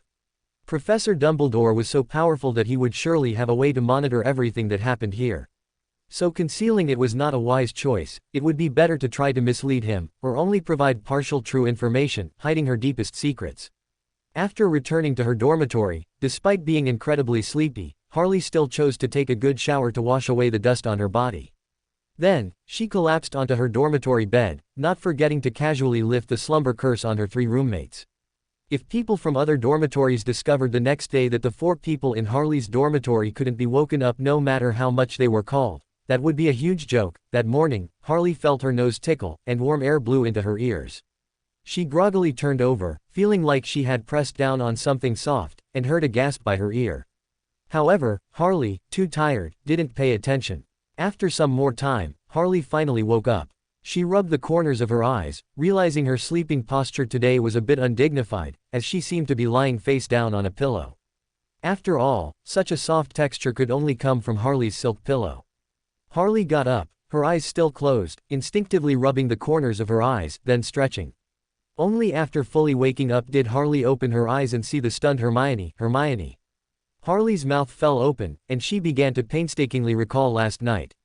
It seemed that after showering and changing into her pajamas, she was too tired, so much so that she didn't even confirm which bed was hers before lying down. Thinking of this, Harley felt a surge of tension, diligently searching her memory, hoping that the pleasure witch's instincts hadn't been triggered. After confirming that she hadn't activated her current core ability, Harley finally let out a breath, and her rapid heartbeat calmed down. However, Hermione's heart was far from calm. "Harley, why did you end up in my bed last night?" the girl asked in a soft, blushing voice. The last sentence was almost a whisper from Hermione. If it weren't for the enhanced hearing the assassin pathway had given Harley, she would never have heard it clearly. "Hurry up and get up. I'm starving, I'm going to have breakfast." Hermione hummed like a mosquito, but didn't move. Harley didn't pay attention, quickly slipping back into her curtained bed to change. The dirty night clothes from yesterday were thrown into the basket by Harley. By then, the night clothes had disappeared. By the next evening, the clothes would be clean and neatly placed on Harley's bed. Whenever this happened, Harley would marvel at the convenience and comprehensiveness of magic. Perhaps magic's combat power wasn't as strong as the sequence pathway, but in terms of assisting daily life, magic absolutely crushed the sequence pathway in every aspect. After Harley had finished changing, Hermione finally, blushing, shyly emerged from behind the curtains. Harley chuckled softly and headed to the washroom. After returning to a pleasure witch, Harley felt much better. After enjoying breakfast with Hermione, Hedwig brought Harley a letter. The letter had the same looping, intertwined handwriting as the card that came with the invisibility cloak at Christmas. The signature was Dumbledore, who hoped Harley would come to his office. Chapter 50 Because I am a professor. Why did Professor Dumbledore ask you to go to the headmaster's office? Hermione had recovered from her shyness and asked, looking at the letter with curiosity. I don't know either. Harley put on an innocent and puzzled expression. I've never been caught breaking school rules, I don't bully classmates, and my grades are fine. Maybe Professor Dumbledore just wants to check on me, since my parents are gone. At the same time, Harley quickly recalled everything she had done last night, searching for a suitable reason. Lord Voldemort's face is very familiar. Harley mused silently. Where have I seen that face before? Such an ugly face, I shouldn't forget it once I've seen it. That's right. The incomplete soul fragment on me. The image of that soul fragment is the same as Lord Voldemort's. Harley immediately made up her mind. Anyway, if there were any problems, she would just blame the soul fragment. Professor Dumbledore couldn't possibly ask Lord Voldemort for verification. Besides, it was indeed Lord Voldemort who invaded last night, and she had once carried his soul fragment. According to the law of extraordinary trait aggregation, or rather, the law of soul aggregation, because she had once carried Lord Voldemort's soul fragment, she possessed certain characteristics. When Lord Voldemort invaded, Harley was drawn to it through a dream, which was very reasonable. Of course, Harley couldn't explain it directly like that, she would only guide Professor Dumbledore to think along those lines. At 10 in the morning, Harley sat alone in a chair in the headmaster's office, feeling a little bewildered. Because things seemed to be developing differently than she had expected. Harley had thought that Professor Dumbledore would be stern, perhaps even furious, listing all the school rules Harley had broken, and then thoroughly interrogating her. In the end, Harley would likely face the fate of losing points and being given detention, assigned to Professor Snape to process ingredients. But that wasn't the case. Professor Dumbledore's face was always smiling. Harley, how do you find life at Hogwarts? After Harley sat down, Professor Dumbledore's first words surprised her. This rendered all of Harley's prepared excuses, to admit fault first and then explain, useless. However, Harley's reaction was also very quick. Thank you for your concern, Professor, my life at Hogwarts is very good. The living conditions here are much better than at the Dursleys' house, and my classmates are very kind to me. That's good. Professor Dumbledore nodded with a smile. I recently looked into your life at the Dursleys' house. Indeed, I didn't realize your living conditions would be so difficult. I've already spoken with Petunia. I believe their attitude towards you will be much better after this holiday. Harley secretly curled her lip. Now, would they dare to bully her again? Even without magic or extraordinary abilities, with her exquisite assassin skills alone, they wouldn't dare to cause any more trouble even if given 10 times the courage. However, kindness from the principal could not be refused. Harley stood up, making a slight gesture with her robe. Thank you for your concern, Principal. No need to be so polite. Professor Dumbledore waved his hand. I failed your parents. After discussing Harley's life, Dumbledore began to change the subject. Harley, can we talk about what you were doing last night? Harley nodded inwardly. Sure enough, although Professor Dumbledore's attitude was different from her expectations, what had to come, would come. Harley thought for a moment and still chose to answer truthfully. Last night, I went to the forbidden area on the 4th floor. Then can we talk about why you went there? Professor Dumbledore didn't get angry about the forbidden area being invaded, and remained amiable. I felt I should go there. Harley replied with a determined expression. Last night I had a dream. In the dream, I once again dreamt of the man without a nose. He called himself Lord Voldemort, the Lord Voldemort who killed my parents. In the dream, he demanded that Professor Quirrell steal a treasure. I felt I should stop him, so I went. Very well done, Harley. Professor Dumbledore didn't dwell on Harley's flawed answer, nor did he ask how Harley stopped Lord Voldemort, but instead praised her directly with a nod. You didn't flinch in the face of a Dark Lord like Lord Voldemort. You are worthy of your Gryffindor identity. Harley bowed slightly in thanks, not saying another word. At such times, the more one says, the more mistakes one makes. Do you know what this is? Professor Dumbledore changed the subject again, and a deep red stone appeared in his hand. This is, the Philosopher's Stone. Harley asked tentatively. A deep red stone called the Philosopher's Stone was recorded in a book Hermione had borrowed for amusement. Harley didn't know if that Philosopher's Stone was related to the Stone of Life she knew, but choosing a term that existed in the wizarding world couldn't be wrong. That's right. Professor Dumbledore nodded approvingly. I'm very pleased that you recognized it, and I'm very pleased to see that you were able to retrieve this Philosopher's Stone and did not take it, but left it where it was. You know, Harley, only one who wishes to find the Philosopher's Stone but not use it can obtain it from the mirror of her eyes. So, seeing that you could obtain the Philosopher's Stone, and followed your true heart, not taking it, I am very gratified. Well, it's getting late. You should go enjoy your pleasant weekend. Exams are approaching, don't forget to review. Professor Dumbledore subtly gave a hint for her to leave. Harley nodded, stood up and bowed slightly to Professor Dumbledore, then left the headmaster's office. The moment the headmaster's office door closed, the old principals on the walls, who had been feigning sleep, opened their eyes and began to chat. That girl is lying, Principal Phineas said loudly. At least she didn't tell the whole truth. She's hiding a lot of secrets. Thank you for your reminder, Phineas. Professor Dumbledore replied softly, leaning back as his chair automatically transformed into a recliner. Albus, I don't understand. Principal Armando also spoke. You watched the entire battle with us in the headmaster's office yesterday, and you are aware of that child's power. I think you should be able to see that it wasn't ordinary magic, it inherently carried the nature of dark arts. You know even better how that child got the Philosopher's Stone. It wasn't at all as you said. She directly emerged from the magic mirror. You should understand what I'm trying to express by saying all this. It doesn't matter. Professor Dumbledore raised his hand slightly, and a thick, heavy book flew down from the bookshelf. The cover of the book had a line of almost completely faded text, Secrets of Advanced Dark Arts. Professor Dumbledore flipped through the book, saying to himself, I think my judgment was not wrong, that child once carried Tom's soul. Although I don't know if Tom's soul has disappeared, I think this fragment of soul at least left some characteristics in that child, giving her some talent. The cause of all this was the mistake I made back then. That child is just an innocent victim. She shouldn't have to bear all this, so how could I blame her? Professor Dumbledore's gaze stopped on a certain page of the book, and he continued. The only thing I can do now is to guide her, to ensure she always stays on the right path, can feel love and courage, and won't follow Tom's old ways. There aren't so many whys about this.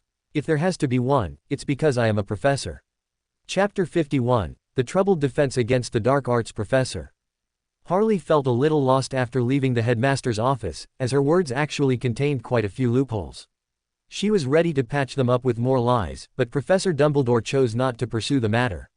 Since Professor Dumbledore chose not to pursue it, Harley naturally wouldn't inquire further. After all, Harley's long life experience told her that with some questions, the more you ask, the faster you die. It seemed no one at Hogwarts knew that Harley and Lord Voldemort had fought a battle to the death. This left Harley a little regretful, as such a major battle would have been excellent promotional material, conducive to the formation of an anchor. The weekend passed, and everyone returned to their studies. As the final exams drew closer, the professors all, to some extent, increased the difficulty and pace of their lessons. Even Professor Binns subconsciously assigned students to read 2 more books. The professor for defense against the dark arts was replaced by Professor Snape, who was very happy to take on the position. As for Professor Quirrell's whereabouts, Professor Snape did not explain to everyone. This led many to suspect that Professor Quirrell had been secretly harmed by Professor Snape. It was well known that Professor Snape had always coveted the position of defense against the dark arts professor. So it was perfectly reasonable for him to assassinate Professor Quirrell. And Professor Quirrell didn't look very healthy. It was highly probable that Professor Snape took the opportunity while treating him to administer a potion. This theory was particularly popular within Gryffindor, as besides Harley and Hermione, few Gryffindors liked Professor Snape. It wasn't until nearly a week later that the Daily Prophet published information about Professor Quirrell. Professor Quirrell had become a wanted criminal, accused of attempting to steal the Philosopher's Stone, crafted by the Master Nicholas Flamel, and stored at Hogwarts. Thus, the conspiracy theory about Professor Snape instantly disappeared, and everyone's attention focused on Professor Quirrell. The rumor that the position of defense against the dark arts professor was cursed also began to circulate again. I heard from an older student that this year's professor wanted to steal something and then ran away. Last year's professor was a poacher who was gored to death by a unicorn in the Forbidden Forest. The professor from the year before last ran away early near the holidays, and recently was bitten by a poisonous snake at home and is still lying in bed. During a herbology class, Hannah whispered to Harley while tormenting the devil's snare in her hands. That's truly a lot of misfortune. Hearing the glorious records of past defense against the dark arts professors, Harley couldn't help but exclaim. Now, Harley was becoming increasingly popular in all her classes. Many girls liked to be grouped with her, as they could enjoy the notes of a top student and personalized guidance from her. Harley could swear that this was merely a passive effect of the witch pathway, an already constant ability. She absolutely did not actively use those strange extraordinary powers. Hermione was a bit unhappy about this. She believed these girls only wanted to take advantage of Harley, directly copying notes instead of thinking for themselves, which actually hindered Harley's progress. As for Hermione's true thoughts, Harley did not know. The first-year final exams arrived as scheduled. The questions were not difficult. In fact, they could be said to be very simple. So Harley couldn't understand why so many people frowned, looked miserable, submitted papers with many blanks, and encountered so many unexpected issues during practical operations. Especially Crabbe and Goyle, whose positions when brewing potions were directly behind Harley. As a result, their forgetfulness potion violently exploded, almost splashing onto Harley. Professor Snape, witnessing this scene, displayed a fury and venomous tongue that no one had ever seen before. Harley also felt a little scared afterward, as according to Professor Snape, the forgetfulness potion they brewed could permanently make someone lose a full year of memories. In a sense, the two of them had reason to be proud. Many master wizards couldn't brew such a potion. However, Crabbe and Goyle were clearly not happy about this, because Professor Snape gave them a detention package, scrubbing the hospital wing's commodes. And since the holidays were very close, their detention would accumulate until next year, and they would also have to retake potions. Harley always felt that Professor Snape's actions had a hint of revenge, but she didn't know where this feeling came from. Harley easily completed all her exams and enjoyed the pleasant time that followed. Aside from one remaining Quidditch match, Harley could enjoy a full week of vacation, waiting for the older students to finish their exams before returning to the Muggle world together. Hermione still wanted to drag Harley to review the exam content, but Harley effortlessly used a move that left Hermione flushed, weak all over, lying on Harley's body, enjoying the breeze by the Black Lake and sunbathing. Still want to discuss exam content next time? Harley gently pinched Hermione's cheek, played with Hermione's hair, and asked softly. Of course we have to discuss. Hermione said with hazy eyes, after all, it's so comfortable. No, I was wrong, no more discussing. Harley felt a little regretful, such a good opportunity to tease Hermione was rare. And she almost made her speak her true feelings. Besides enjoying life, Harley also took the time to formulate the contaminated corrupted Baron extraordinary characteristic into a simple potion and soaked one of her spare white silk gloves in it. Whether it was the corrupted Baron's ability or the briber's ability, they basically required hand movements like throwing or grabbing. Therefore, making a glove into a sealed item was undoubtedly the optimal choice. The glove quickly absorbed the potion and formed a sealed item. To Harley's surprise, the negative effects of this sealed item were not significant for her. Because that extraordinary characteristic was contaminated by Harley's mythical creature form, the negative effect of this sealed item was that the user would randomly witness images of Harley's mythical creature form. And this was only the negative effect when worn normally. If used directly, the user would also communicate with Harley's mythical creature form. For low sequence beyonders who needed to use this glove, this was undoubtedly a terrifying negative effect. Even an image was an image from a sequence 3 demigod, enough to drive them directly insane.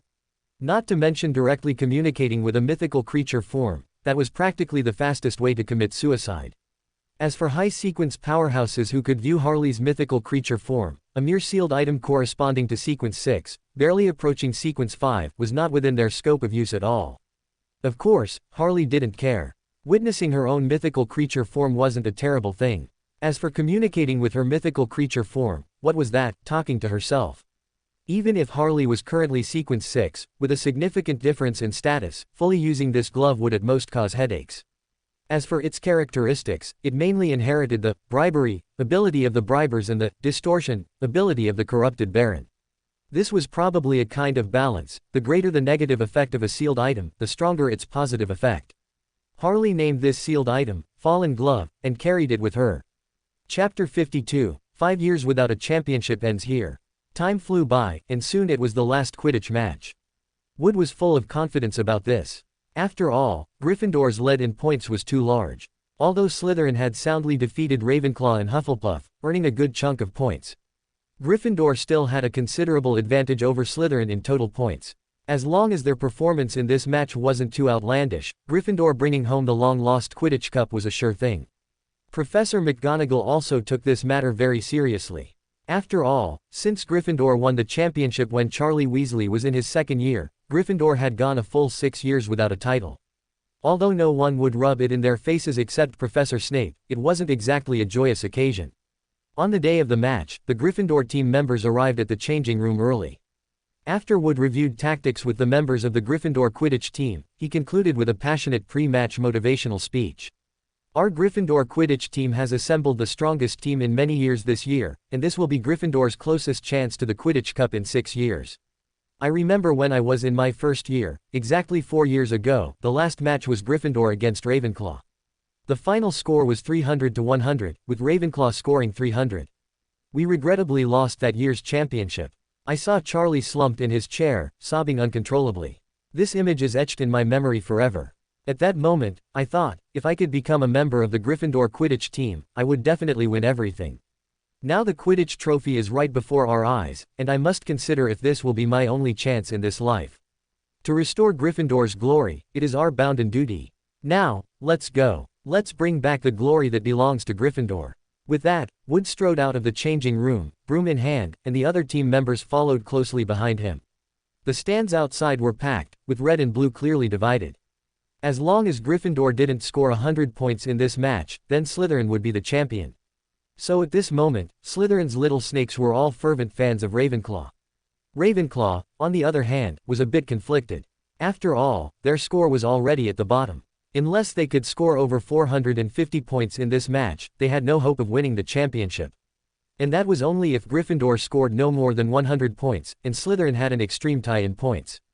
After all, their seeker this year wasn't very good. He failed to catch the golden snitch in the first 2 matches, already creating a huge point difference. So some of Ravenclaw's little eagles were actually debating whether to support Gryffindor, as Gryffindor winning the championship was better than being continuously mocked by Slytherin. As for the Hufflepuffs, they didn't really care.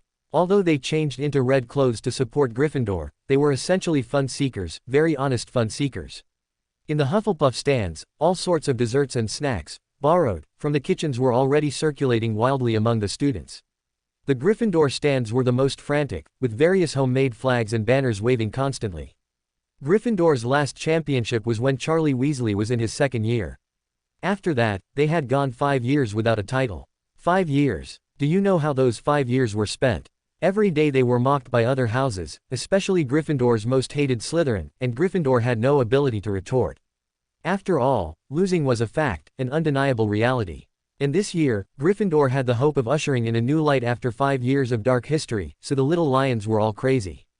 After the match officially began, Lee's voice was exceptionally loud. Quote, Alicia, with the quaffle, is attacking Ravenclaw's goal. Brad is defending, truly a veteran in his 7th year, easily stealing the ball. But Harley is here. Oh, praise the Lion Queen Harley. She didn't even touch the ball, she just used her speed to cut off Roger's support.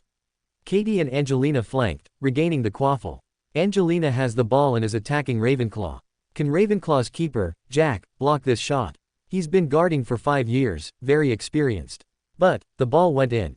A cheer erupted in the stadium, and many Gryffindor students excitedly stood up.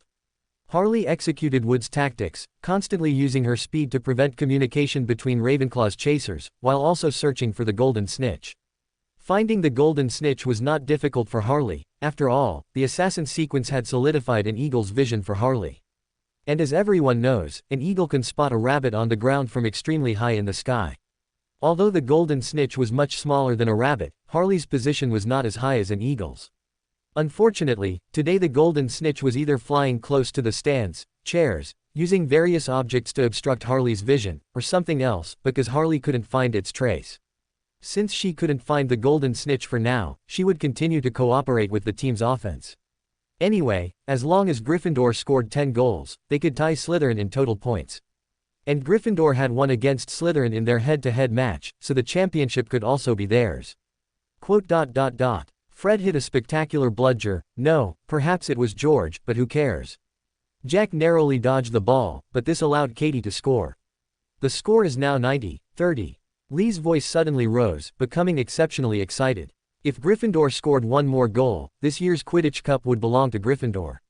Harley flew high around the stadium, Ravenclaw's seeker following closely behind, though he had already given up hope. He was riding a Comet 260, exclusive to Ravenclaw seekers, which was already the best broom in the Ravenclaw team. But how could that compare to Harley's Nimbus 2000? Finally, Harley also spotted the golden snitch hovering near the Gryffindor goal. Although both rushed towards the golden snitch, Harley's speed was clearly more than a notch faster. Harley easily caught the golden snitch, and at the same time, Jack, who was only focused on the snitch and forgot to pay attention to the goal, let in Katie's last shot. The entire stadium erupted. Harley flew high above the crowd, holding up the golden snitch in triumph. The players also excitedly hugged Harley, as a 3-game winning streak to clinch the championship was undoubtedly the most exhilarating outcome.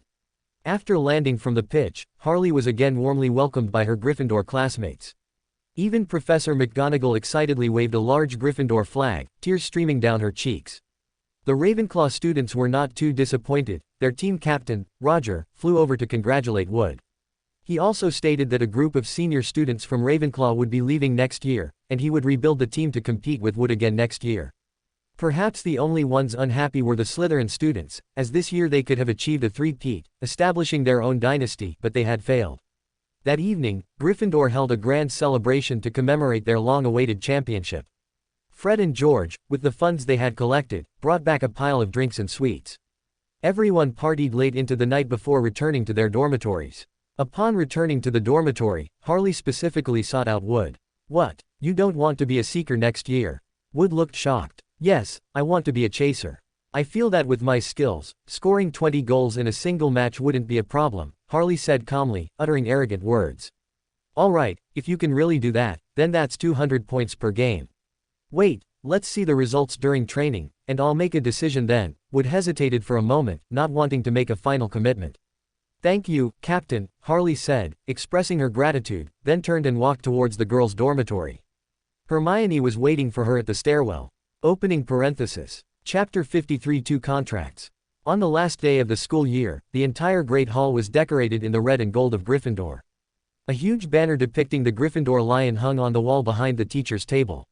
No one was surprised by this outcome. After all, Gryffindor's advantage was simply too great. After winning the Quidditch Cup, Gryffindor received a large number of points. And this year, Gryffindor hadn't had any major rule-breaking incidents, or rather, those who broke the rules hadn't been caught. Despite Professor Snape's continuous efforts to deduct points from Gryffindor, he had awarded Harley too many points. It could be said that, to some extent, the points Harley alone earned in potion class offset all the points deducted from other first-year little wizards in potion class. Furthermore, Harley and Hermione were like point-earning machines in other subjects, beloved by other professors, and other professors wouldn't suppress points like Professor Snape. So Gryffindor naturally topped the list, surpassing second-place Slytherin by 55 points. At the end-of-year party, Professor Dumbledore gave a brief speech, congratulating Gryffindor on winning the House Cup. Professor McGonagall's face was full of smiles when she heard Professor Dumbledore's announcement. After all, Slytherin had won the House Cup 6 times in a row, and Professor Snape had been taunting the other deans for 6 whole years. The deans of Hufflepuff and Ravenclaw were also very pleased with this result. Although they didn't win the House Cup themselves, preventing Slytherin from winning was acceptable. They weren't being targeted, it was mainly because Professor Snape's passive-aggressive magic was simply too powerful. So far, except for Harley, no one had escaped this passive aggressiveness. Even Professor Dumbledore had been subtly criticized by Professor Snape on several occasions. Original work, Book 6. This year, Slytherin lost both titles, failing to establish a Quidditch dynasty and breaking their House Cup dynasty. At least this summer, the deans could enjoy themselves with smiles. After enjoying the delicious food, notices and pledges were distributed to the little wizards. I think everyone is aware that you are forbidden to use magic during the holidays, Professor Dumbledore stood up and said. Only adult wizards aged 17 and over are permitted to use magic outside of school. This is to ensure that you don't cause major chaos by misusing certain magic, thereby affecting the secrecy of the wizarding world. After all, adult wizards can be responsible for themselves, but underage wizards cannot be held accountable for their actions. I hope everyone will sign their names on the pledge after reading the notice and pledge, and then hand them in. Harley looked at the pledge in her hand, keenly sensing the magic fluctuations on it. A small contract, Harley murmured, examining the pledge in her hand. Monitoring whether magic exists within a certain range of the little wizard who signed the contract, within a certain range. Harley instinctively didn't want to sign this contract, or transfer the contract to someone else. However, she looked up at the teacher's table, and whether by coincidence or not, Professor Dumbledore was smiling at her. Harley silently pouted, borrowed a quill from Hermione, and signed her name on the pledge. As a witch, Harley had many ways to transfer a contract to others even after signing it. It would just be more troublesome than transferring it the moment it was signed. The school year was completely over, and the little wizard's luggage was automatically packed and transferred to the station. First-year little wizards, just like on the first day of school, took small boats across the Black Lake, collected their luggage at the station, and boarded the Hogwarts Express.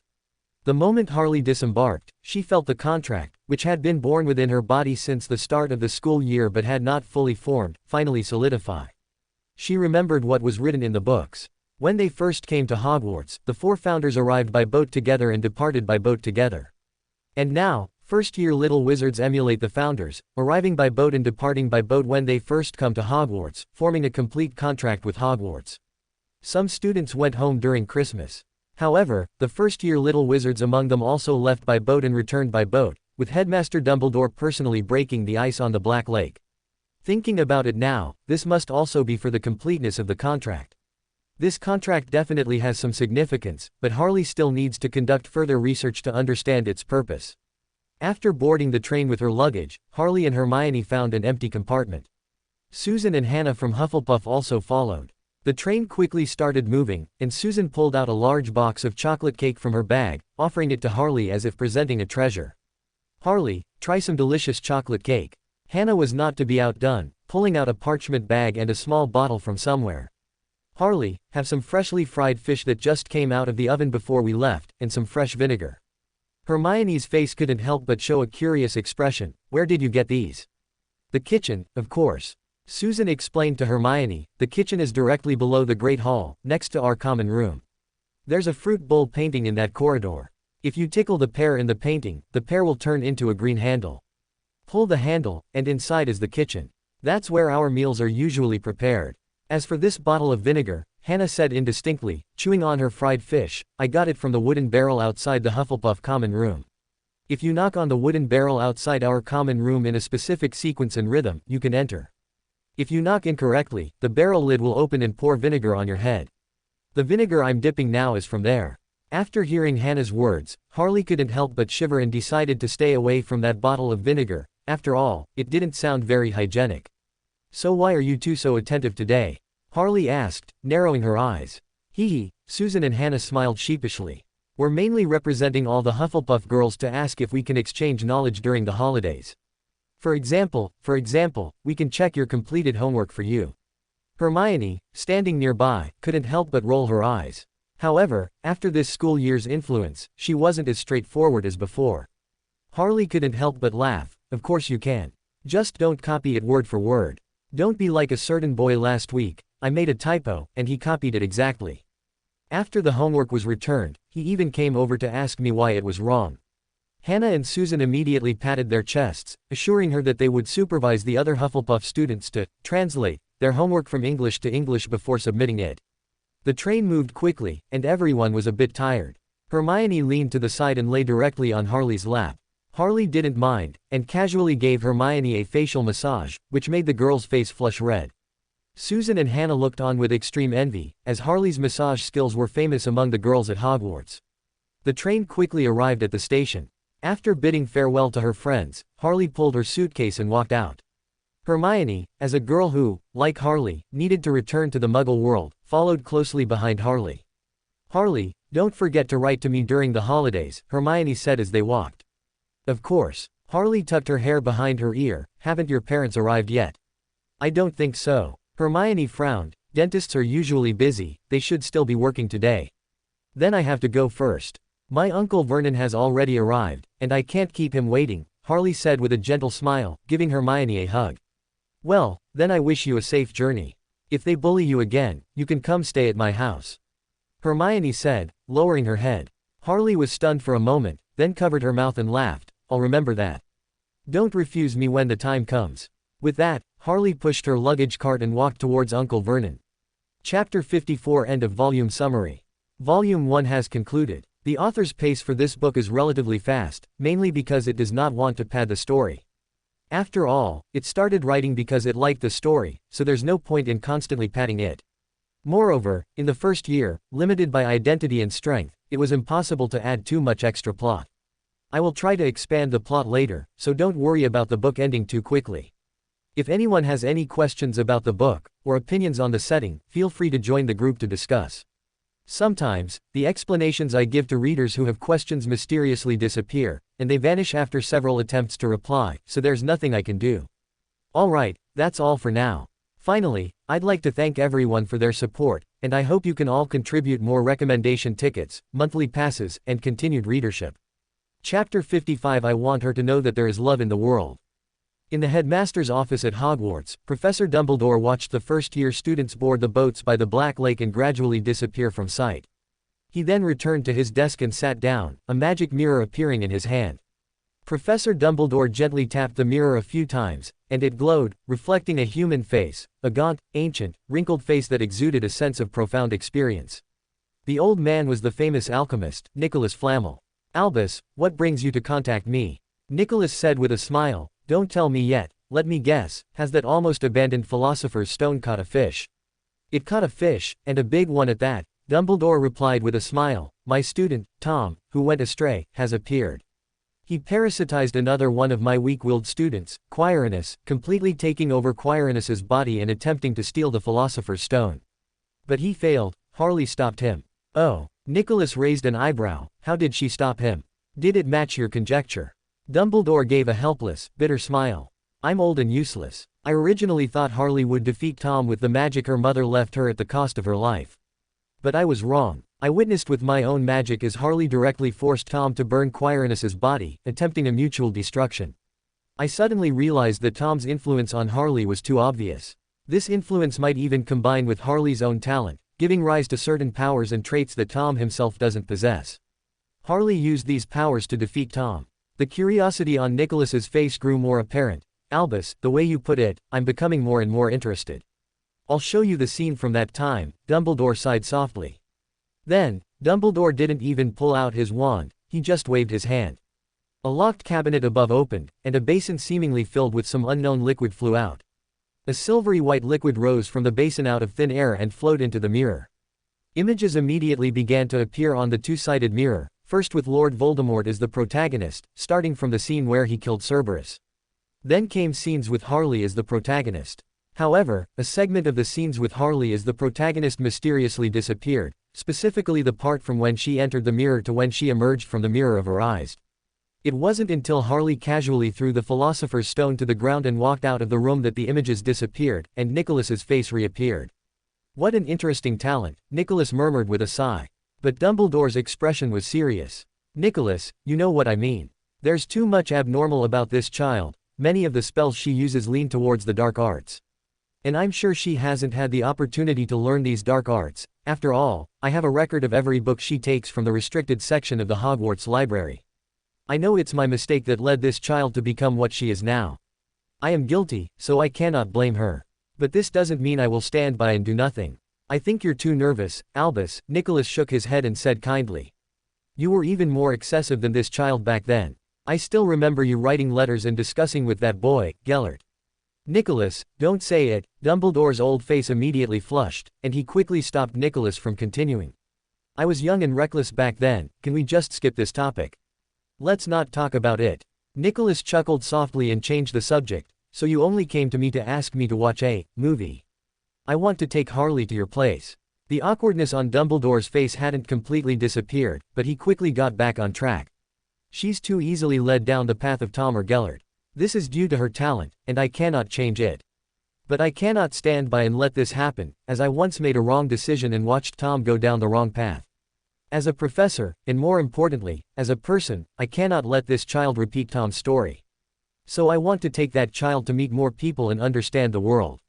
I don't wish for anything specific, I just pray that if one day she faces the temptation of power, I hope she knows there is love in this world, that someone loves her, and that she has people she loves." Nicholas fell silent after hearing Dumbledore's words. Dumbledore also remained silent, saying nothing more. After a long while, Nicholas nodded. "If you bring little Harley, Perenelle and I will naturally welcome her very much." The two chatted about other things for a while, then ended their call. Harley's summer vacation wasn't difficult to endure, in fact, it was quite comfortable. Uncle Vernon originally intended to lock Harley's magic books and other Wizarding World items in the cupboard under the stairs where Harley used to live, and continue to demand that Harley do chores.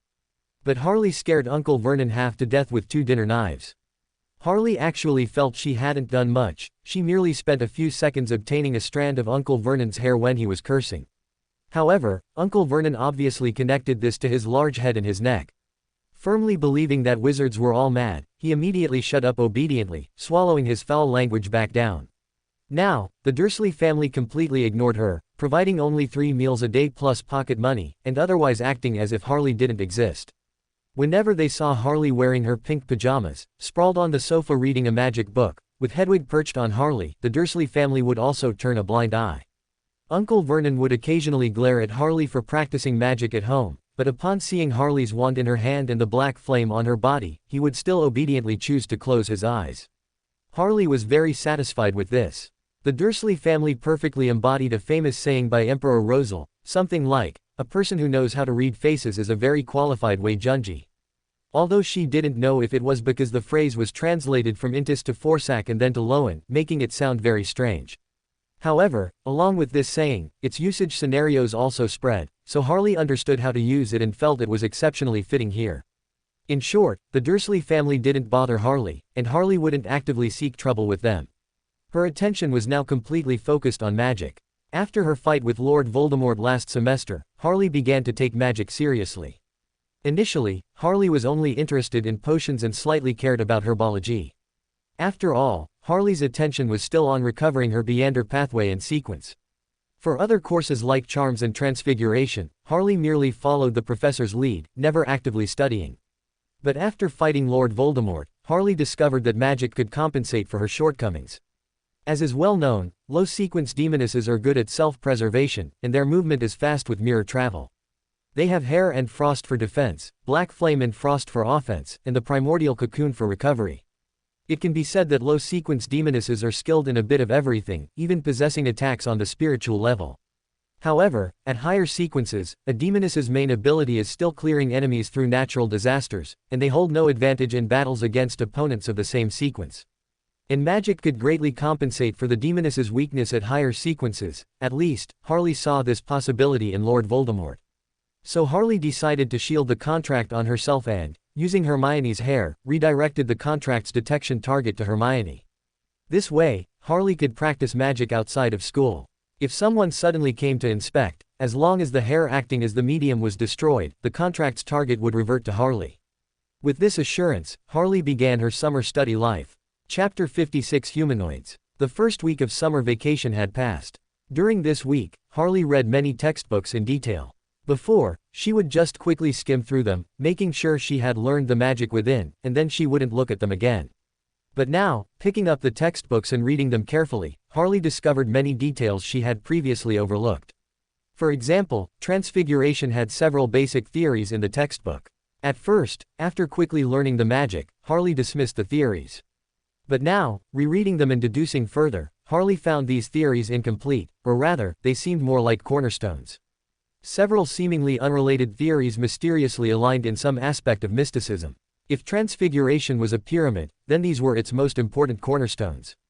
After understanding this information, Harley reread all her other textbooks and discovered many fundamental theories. After reading, Harley reminded herself again, never underestimate any system, even in the basics, incredibly valuable knowledge is hidden. While reading the textbooks, Harley also casually finished all her homework. After all, the assignments weren't difficult. The only regrettable thing was that Harley hadn't received any letters. This made Harley realize that something was wrong. After all, Hermione would definitely write to her, and Hannah and Susan would also study with Harley and discuss checking her homework. Not receiving any letters now was clearly an abnormal phenomenon. Harley decided to make an attempt, subscribe to the Daily Prophet for a month. In this situation, Hedwig would definitely bring a reply. This was bait, to see if anyone would bite. As Harley expected, someone did take the bait. When Hedwig flew back, she wasn't carrying any letters. And this was abnormal. According to what she heard from Hagrid, after mailing a letter to the Daily Prophet headquarters expressing one's subscription intent, the Daily Prophet would send a reply. Harley stroked Hedwig, feeding her, while her eyes narrowed slightly, a dangerous glint flickering within them. The next evening, Harley sent another letter. However, nothing was written inside, only a magic mirror larger than a human face. Fly low, close to the ground, and try to go to places with fewer people, understand? Harley stroked Hedwig's back, placing a tracking curse on her feathers. Hedwig nodded anthropomorphically, affectionately pecked Harley's face, then spread her wings and disappeared into the night sky. Harley didn't sleep, but silently watched the direction Hedwig had vanished. Her fanny pack was already around her waist, containing some simple materials, several substitute magic mirrors, and her wand. The fallen glove was already on Harley. As for the extraordinary characteristic of the chanter, Harley had put it away.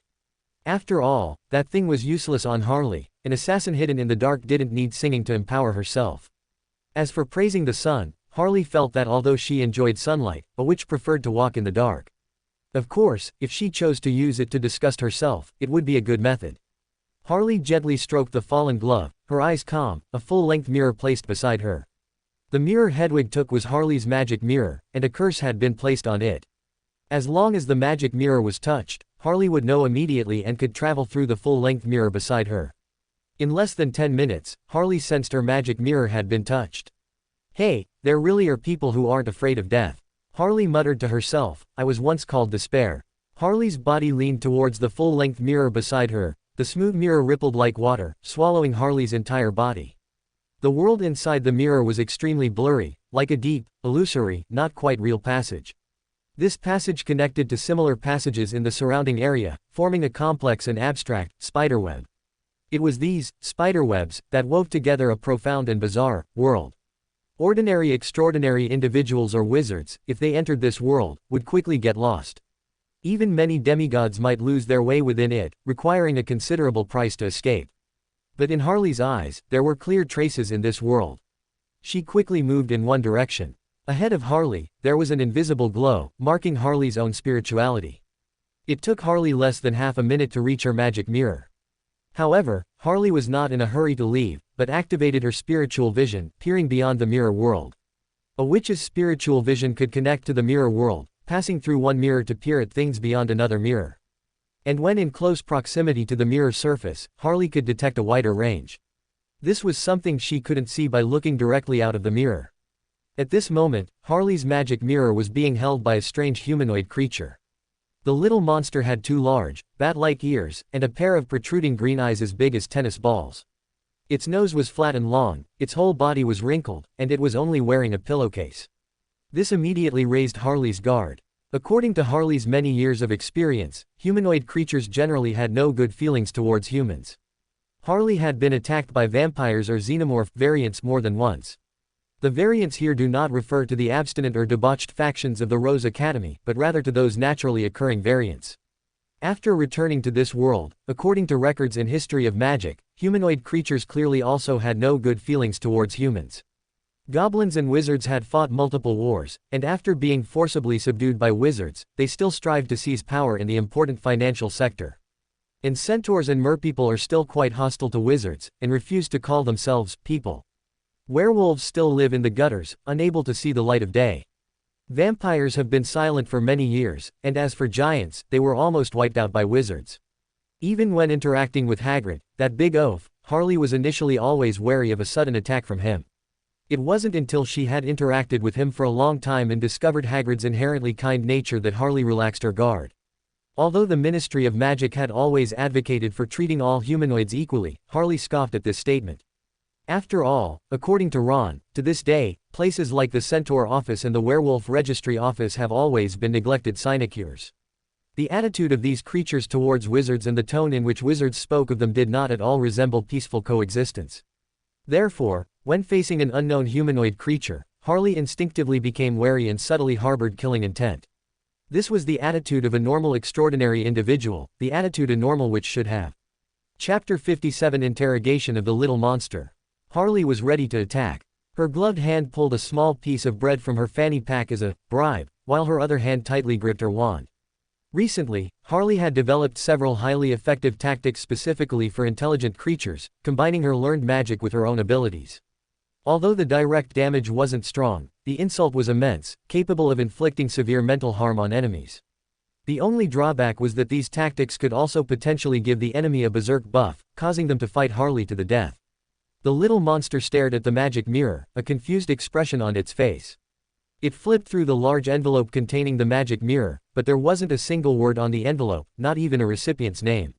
It then checked Hedwig, who was sleeping nearby, but there was no second letter on Hedwig. The little monster repeatedly looked at the magic mirror, its mouth half open, seemingly not understanding why there were no words in the letter. When the mirror's surface was directly facing the little monster's mouth, Harley flicked her hand, accurately tossing the bread into the little monster's mouth. Bribe. Weaken. The moment Harley felt the feedback from her fallen glove, indicating she had successfully bribed the target, she cast 2 spells. The first transfiguration spell precisely turned the piece of bread, which Harley had marked in advance, into a mouse that began to struggle inside the little monster's mouth. The little monster seemed startled and immediately stood still, repeatedly banging its head on the ground, trying to get the mouse out. This prevented it from reacting in time, and it was directly hit by the second charm. Petrificus Totalis. This was a very useful spell Harley had discovered during this time. However, this spell was in the last chapter of the Charms textbook, and Harley had only seen and learned it yesterday. So, before using it, Harley first bribed the target to ensure her spell would be effective. The little monster's entire body instantly stiffened, and with a thud, it fell heavily in front of the magic mirror. The mouse ran out of the little monster's mouth, but after a few steps, it turned back into bread.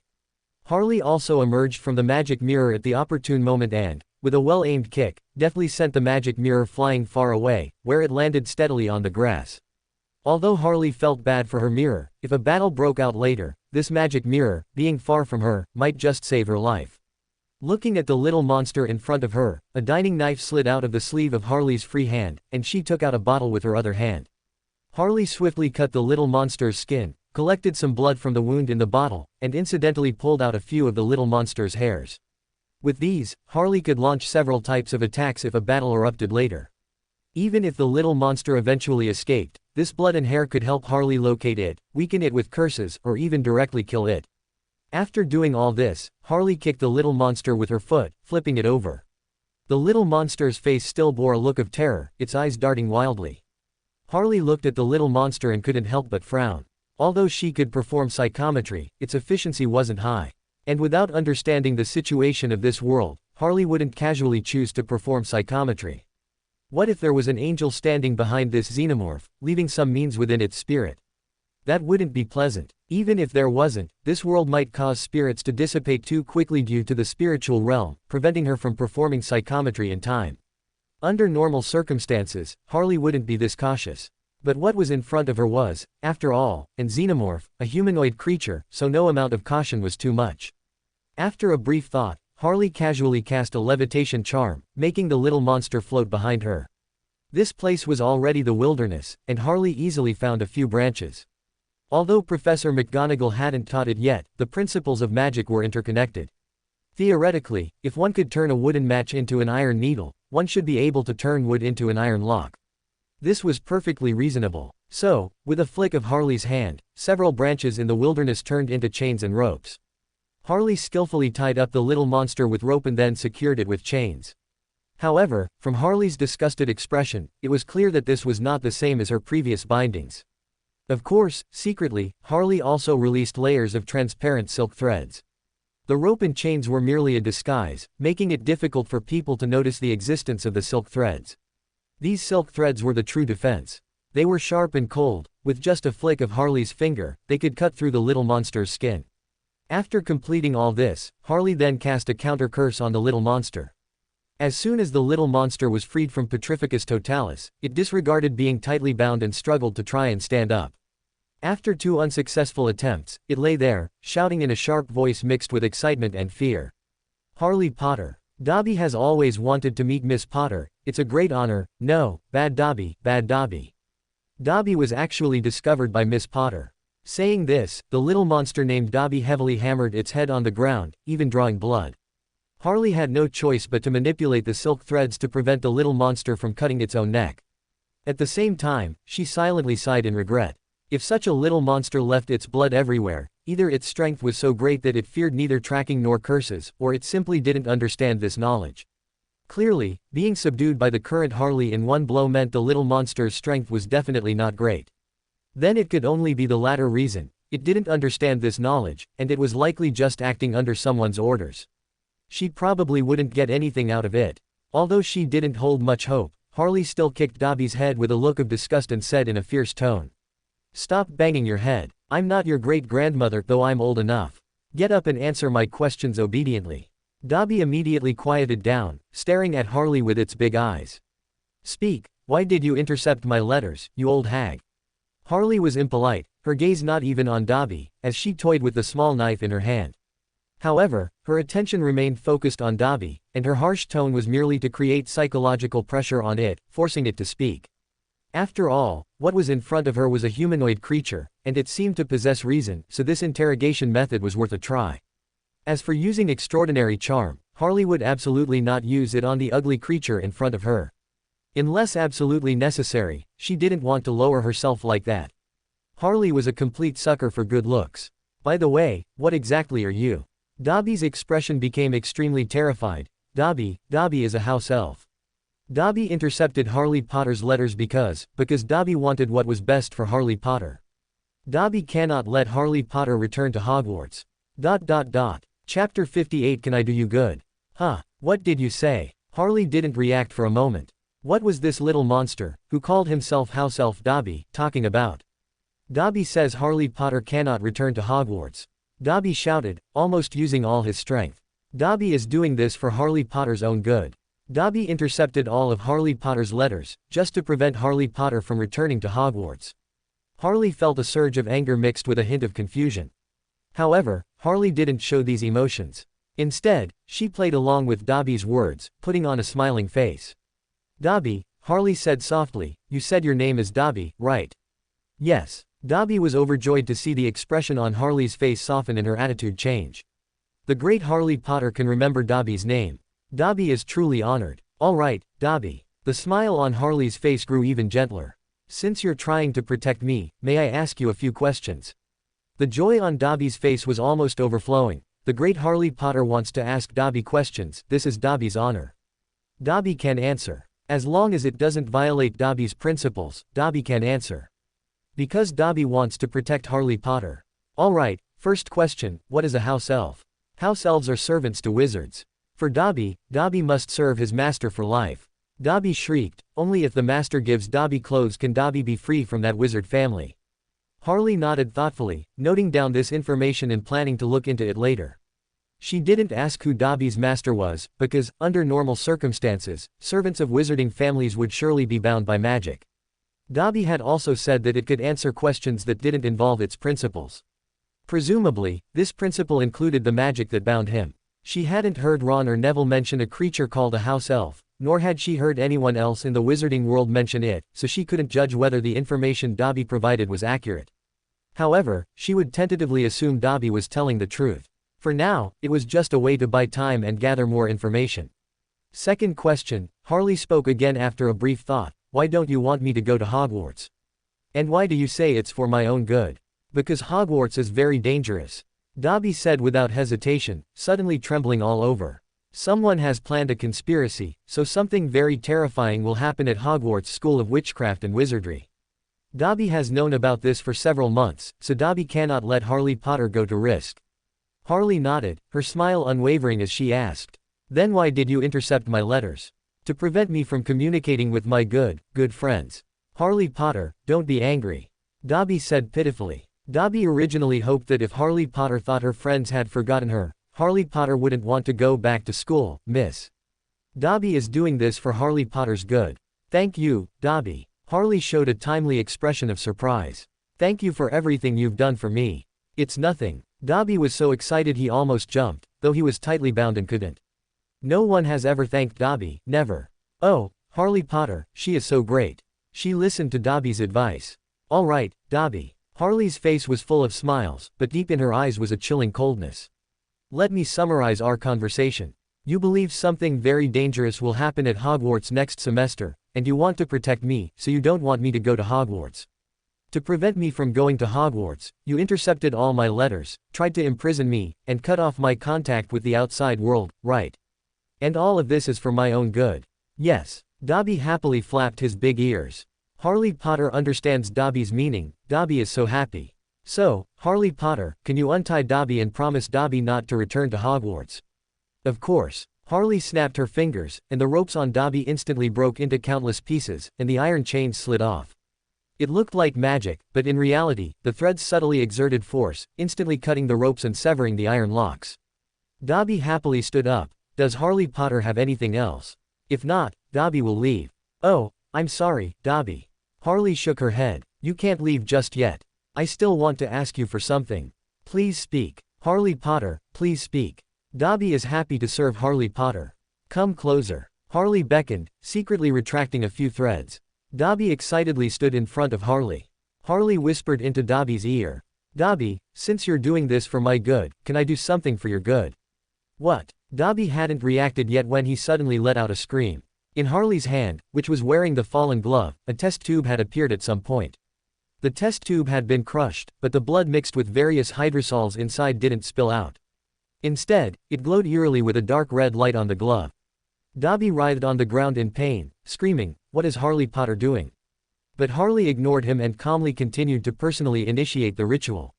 She had talked with Dobby for so long earlier just to slowly activate a sequence 3-level ritual, to plant a curse seed in the mind of this so-called house elf. Although this curse was as high as sequence 3, through the connection between the glove and her mythical creature form, Harley could take a long time to slowly complete this ritual. And while chatting with Dobby earlier, she had already performed the initial ritual through the threads and temporarily controlled the house elf in front of her. As the ritual gradually progressed, Harley's brows slowly furrowed. There was a very powerful curse in the mind of this creature called a house elf, very similar to a mental control planted by an angel of the spectator pathway.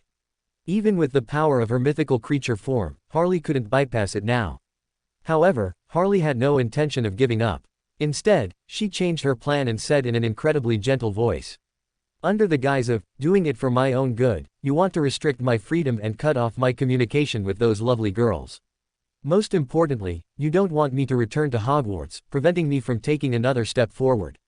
Why should I forgive you, Dobby?" Harley whispered, her voice just loud enough for Dobby to hear. Chapter 59, The Solution to Dobby. As expected, Dobby was distracted by Harley's words, and its resistance weakened significantly. Despite rolling around in pain, it shrieked. But Dobby was doing it for Harley Potter. Even though Dobby cut off Harley Potter's communication with her friends. Even though Dobby didn't want Harley Potter to return to her favorite Hogwarts. Even though Dobby was thinking of framing Harley Potter to keep her imprisoned at home. But Dobby was doing it for Harley Potter's good. Harley almost laughed in exasperation at Dobby's words. Her hands didn't stop, but her voice grew softer. That's right, Dobby. So I'm doing this for your good too. Although I don't know what good my actions will do you, I'm doing it for your good. Even though Harley's words had weakened Dobby's resistance, she still couldn't bypass the powerful curse already on Dobby. After multiple failed attempts, Harley immediately changed her mind. She had originally intended to directly plant a curse seed to control this house elf. However, Harley could now only use another ritual to slowly infiltrate it, turning Dobby into a semi-puppet while preserving its consciousness. This ritual was impractical because it took too long, was full of uncertainties, and was more difficult to operate. During this process, if the target found an opportunity to call for help, it could interrupt the ritual. Many other curse rituals that could directly puppet living targets were much faster and more effective. But the only advantage of this ritual was its gentleness. When dealing with beings already bearing powerful curses or marks of high-ranking individuals, it could bypass their curses and marks, directly turning them into a semi-puppet. A living puppet that retained its original memories and consciousness, but whose direct allegiance shifted to the ritual caster. And it was one step further than a servant in that the master could control all actions of the living puppet. And now, this ritual was undoubtedly the most effective, and Harley was even leveraging Dobby's existing curse to some extent to perfect her own ritual. In a very short time, Harley discovered that part of the curse's content required the cursed being to absolutely pledge allegiance to its master on a mystical level. Therefore, Harley decided to use this curse to directly shift the direction of Dobby's master, and then semi-puppet it on that basis. Of course, Harley also had a good solution to prevent Dobby from calling for help. After injecting a large amount of spirituality, the fallen glove on Harley's hand activated, and the two principles in Dobby's heart were twisted and strengthened by Harley. Its desire to protect Harley was infinitely magnified and twisted into an almost pathological will to absolutely obey Harley's commands. Since it wanted to protect Harley, it meant that what Harley said was right, and her commands must be obeyed.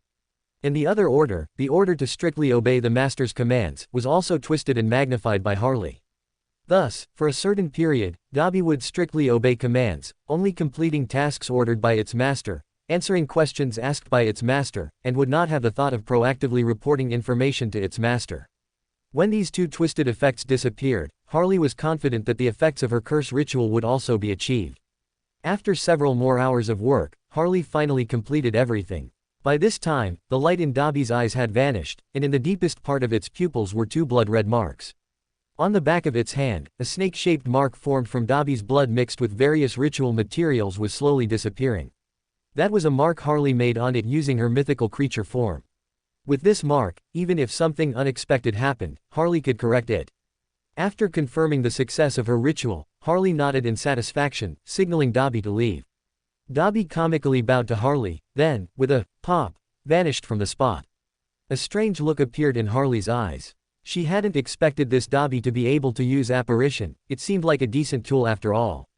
After Dobby left, Harley manipulated the spider silk to pick up the letters on the ground. These letters had fallen when Dobby was rolling around earlier, and many of them were covered in dust. The letters were filled with handwriting that was either delicate, messy, or flamboyant, clearly from classmates who wanted to exchange study notes with Harley through their homework.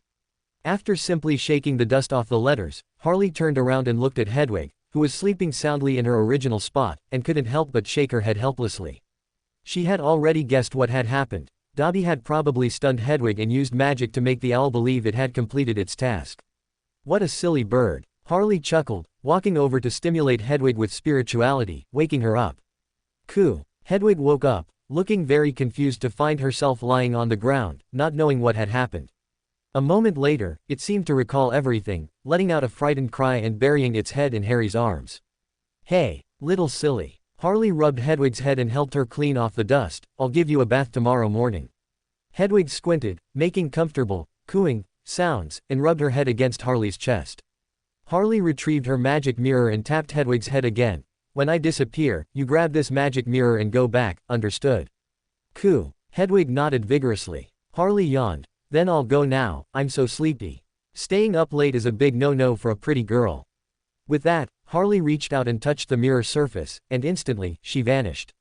Returning to her bedroom in the Dursleys' house along the same path she came, Harley was extremely tired. Dealing with a weak house elf was not difficult, but the subsequent ritual was too draining. Moreover, interference from her mythical creature form and the fallen glove also gave Harley a splitting headache. Dragging her tired body, Harley quickly took a shower and finally collapsed onto the bed. Hedwig had already returned, placed the magic mirror on the table, and fallen into a deep sleep. Although owls are nocturnal animals, and Wizarding World owls are even blessed by magic, or rather, fundamentally modified. But after being subjected to a sleeping spell, Hedwig was clearly significantly affected. The next day, Harley slept until past 11 in the morning. Hedwig was already awake, pecking at nuts and owl food in her cage. Harley yawned, sleepily washed up, and found a slice of cake and milk in the kitchen. After satisfying her hunger, Harley rubbed her forehead and sat down at the table. Today was a busy day, she had to remotely reinforce the ritual and give Hedwig a bath. The most troublesome thing was that she had to reply to a whole week's worth of letters and explain why she hadn't replied earlier. Recommended blurb. Original title, The Taste of a Witch is really good, but it got shelved for special reasons. Official blurb. What's it like to marry a witch right after transmigrating? Roy says, The Taste of a Witch is really good. Chapter 60 Dumbledore's Letter. This is so annoying. After a busy afternoon, Harley collapsed weakly onto her bed, her eyes blankly staring at the ceiling, letting out a wail. Hedwig, who had already bathed and just thoroughly shaken off the water, happened to hear Harley's lament. It landed on Harley's chest, rubbed its small head against Harley's cheek, and hooted twice proudly. Don't gloat here, you have to deliver all these letters. Harley flicked Hedwig's perky owl bottom, pointed at the thick stack of letters on the table, and said with ill intent. Caw. Hedwig was so startled it shot into the air, looked at the letters, then at Harley, seemingly not reacting for a long time. After finally reacting, Hedwig flew over angrily, seemingly wanting to peck Harley. However, Harley's emerald eyes swept over it indifferently, her gaze devoid of any emotion, yet it scared the little snowy owl into shrinking its head, obediently landing on Harley's stomach, and rubbing its head against her chest ingratiatingly. Harley rubbed her head in pain.